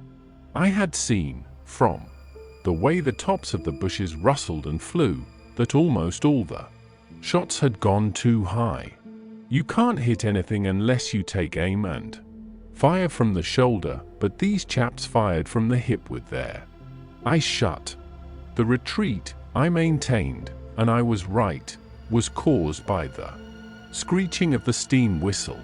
Upon this they forgot Kurtz, and began to howl at me with indignant protests. The manager stood by the wheel murmuring confidentially about the necessity of getting well away down the river before dark at all events, when I saw in the distance a clearing on the riverside and the outlines of some sort of building. What's this? I asked. He clapped his hands in wonder. The station, he cried. I edged in at once, still going half speed. Through my glasses I saw the slope of a hill interspersed with rare trees and perfectly free from undergrowth. A long decaying building on the summit was half buried in the high grass, the large holes in the Peaked roof gaped black from afar, the jungle and the woods made a background. There was no enclosure or fence of any kind, but there had been one apparently, for near the house half a dozen slim posts remained in a row, roughly trimmed, and with their upper ends ornamented with round carved balls. The rails, or whatever there had been between, had disappeared. Of course the forest surrounded all that. The riverbank was clear, and on the waterside I saw a white man, under a hat like a cartwheel, beckoning persistently with his whole arm, examining the edge of the forest above and below. I was almost certain I could see movements, human forms gliding here and there. I steamed past prudently, then stopped the engines and let her drift down. The man on the shore began to shout, urging us to land. "We have been attacked," screamed the manager. I know. It's all right," yelled back the other, as cheerful as you please. "Come along. It's all right. I am glad." His aspect reminded me of something I had seen, something funny I had seen somewhere. As I maneuvered to get alongside, I was asking myself, what does this fellow look like? Suddenly I got it. He looked like a harlequin. His clothes had been made of some stuff that was brown, holland probably, but it was covered with patches all over, with bright patches, blue, red, and yellow, patches on the back, patches on the front, patches on elbows, on knees, colored binding around his jacket, scarlet edging at the bottom of his trousers, and the sunshine made him look extremely gay and wonderfully neat withal, because you could see how beautifully all this patching had been done. A beardless, boyish face, very fair, no features to speak of, nose peeling, little blue eyes, smiles and frowns chasing each other over that open countenance, like sunshine and shadow on a windswept plain. "Look out, Captain," he cried. "There's a snag lodged in here last night." "What? Another snag?" I confess I swore shamefully. I had nearly holed my cripple to finish off that charming trip. The harlequin on the bank turned his little pug nose up to me. "You English?" he asked, all smiles. "Are you?" I shouted from the wheel. The smiles vanished, and he shook his head as if sorry for my disappointment. Then he brightened up. "Never mind," he cried encouragingly. "Are we in time?" I asked. "He is up there," he replied, with a toss of the head up the hill, and becoming gloomy all of a sudden. His face was like the autumn sky, overcast one moment and bright the next. When the manager, escorted by the pilgrims, all of them armed to the teeth, had gone to the house, this chap came on board. "I say, I don't like this. These natives are in the bush," I said. He assured me earnestly it was all right. "They are simple people," he added. "Well, I am glad you came. It took me all my time to keep them off." "But you said it was all right," I cried. "Oh, they meant no harm," he said, and as I stared he corrected himself, "Not exactly." Then vivaciously, "My faith, your pilot house wants a clean-up." In the next breath he advised me to keep enough steam on the boiler to blow the whistle in case of any trouble. "One good screech will do more for you than all your rifles. They are simple people," he repeated. He rattled away at such a rate he quite overwhelmed me. He seemed to be trying to make up for lots of silence, and actually hinted, laughing, that such was the case. "Don't you talk with Mr. Kurtz?" I said. "You don't talk with that man, you listen to him," he exclaimed with severe exultation. "But now," he waved his arm, and in the twinkling of an eye was in the uttermost depths of despondency. In a moment he came up again with a jump, possessed himself of both my hands, shook them continuously, while he gabbled, "Brother sailor, honor, pleasure, delight. Introduce myself. Russian, son of an archpriest. Government of Tambov. What? Tobacco. English tobacco, the excellent English. Tobacco. Now, that's brotherly. Smoke? Where's a sailor that does not smoke?" The pipe soothed him, and gradually I made out he had run away from school, had gone to sea in a Russian ship, ran away again, served some time in English ships, was now reconciled with the archpriest. He made a point of that. But when one is young, one must see things, gather experience, ideas, enlarge the mind. Here, I interrupted. You can never tell. Here I met Mr. Kurtz, he said, youthfully solemn and reproachful. I held my tongue after that.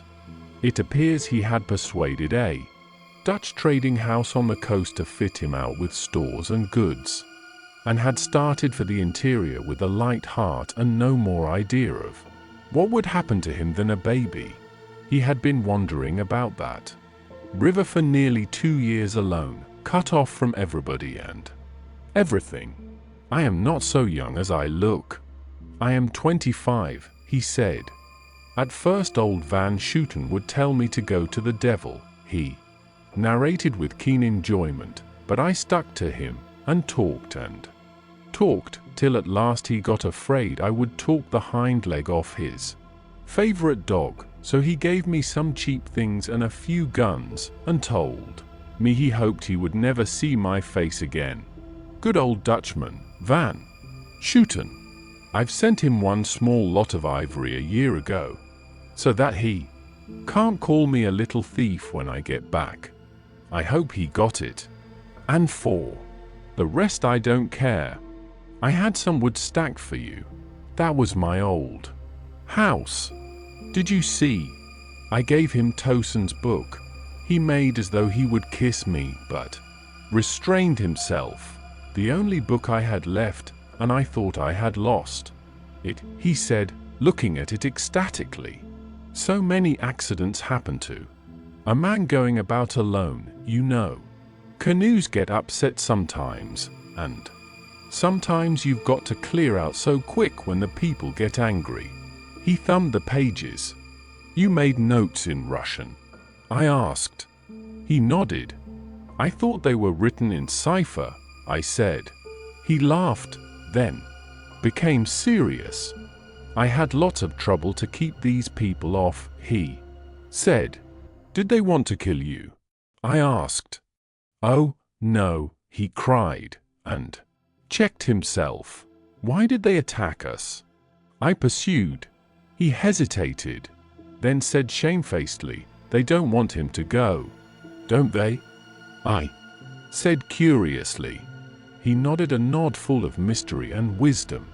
I tell you, he cried, this man has enlarged my mind. He opened his arms wide, staring at me with his little blue eyes that were perfectly round. 3. I looked at him, lost in astonishment. There he was before me, in motley, as though he had absconded from a troupe of mimes. Enthusiastic, fabulous. His very existence was improbable, inexplicable, and altogether bewildering. He was an insoluble problem. It was inconceivable how he had existed, how he had succeeded in getting so far, how he had managed to remain, why he did not instantly disappear. I went a little farther, he said, then still a little farther, till I had gone so far that I don't know how I'll ever get back. Never mind. Plenty time. I can manage. You take Kurtz away. Quick, quick, I tell you. The glamour of youth enveloped his parti-colored rags, his destitution, his loneliness, the essential desolation of his futile wanderings. For months, for years, his life hadn't been worth a day's purchase, and there he was gallantly, thoughtlessly alive, to all appearances indestructible solely by the virtue of his few years and of his unreflecting audacity. I was seduced into something like admiration, like envy. Glamour urged him on. Glamour kept him unscathed. He surely wanted nothing from the wilderness but space to breathe in and to push on through. His need was to exist, and to move onwards at the greatest possible risk, and with a maximum of privation. If the absolutely pure, uncalculating, unpractical spirit of adventure had ever ruled a human being, it ruled this bepatched youth. I almost envied him the possession of this modest and clear flame. It seemed to have consumed all thought of self so completely that even while he was talking to you, you forgot that it was he, the man before your eyes, who had gone through these things. I did not envy him his devotion to Kurtz, though he had not meditated over it. It came to him, and he accepted it with a sort of eager fatalism. I must say that to me it appeared about the most dangerous thing in every way he had come upon so far. They had come together unavoidably, like two ships becalmed near each other, and lay rubbing sides at last. I suppose Kurtz wanted an audience, because on a certain occasion, when encamped in the forest, they had talked all night, or more probably Kurtz had talked. We talked of everything, he said, quite transported at the recollection. I forgot there was such a thing as sleep. The night did not seem to last an hour. Everything. Of love, too. Ah, he talked to you of love, I said, much amused. It isn't what you think, he cried, almost passionately. It was in general. He made me see things. He threw his arms up. We were on deck at the time, and the headman of my woodcutters, lounging nearby, turned upon him his heavy and glittering eyes. I looked around, and I don't know why, but I assure you that never before did this land, this river, this jungle, the very arch of this blazing sky, appear to me so hopeless and so dark, so impenetrable to human thought, so pitiless to human weakness. And ever since you have been with him, of course, I said. On the contrary, it appears their intercourse had been very much broken by various causes. He had, as he informed me proudly, managed to nurse Kurtz through 2 illnesses. He alluded to it as you would too. Some risky feat, but as a rule Kurtz wandered alone, far in the depths of the forest. Very often coming to this station, I had to wait days and days before he would turn up, he said. Ah, it was worth waiting for sometimes. What was he doing? Exploring or what? I asked. Oh, yes, of course, he had discovered lots of villages, a lake, too. He did not know exactly in what direction. It was dangerous to inquire too much, but mostly his expeditions had been for ivory. But he had no goods to trade with by that time. I objected. There's a good lot of cartridges left even yet, he answered, looking away. To speak plainly, he raided the country, I said. He nodded. Not alone, surely. He muttered something about the villages round that lake. Kurtz got the tribe to follow him, did he? I suggested. He fidgeted a little. They adored him, he said. The tone of these words was so extraordinary that I looked at him searchingly. It was curious to see his mingled eagerness and reluctance to speak of Kurtz. The man filled his life, occupied his thoughts, swayed his emotions. What can you He burst out. He came to them with thunder and lightning, know, and they had never seen anything like it, and very terrible. He could be very terrible. You can't judge Mr. Kurtz as you would an ordinary man. No. Now, just to give you an idea, I don't mind telling you, he wanted to shoot me too, one day, but I don't judge him. Shoot you? I cried. What for? Well, I had a small lot of ivory the chief of the village near my house gave me. You see, I used to shoot game for them. Well, he wanted it, and wouldn't hear reason. He declared he would shoot me unless I gave him the ivory, and then cleared out of the country, because he could do so, and had a fancy for it, and there was nothing on earth to prevent him killing whom he jolly well pleased. And it was true, too. I gave him the ivory. What did I care? But I didn't clear out. No. I couldn't leave him. I had to be careful, of course, till we got friendly again for a time.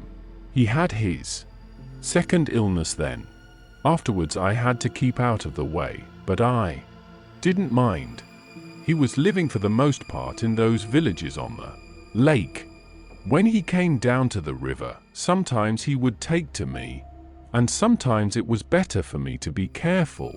This man suffered too much. He hated all this, and somehow he couldn't get away. When I had a chance, I begged him to try and leave while there was time. I offered to go back with him, and he would say yes, and then he would go off on another ivory hunt, disappear for weeks, forget himself amongst these people, forget himself, you know. Why? He's mad, I said. He protested indignantly. Mr. Kurtz couldn't be mad. If I had heard him talk only 2 days ago, I wouldn't dare hint at such a thing. I had taken up my binoculars while we talked, and was looking at the shore, sweeping the limit of the forest at each side and at the back of the house. The consciousness of there being people in that bush, so silent, so quiet, as silent and quiet as the ruined house on the hill, made me uneasy. There was no sign on the face of nature of this amazing tale. That was not so much told as suggested to me in desolate exclamations, completed by shrugs, in interrupted phrases, in hints ending in deep sighs. The woods were unmoved, like a mask, heavy, like the closed door of a prison. They looked with their air of hidden knowledge, of patient expectation, of unapproachable silence. The Russian was explaining to me that it was only lately that Mr. Kurtz had come down to the river, bringing along with him all the fighting men of that lake tribe. He had been absent for several months, getting himself adored, I suppose, and had come down unexpectedly, with the intention to all appearance of making a raid either across the river or downstream. Evidently the appetite for more ivory had got the better of the, what shall I say, less material aspirations. However, he had got much worse suddenly. I heard he was lying helpless, and so I came up, took my chance, said the Russian. Oh, he is bad, very bad. I directed my glass to the house. There were no signs of life, but there was the ruined roof, the long mud wall peeping above the grass, with 3 little square window holes, no 2 of the same size, all this brought within reach of my hand, as it were. And then I made a brusque movement, and one of the remaining posts of that vanished fence leaped up in the field of my glass. You remember I told you I had been struck at the distance by certain attempts at ornamentation, rather remarkable in the ruinous aspect of the place. Now I had suddenly a nearer view, and its first result was to make me throw my head back as if before a blow. Then I went carefully from post to post with my glass, and I saw my mistake. These round knobs were not ornamental but symbolic. They were expressive and puzzling, striking and disturbing, food for thought and also for vultures if there had been any looking down from the sky, but at all events for such answers were industrious enough to ascend the pole. They would have been even more impressive, those heads on the stakes, if their faces had not been turned to the house. Only one, the first I had made out, was facing my way. I was not so shocked as you may think. The start back I had given was really nothing but a movement of surprise. I had expected to see a knob of wood there, you know. I returned deliberately to the first I had seen, and there it was, black, dried, sunken, with closed eyelids, a head that seemed to sleep at the top of that pole, and, with the shrunken dry lips showing a narrow white line of the teeth, was smiling, too, smiling continuously at some endless and jocose dream of that eternal slumber. I am not disclosing any trade secrets. In fact, the manager said afterwards that Mr. Kurtz's methods had ruined the district. I have no opinion on that point, but I want you clearly to understand that there was nothing exactly profitable in these heads being there. They only showed that Mr. Kurtz lacked restraint in the gratification of his various lusts, that there was something wanting in him, some small matter which, when the pressing need arose, could not be found under his magnificent eloquence. Whether he knew of this deficiency himself, I can't say. I think the knowledge came to him at last, only at the very last. But the wilderness had found him out early, and had taken on him a terrible vengeance for the fantastic invasion. I think it had whispered to him things about himself which he did not know, things of which he had no conception till he took counsel with this great solitude, and the whisper had proved irresistibly fascinating. It echoed loudly within him because he was hollow at the core. I put down the glass, and the head that had appeared near enough to be spoken to seemed at once to have leaped away from me into inaccessible distance. The admirer of Mr. Kurtz was a bit crestfallen. In a hurried, indistinct voice he began to assure me he had not dared to take these, say, symbols down. He was not afraid of the natives. They would not stir till Mr. Kurtz gave the word.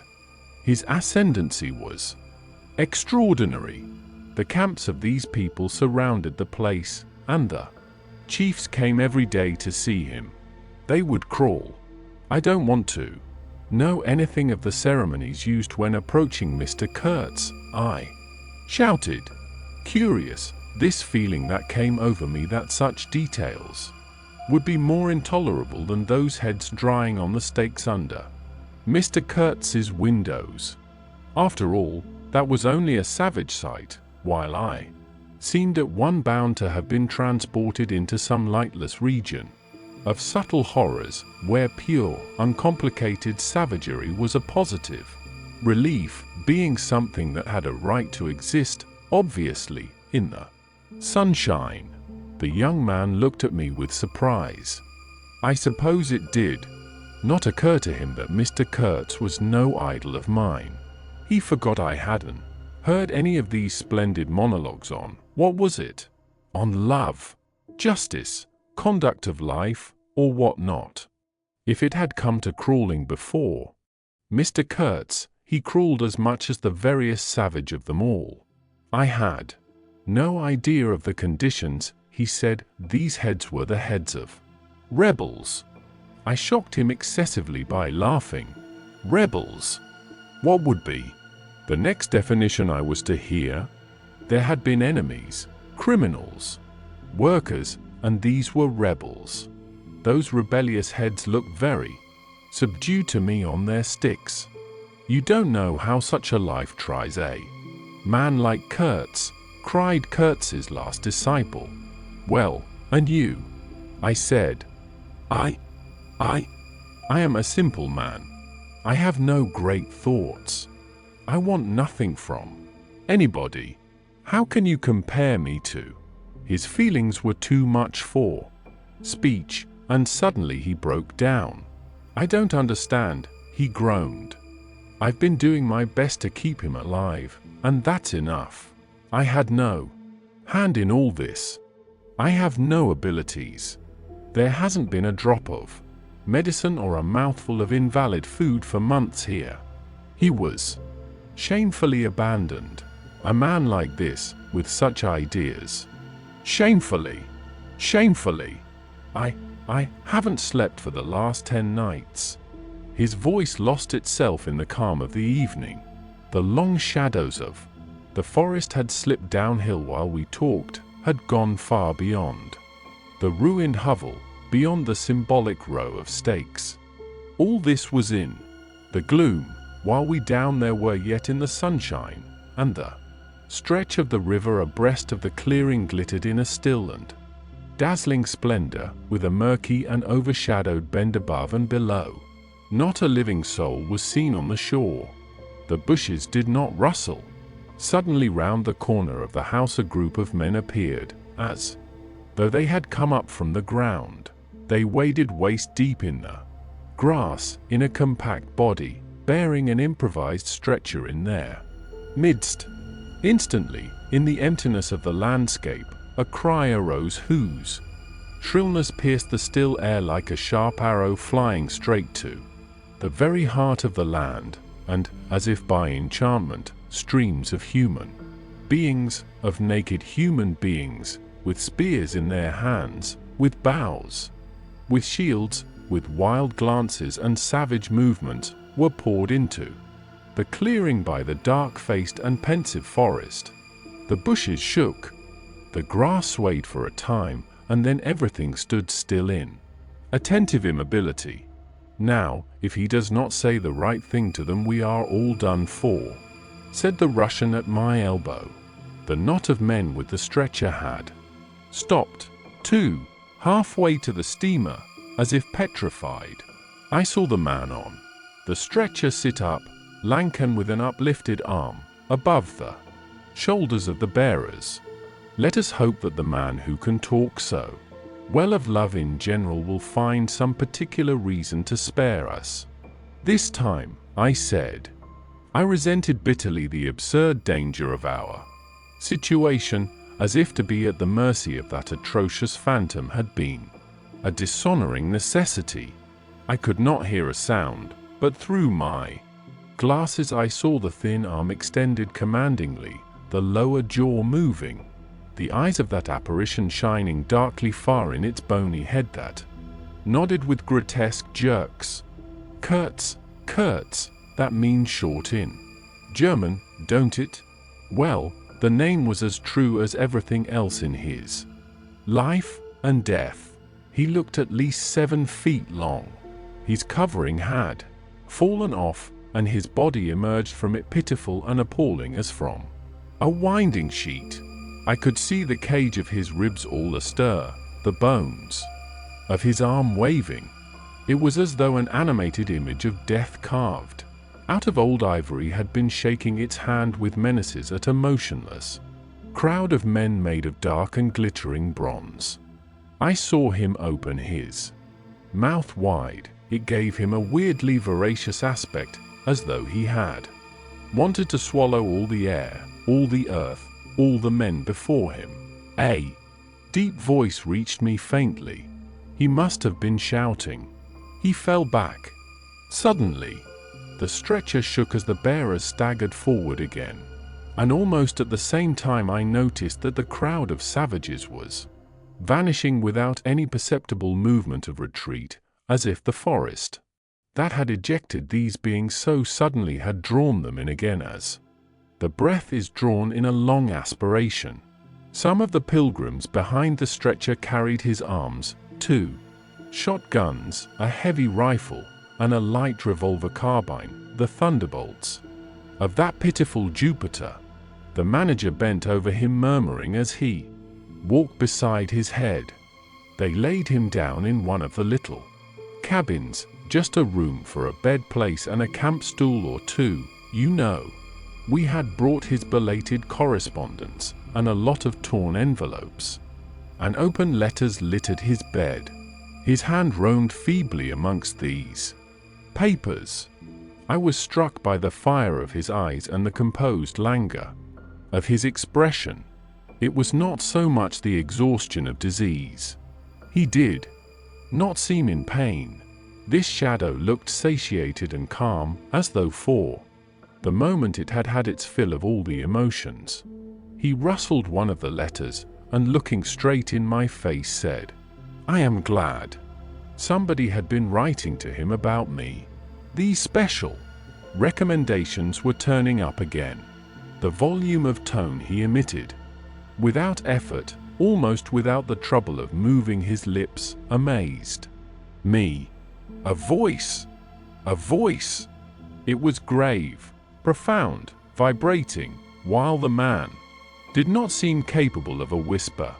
However, he had enough strength in him, factitious no doubt, to very nearly make an end of us, as you shall hear directly. The manager appeared silently in the doorway. I stepped out at once, and he drew the curtain after me. The Russian, eyed curiously by the pilgrims, was staring at the shore. I followed the direction of his glance. Dark human shapes could be made out in the distance, flitting indistinctly against the gloomy border of the forest, and near the river 2 bronze figures, leaning on tall spears, stood in the sunlight, under fantastic headdresses of spotted skins, warlike and still in statuesque repose. And from right to left along the lighted shore moved a wild and gorgeous apparition of a woman. She walked with measured steps, draped in striped and fringed cloths, treading the earth proudly, with a slight jingle and flash of barbarous ornaments. She carried her head high, her hair was done in the shape of a helmet. She had brass leggings to the knee, brass wire gauntlets to the elbow, a crimson spot on her tawny cheek, innumerable necklaces of glass beads on her neck, bizarre things, charms, gifts of witchmen, that hung about her, glittered and trembled at every step. She must have had the value of several elephant tusks upon her. She was savage and superb, wild-eyed and magnificent. There was something ominous and stately in her deliberate progress, and in the hush that had fallen suddenly upon the whole sorrowful land, the immense wilderness, the colossal body of the fecund and mysterious life seemed to look at her, pensive, as though it had been looking at the image of its own tenebrous and passionate soul. She came abreast of the steamer, stood still, and faced us. Her long shadow fell to the water's edge. Her face had a tragic and fierce aspect of wild sorrow and of dumb pain mingled with the fear of some struggling, half-shaped resolve. She stood looking at us without a stir, and like the wilderness itself, with an air of brooding over an inscrutable purpose. A whole minute passed, and then she made a step forward. There was a low jingle, a glint of yellow metal, a sway of fringed draperies, and she stopped as if her heart had failed her. The young fellow by my side growled. The pilgrims murmured at my back. She looked at us all as if her life had depended upon the unswerving steadiness of her glance. Suddenly she opened her bared arms and threw them up rigid above her head, as though in an uncontrollable desire to touch the sky, and at the same time the swift shadows darted out on the earth, swept around on the river, gathering the steamer into a shadowy embrace. A formidable silence hung over the scene. She turned away slowly, walked on, following the bank, and passed into the bushes to the left. Once only her eyes gleamed back at us in the dusk of the thickets before she disappeared. If she had offered to come aboard, I really think I would have tried to shoot her, said the man of patches, nervously. I have been risking my life every day for the last fortnight to keep her out of the house. She got in one day and kicked up a row about those miserable rags I picked up in the storeroom to mend my clothes with. I wasn't decent. At least it must have been that, for she talked like a fury to Kurtz for an hour, pointing at me now and then. I don't understand the dialect of this tribe. Luckily for me, I fancy Kurtz felt too ill that day to care, or there would have been mischief. I don't understand. No, it's too much for me. Ah, well, it's all over now. At this moment I heard Kurtz's deep voice behind the curtain. Save me, save the ivory. You mean? Don't tell me. Save _me _why. I've had to save you. You are interrupting my plans now. Sick. Sick. Not so sick as you would like to believe. Never mind. I'll carry my ideas out yet. I will return. I'll show you what can be done. You with your little peddling notions, you are interfering with me. I will return. The manager came out. He did me the honor to take me under the arm and lead me aside. He is very low, he said. He considered it necessary to sigh, but neglected to be consistently sorrowful. We have done all we could for him, haven't we? But there is no disguising the fact. Mr. Kurtz has done more harm than good to the company. He did not see the time was not ripe for vigorous action. Cautiously, that's my principle. We must be cautious yet. The district is closed to us for a time. Deplorable. Upon the whole, the trade will suffer. I don't deny there is a remarkable quantity of ivory, mostly fossil. We must save it, at all events, but look how precarious the position is, and why? Because the method is unsound.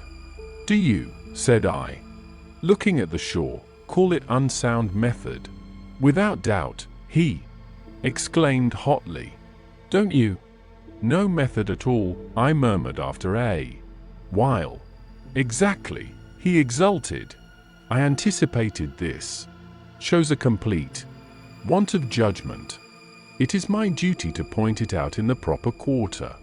Oh, said I, that fellow, what's his name, the brickmaker, will make a readable report for you. He appeared confounded for a moment. It seemed to me I had never breathed an atmosphere so vile, and I turned mentally to Kurtz for relief, positively for relief. Nevertheless, I think Mr. Kurtz is a remarkable man, I said with emphasis. He started, dropped on me a heavy glance, said very quietly, he was and turned his back on me.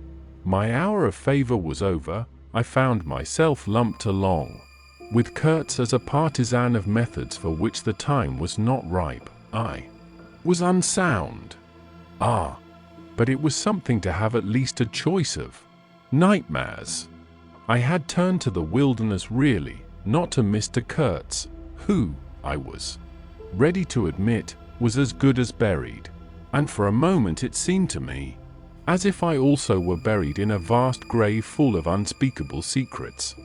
I felt an intolerable weight oppressing my breast, the smell of the damp earth, the unseen presence of victorious corruption, the darkness of an impenetrable night. The Russian tapped me on the shoulder. I heard him mumbling and stammering something about the brother seaman couldn't conceal knowledge of matters that would affect Mr. Kurtz's reputation. I waited for him. Evidently Mr. Kurtz was not in his grave. I suspect that for him Mr. Kurtz was one of the immortals. Well, said I at last, speak out. As it happens, I am Mr. Kurtz's friend, in a way.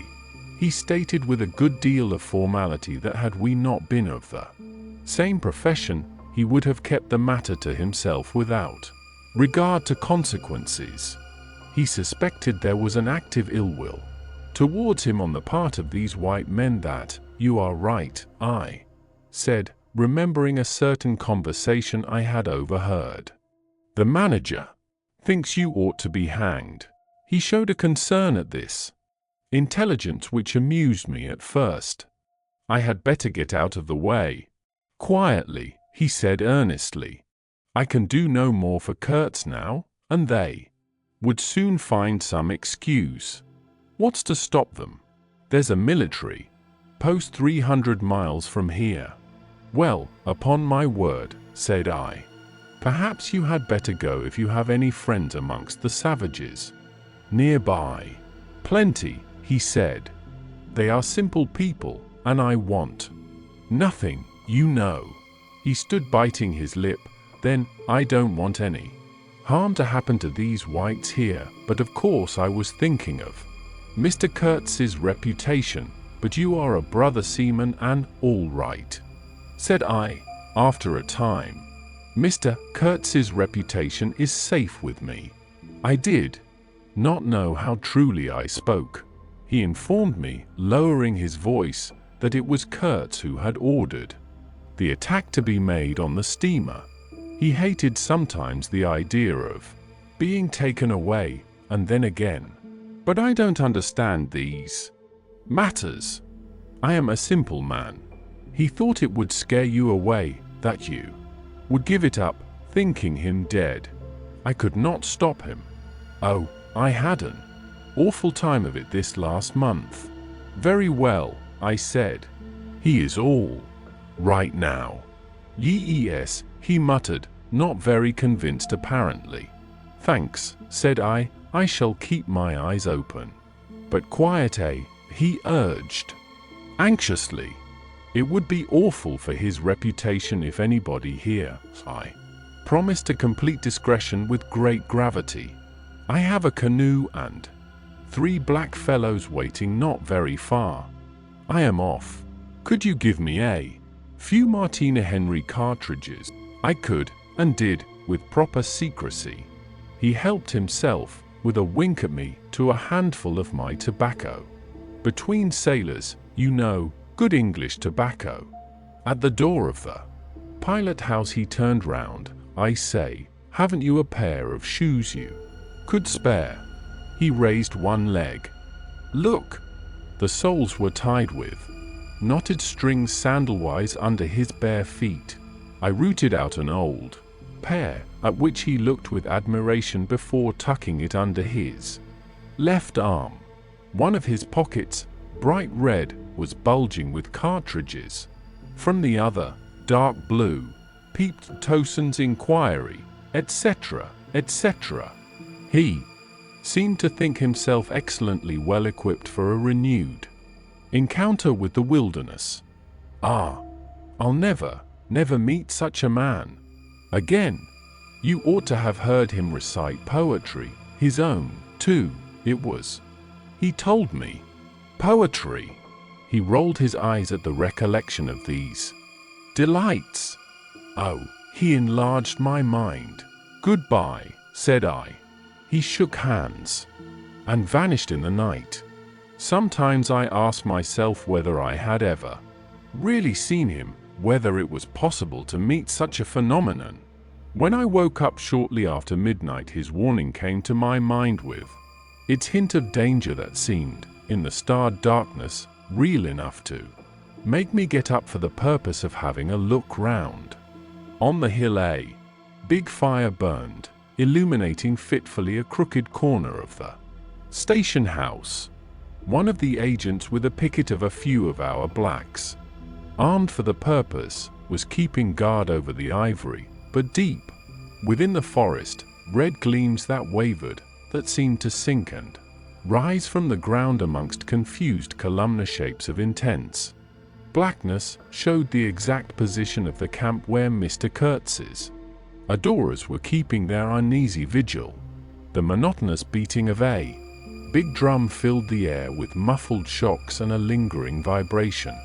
A steady droning sound of many men chanting each to himself some weird incantation came out from the black, flat wall of the woods as the humming of bees comes out of a hive, and had a strange narcotic effect upon my half-awake senses.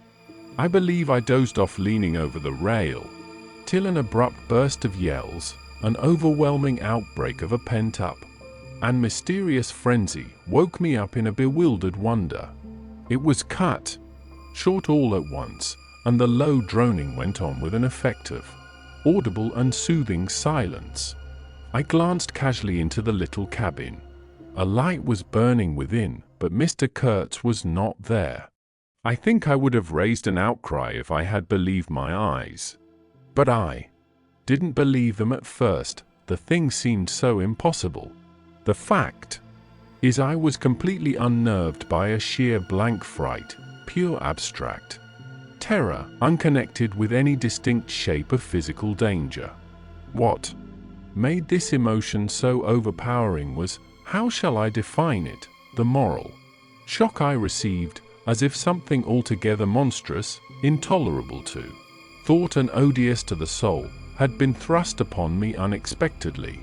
This lasted, of course, the merest fraction of a second, and then the usual sense of commonplace, deadly danger, the possibility of a sudden onslaught and massacre, or something of the kind, which I saw impending, was positively welcome and composing. It pacified me, in fact, so much that I did not raise an alarm. There was an agent buttoned up inside an ulster and sleeping on a chair on deck within 3 feet of me. The yells had not awakened him. He snored very slightly. I left him to his slumbers and leaped ashore. I did not betray Mr. Kurtz.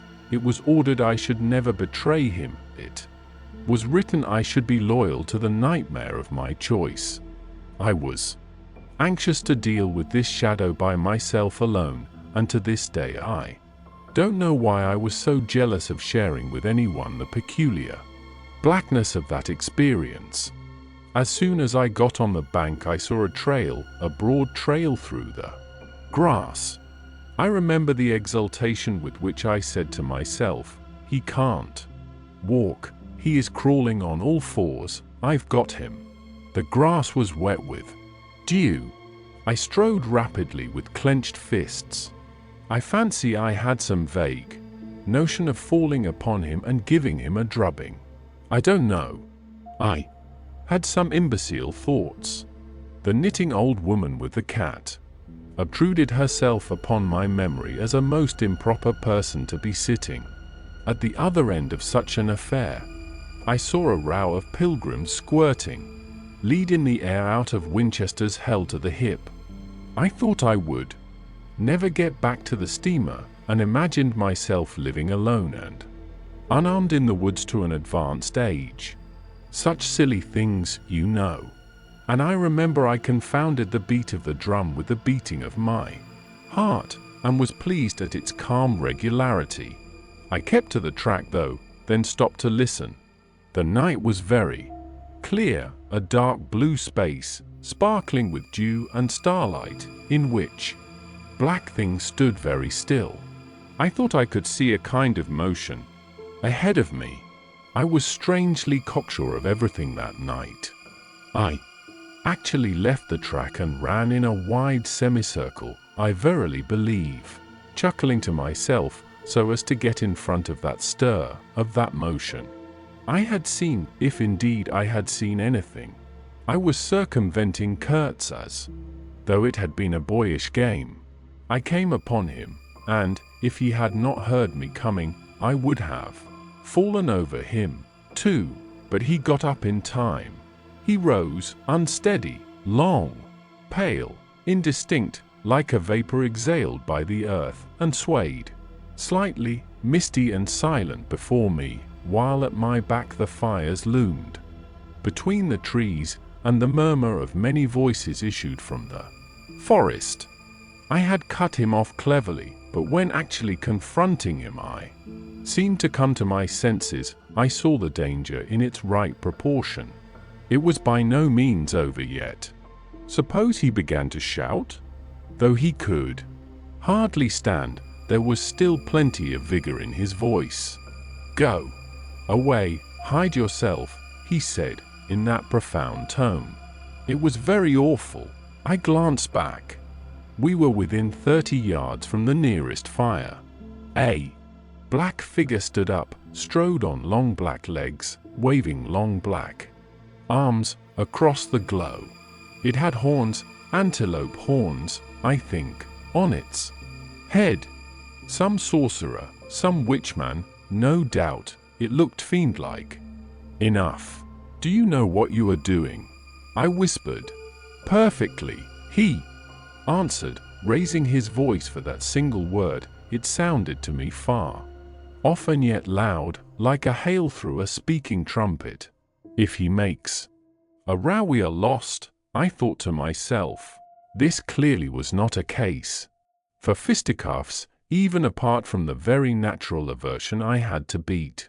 That shadow, this wandering and tormented thing. "You will be lost," I said, "utterly lost." One gets sometimes such a flash of inspiration. You know, I did say the right thing, though indeed he could not have been more irretrievably lost than he was at this very moment, when the foundations of our intimacy were being laid, to endure, even to the end, even beyond. I had immense plans, he muttered irresolutely. "Yes," said I, "but if you try to shout, I'll smash your head with." There was not a stick or a stone near. "I will throttle you for good," I corrected myself. "I was on the threshold of great things," he pleaded, in a voice of longing, with a wistfulness of tone that made my blood run cold. "And now for this stupid scoundrel, your success in Europe is assured in any case," I affirmed steadily. I did not want to have the throttling of him, you understand, and indeed it would have been very little use for any practical purpose. I tried to break the spell, the heavy, mute spell of the wilderness that seemed to draw him to its pitiless breast, by the awakening of forgotten and brutal instincts, by the memory of gratified and monstrous passions. This alone, I was convinced, had driven him out to the edge of the forest, to the bush, towards the gleam of fires, the throb of drums, the drone of weird incantations. This alone had beguiled his unlawful soul beyond the bounds of permitted aspirations. And, don't you see, the terror of the position was not in being knocked on the head, though I had a very lively sense of that danger, too, but in this, that I had to deal with a being to whom I could not appeal in the name of anything high or low. I had, even like the niggers, to invoke him himself, his own exalted and incredible degradation. There was nothing either above or below him, and I knew it. He had kicked himself loose of the earth. Confound the man! He had kicked the very earth to pieces. He was alone, and I before him did not know whether I stood on the ground or floated in the air. I've been telling you what we said, repeating the phrases we pronounced, but what's the good? They were common everyday words, the familiar, vague sounds exchanged on every waking day of life. But what of that? They had behind them, to my mind, the terrific suggestiveness of words heard in dreams, of phrases spoken in nightmares. Soul. If anybody ever struggled with a soul, I am the man. And I wasn't arguing with a lunatic either. Believe me or not, his intelligence was perfectly clear. He concentrated, it is true, upon himself with horrible intensity, yet clear, and therein was my only chance, barring, of course, the killing him there and then, which wasn't so good, on account of unavoidable noise. But his soul was mad. Being alone in the wilderness, it had looked within itself, and, by heavens, I tell you, it had gone mad. I had For my sins, I suppose, to go through the ordeal of looking into it myself. No eloquence could have been so withering to one's belief in mankind as his final burst of sincerity. He struggled with himself, too. I saw it, I heard it. I saw the inconceivable mystery of a soul that knew no restraint, no faith, and no fear, yet struggling blindly with itself. I kept my head pretty well, but when I had him at last stretched on the couch, I wiped my forehead while my legs shook under me as though I had carried half a ton on my back down that hill. And yet I had only supported him, his bony arm clasped round my neck, and he was not much heavier than a child. When next day we left at noon, the crowd, of whose presence behind the curtain of trees I had been acutely conscious all the time, flowed out of the woods again, filled the clearing, covered the slope with a mass of naked, breathing, quivering, bronze bodies.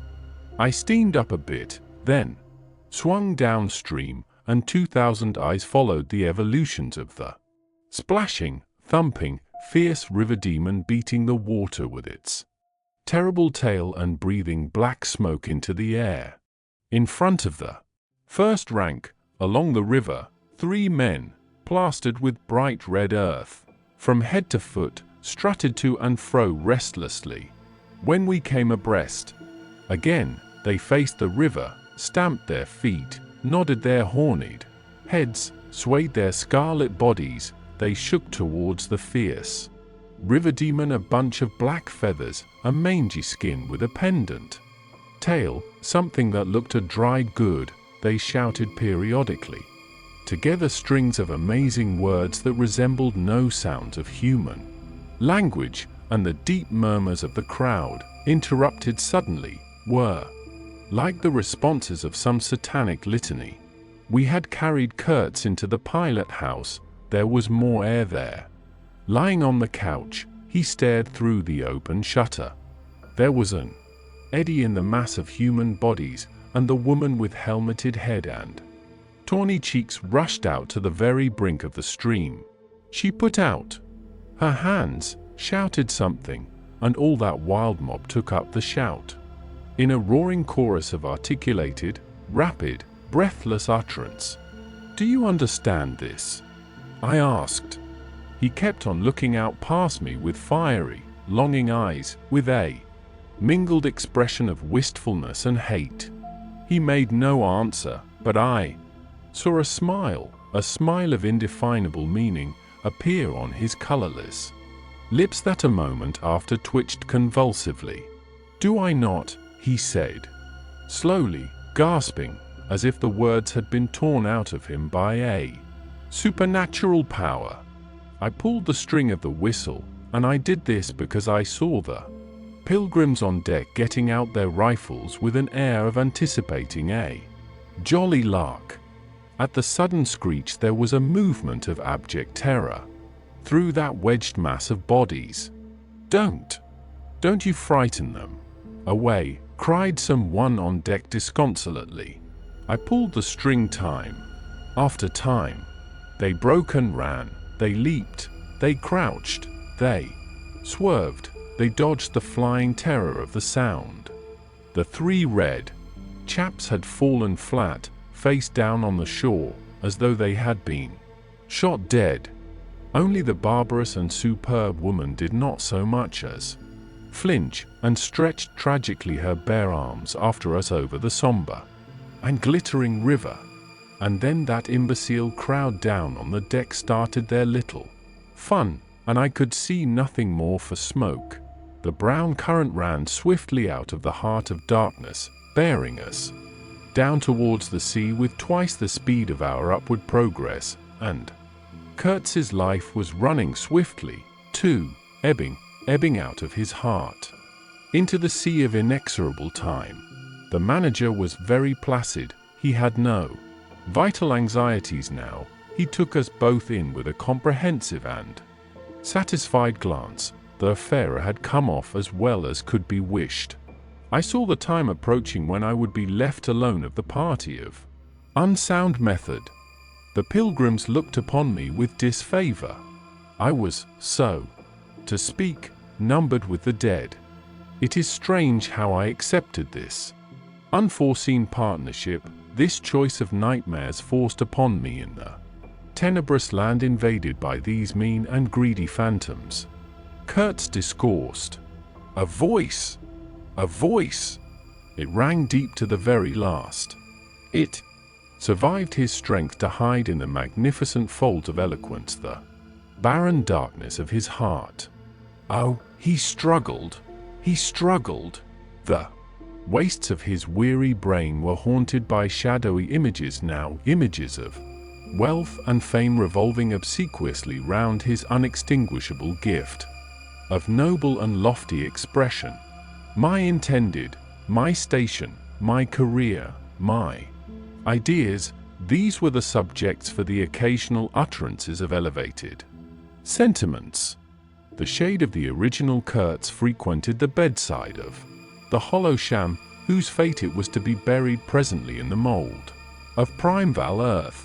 But both the diabolic love and the unearthly hate of the mysteries it had penetrated fought for the possession of that soul, satiated with primitive emotions, avid of lying fame, of sham distinction, of all the appearances of success and power. Sometimes he was contemptibly childish. He desired to have king's meet him at railway stations on his return from some ghastly nowhere, where he intended to accomplish great things. You show them you have in you something that is really profitable, and then there will be no limits to the recognition of your ability, he would say. Of course you must take care of the motives, right motives, always. The long reaches that were like one and the same reach, monotonous bends that were exactly alike, slipped past the steamer with their multitude of secular trees, looking patiently after this grimy fragment of another world, the forerunner of change, of conquest, of trade, of massacres, of blessings. I looked ahead, piloting. Close the shutter, said Kurtz.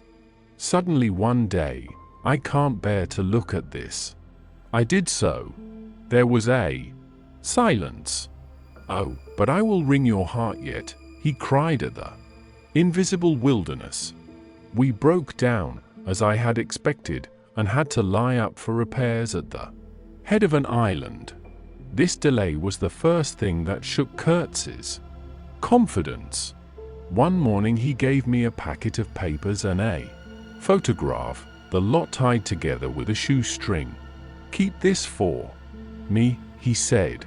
This noxious fool, meaning the manager, is capable of prying into my boxes when I am not looking. In the afternoon I saw him. He was lying on his back with closed eyes, and I withdrew quietly. But I heard him mutter, "Live rightly, die, die." I listened. There was nothing more. Was he rehearsing some speech in his sleep, or was it a fragment of a phrase from some newspaper article? He had been writing for the papers and meant to do so again, for the furthering of my ideas. It's a duty. His was an impenetrable darkness. I looked at him as you peer down at a man who is lying at the bottom of a precipice where the sun never shines. But I had not much time to give him, because I was helping the engine driver to take to pieces the leaky cylinders, to straighten a bent connecting rod, and in other such matters. I lived in an infernal mess of rust, filings, nuts, bolts, spanners, hammers, ratchet drills, things I abominate, because I don't get on with them. I tended the little forge we fortunately had aboard. I toiled wearily in a wretched scrap heap, unless I had the shakes too bad to stand. One evening, coming in with a candle, I was startled to hear him say a little tremulously, "I am lying here in the dark waiting for death." The light was within a foot of his eyes. I forced myself to murmur, "Oh, nonsense, and stood over him as if transfixed. Anything approaching the change that came over his features I have never seen before, and hope never to see again. Oh, I wasn't touched. I was fascinated. It was as though a veil had been rent. I saw on that ivory face the expression of somber pride, of ruthless power, of craven terror, of an intense and hopeless despair. Did he live his life again? In every detail of desire, temptation, and surrender during that supreme moment of complete knowledge? He cried in a whisper at some image, at some vision. He cried out twice, a cry that was no more than a breath. The horror! The horror!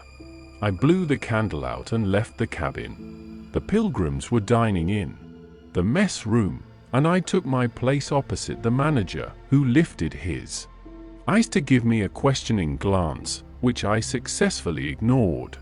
He leaned back, serene, with that peculiar smile of his sealing the unexpressed depths of his meanness. A continuous shower of small flies streamed upon the lamp, upon the cloth, upon our hands and faces.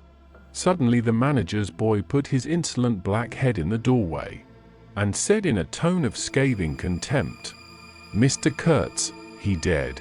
All the pilgrims rushed out to see. I remained, and went on with my dinner. I believe I was considered brutally callous. However, I did not eat much. There was a lamp in there, a light, don't you know, and outside it was so beastly dark. I went no more near the remarkable man, who had pronounced a judgment upon the adventures of his soul on this earth. The voice was gone. What else had been there? But I am, of course, aware that next day the pilgrims buried something in a muddy hole, and then they very nearly buried me. However, as you see, I did not go to join Kurtz there and then. I did not. I remained to dream the nightmare out to the end, and to show my loyalty to Kurtz once more. Destiny, my destiny. Droll thing life is, that mysterious arrangement of merciless logic for a futile purpose. The most you can hope from it is some knowledge of yourself that comes too late, a crop of unextinguishable regrets. I have wrestled with death. It is the most unexciting contest you can imagine. It takes place in an impalpable grayness, with nothing underfoot, with nothing around, without spectators, without clamor, without glory, without the great desire of victory, without the great fear of defeat, in a sickly atmosphere of tepid skepticism, without much belief in your own right, and still less in that of your adversary. If such is the form of ultimate wisdom, then life is a greater riddle than some of us think it to be.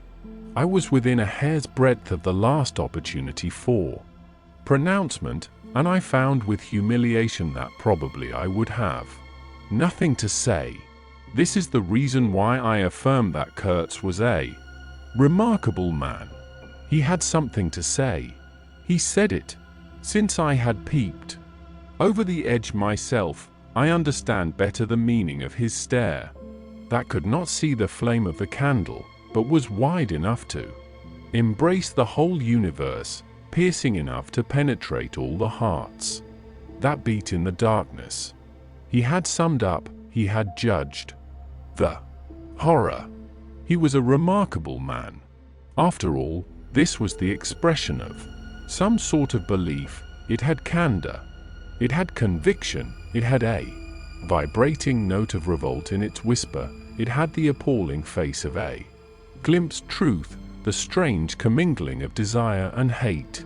And it is not my own extremity I remember best, a vision of grayness without form, filled with physical pain and a careless contempt for the evanescence of all things, even of this pain itself.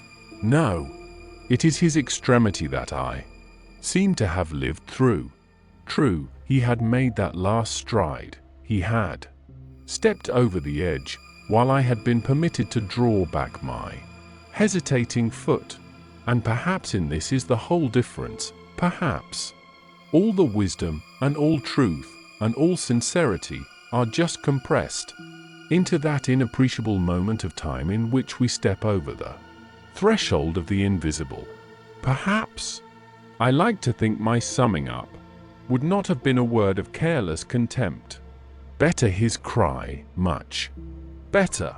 It was an affirmation, a moral victory paid for by innumerable defeats, by abominable terrors, by abominable satisfactions. But it was a victory. That is why I have remained loyal to Kurtz to the last, and even beyond, when a long time after I heard once more, not his own voice, but the echo of his magnificent eloquence thrown to me from a soul as translucently pure as a cliff of crystal. No, they did not bury me, though there is a period of time which I remember mistily, with a shuddering wonder, like a passage through some inconceivable world that had no hope in it and no desire.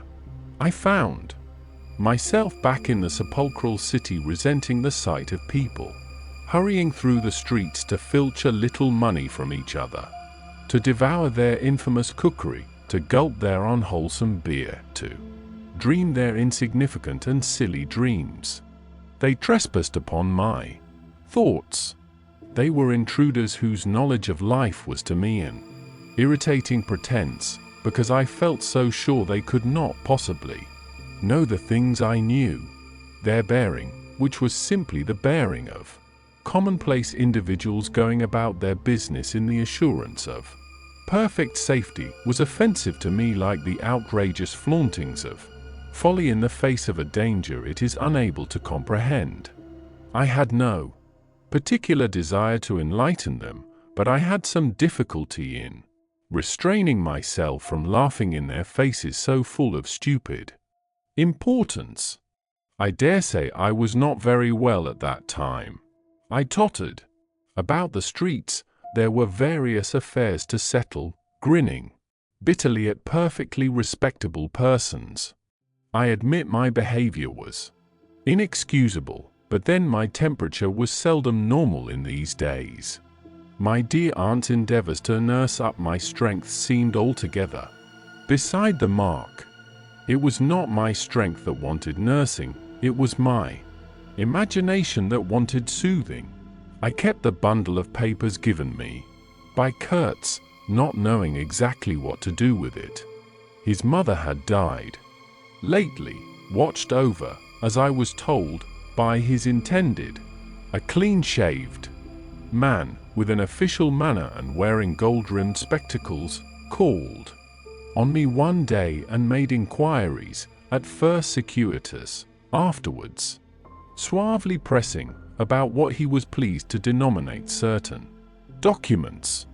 I was not surprised, because I had had 2 rows with the manager on the subject out there.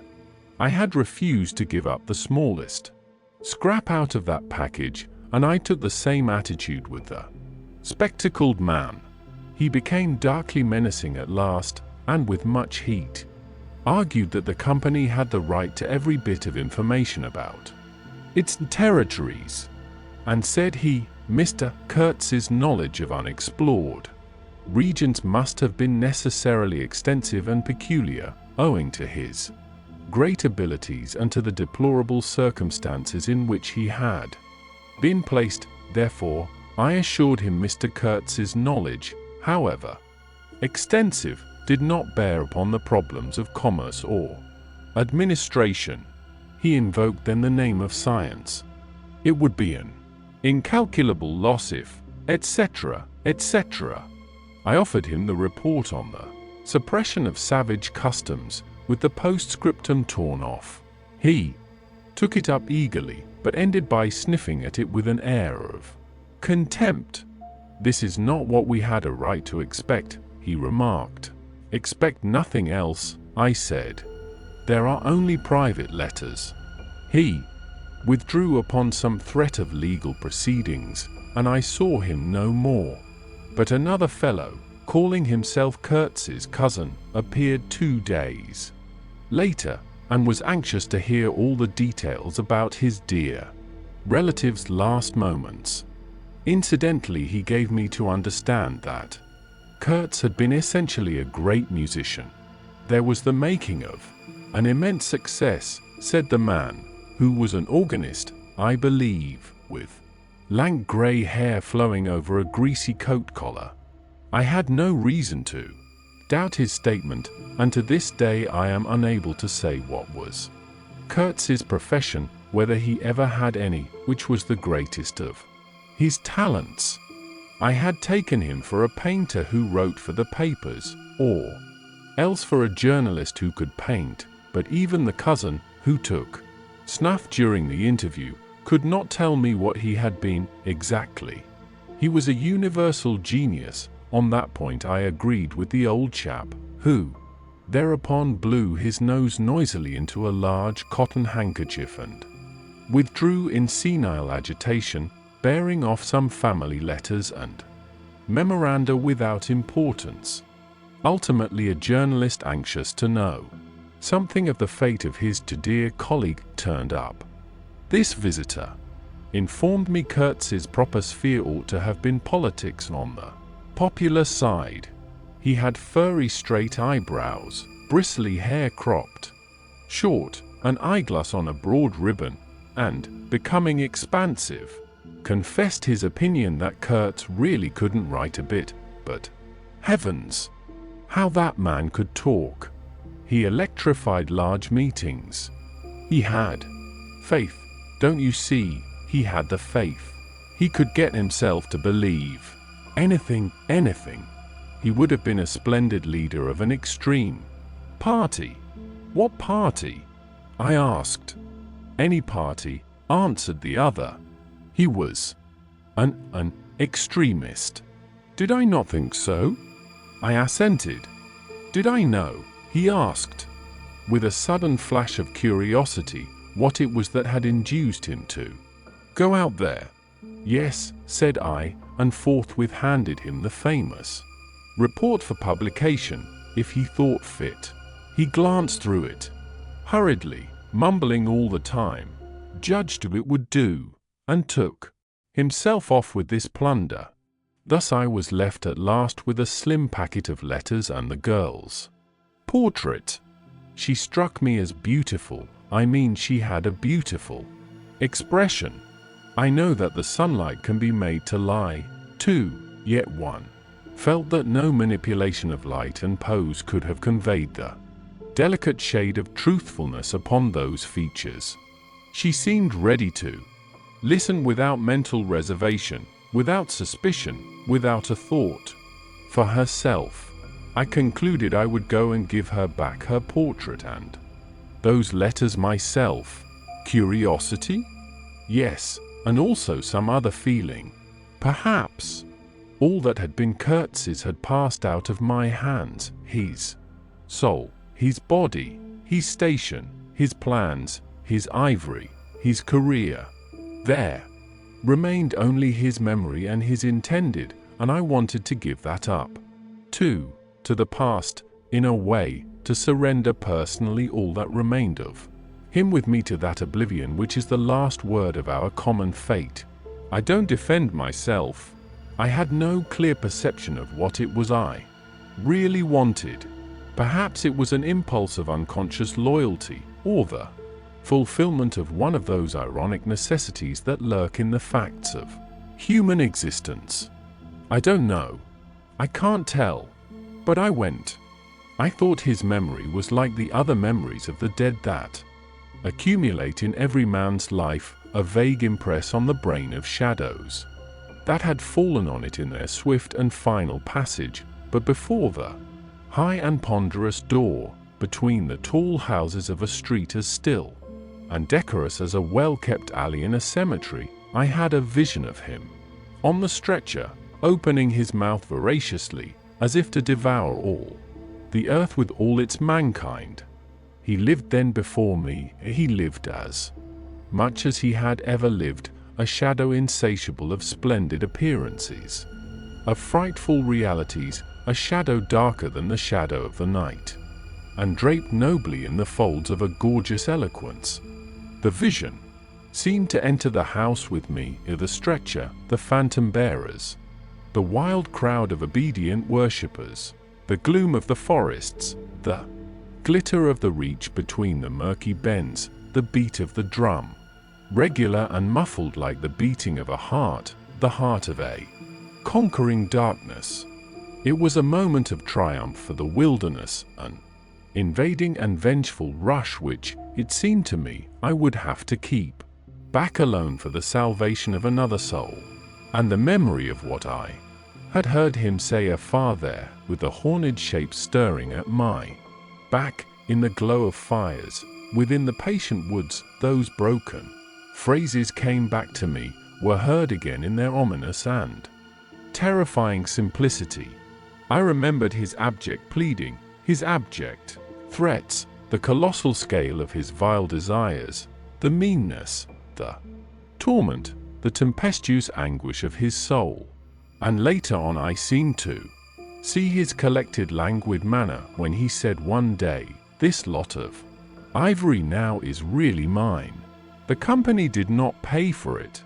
I collected it myself at a very great personal risk. I am afraid they will try to claim it as theirs though. It is a difficult case. What do you think I ought to do? Resist? Eh?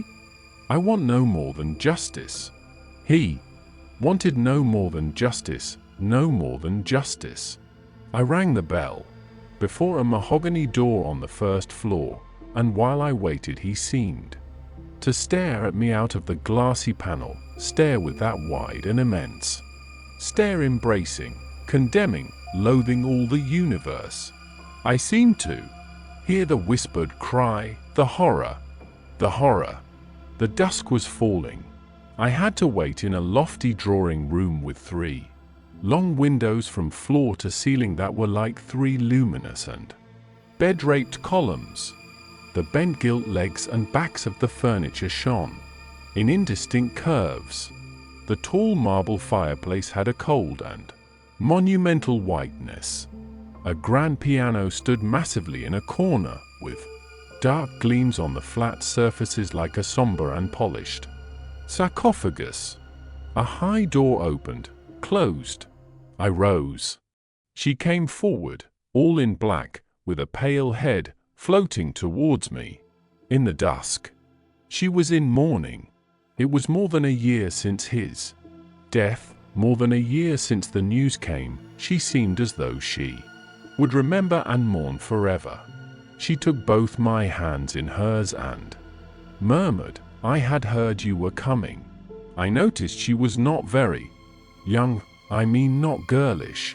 She had a mature capacity for fidelity, for belief, for suffering. The room seemed to have grown darker, as if all the sad light of the cloudy evening had taken refuge on her forehead.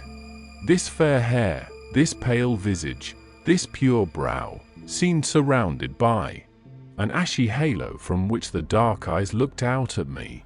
Their glance was guileless, profound, confident, and trustful. She carried her sorrowful head as though she were proud of that sorrow, as though she would say, I alone know how to mourn for him as he deserves. But while we were still shaking hands, such a look of awful desolation came upon her face that I perceived she was one of those creatures that are not the playthings of time. For her he had died only yesterday. And, by Jove, the impression was so powerful that for me, too, he seemed to have died only yesterday, nay, this very minute. I saw her and him in the same instant of time, his death and her sorrow. I saw her sorrow in the very moment of his death. Do you understand? I saw them together, I heard them together. She had said, with a deep catch of the breath, "I have survived," while my strained ears seemed to hear distinctly, mingled with her tone of despairing regret, the summing up whisper of his eternal condemnation. I asked myself what I was doing there, with a sensation of panic in my heart, as though I had blundered into a place of cruel and absurd mysteries not fit for a human being to behold. She motioned me to a chair. We sat down. I laid the packet gently on the little table, and she put her hand over it. "You knew him well," she murmured, after a moment of mourning silence. "Intimacy grows quickly out there," I said. "I knew him as well as it is possible for one man to know another." "And you admired him," she said. "It was impossible to know him and not to admire him, was it?" "He was a remarkable man," I said, unsteadily. Then, before the appealing fixity of her gaze, that seemed to watch for more words on my lips, I went on. "It was impossible not to love him," she finished eagerly, silencing me into an appalled dumbness. "How true! How true! But when you think that no one knew him so well as I had all his noble confidence. I knew him best." "You knew him best," I repeated. And perhaps she did. But with every word spoken, the room was growing darker, and only her forehead, smooth and white, remained illumined by the inextinguishable light of belief and love. "You were his friend," she went on. "His friend," she repeated, a little louder. "You must have been, if he had given you this, and sent you to me. I feel I can speak to you, and oh, I must speak. I want you who have heard his last words, to know I have been worthy of him. It is not pride. Yes, I am proud to know I understood him better than anyone on earth. He told me so himself. And since his mother died, I have had no one to. I listened. The darkness deepened. I was not even sure whether he had given me the right bundle. I rather suspect he wanted me to take care of another batch of his papers which, after his death, I saw the manager examining under the lamp. And the girl talked, easing her pain. In the certitude of my sympathy, she talked as thirsty men drink. I had heard that her engagement with Kurtz had been disapproved by her people. He wasn't rich enough or something. And indeed, I don't know whether he had not been a pauper all his life. He had given me some reason to infer that it was his impatience of comparative poverty that drove him out there. Who was not his friend who had heard him speak once, she was saying. He drew men towards him by what was best in them. She looked at me with intensity. "It is the gift of the great," she went on, and the sound of her low voice seemed to have the accompaniment of all the other sounds, full of mystery, desolation, and sorrow, I had ever heard. The ripple of the river, the soughing of the trees swayed by the wind, the murmurs of the crowds, the faint ring of incomprehensible words cried from afar, the whisper of a voice speaking from beyond the threshold of an eternal darkness. "But you have heard him. You know," she cried. "Yes, I know," I said with something like despair in my heart, but bowing my head before the faith that was in her, before that great and saving illusion that shone with an unearthly glow in the darkness, in the triumphant darkness from which I could not have defended her, from which I could not even defend myself. "What a loss to me, to us," she corrected herself with beautiful generosity, then added in a murmur, "to the world." By the last gleams of twilight I could see the glitter of her eyes, full of tears, that would not fall. "I have been very happy, very fortunate, very proud," she went on. "Too fortunate, too happy for a little while. And now I am unhappy for life." She stood up, her fair hair seemed to catch all the remaining light in a glimmer of gold. I rose, too. And of all this, she went on mournfully, of all his promise, and of all his greatness, of his generous mind, of his noble heart, nothing remains, nothing but a memory. You and I? We shall always remember him, I said hastily. No, she cried. It is impossible that all this should be lost, that such a life should be sacrificed to leave nothing but sorrow. You know what vast plans he had. I knew of them, too. I could not perhaps understand, but others knew of them. Something must remain. His words, at least, have not died. His words will remain, I said. And his example, she whispered to herself. Men looked up to him, his goodness shone in every act. His example. True, I said, his example, too. Yes, his example. I forgot that. But I do not. I cannot believe, not yet. I cannot believe that I shall never see him again, that nobody will see him again. Never, never, never. She put out her arms as if after a retreating figure, stretching them back and with clasped pale hands across the fading and narrow sheen of the window. Never see him. I saw him clearly enough then. I shall see this eloquent phantom as long as I live, and I shall see her, too, a tragic and familiar shade, resembling in this gesture another one, tragic also, and bedecked with powerless charms, stretching bare brown arms over the glitter of the infernal stream, the stream of darkness. She said suddenly very low, he died as he lived. His end, said I, with dull anger stirring in me, was in every way worthy of his life. And I was not with him, she murmured. My anger subsided before a feeling of infinite pity.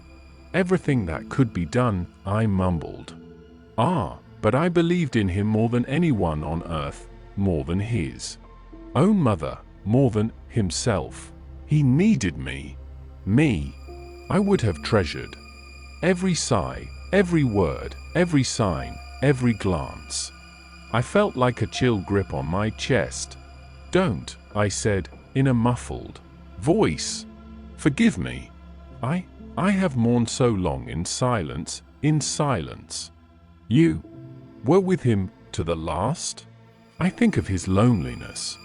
Nobody near to understand him as I would have understood. Perhaps no one to hear.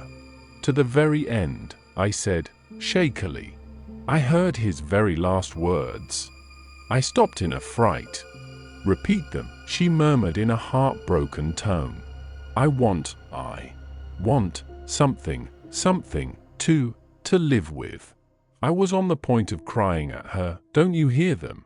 The dusk was repeating them in a persistent whisper all around us, in a whisper that seemed to swell menacingly like the first whisper of a rising wind.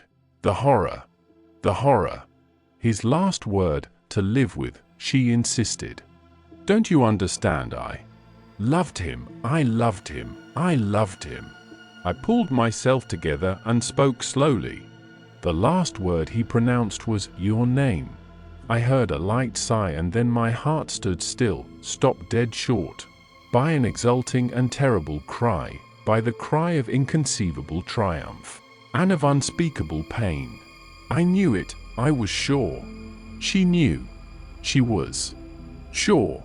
I heard her weeping, she had hidden her face in her hands. It seemed to me that the house would collapse before I could escape, that the heavens would fall upon my head. But nothing happened. The heavens do not fall for such a trifle. Would they have fallen, I wonder, if I had rendered Kurtz that justice which was his due? Hadn't he said he wanted only justice? But I couldn't. I could not tell her. It would have been too dark altogether.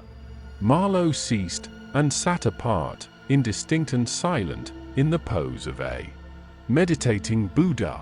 Nobody moved for a time.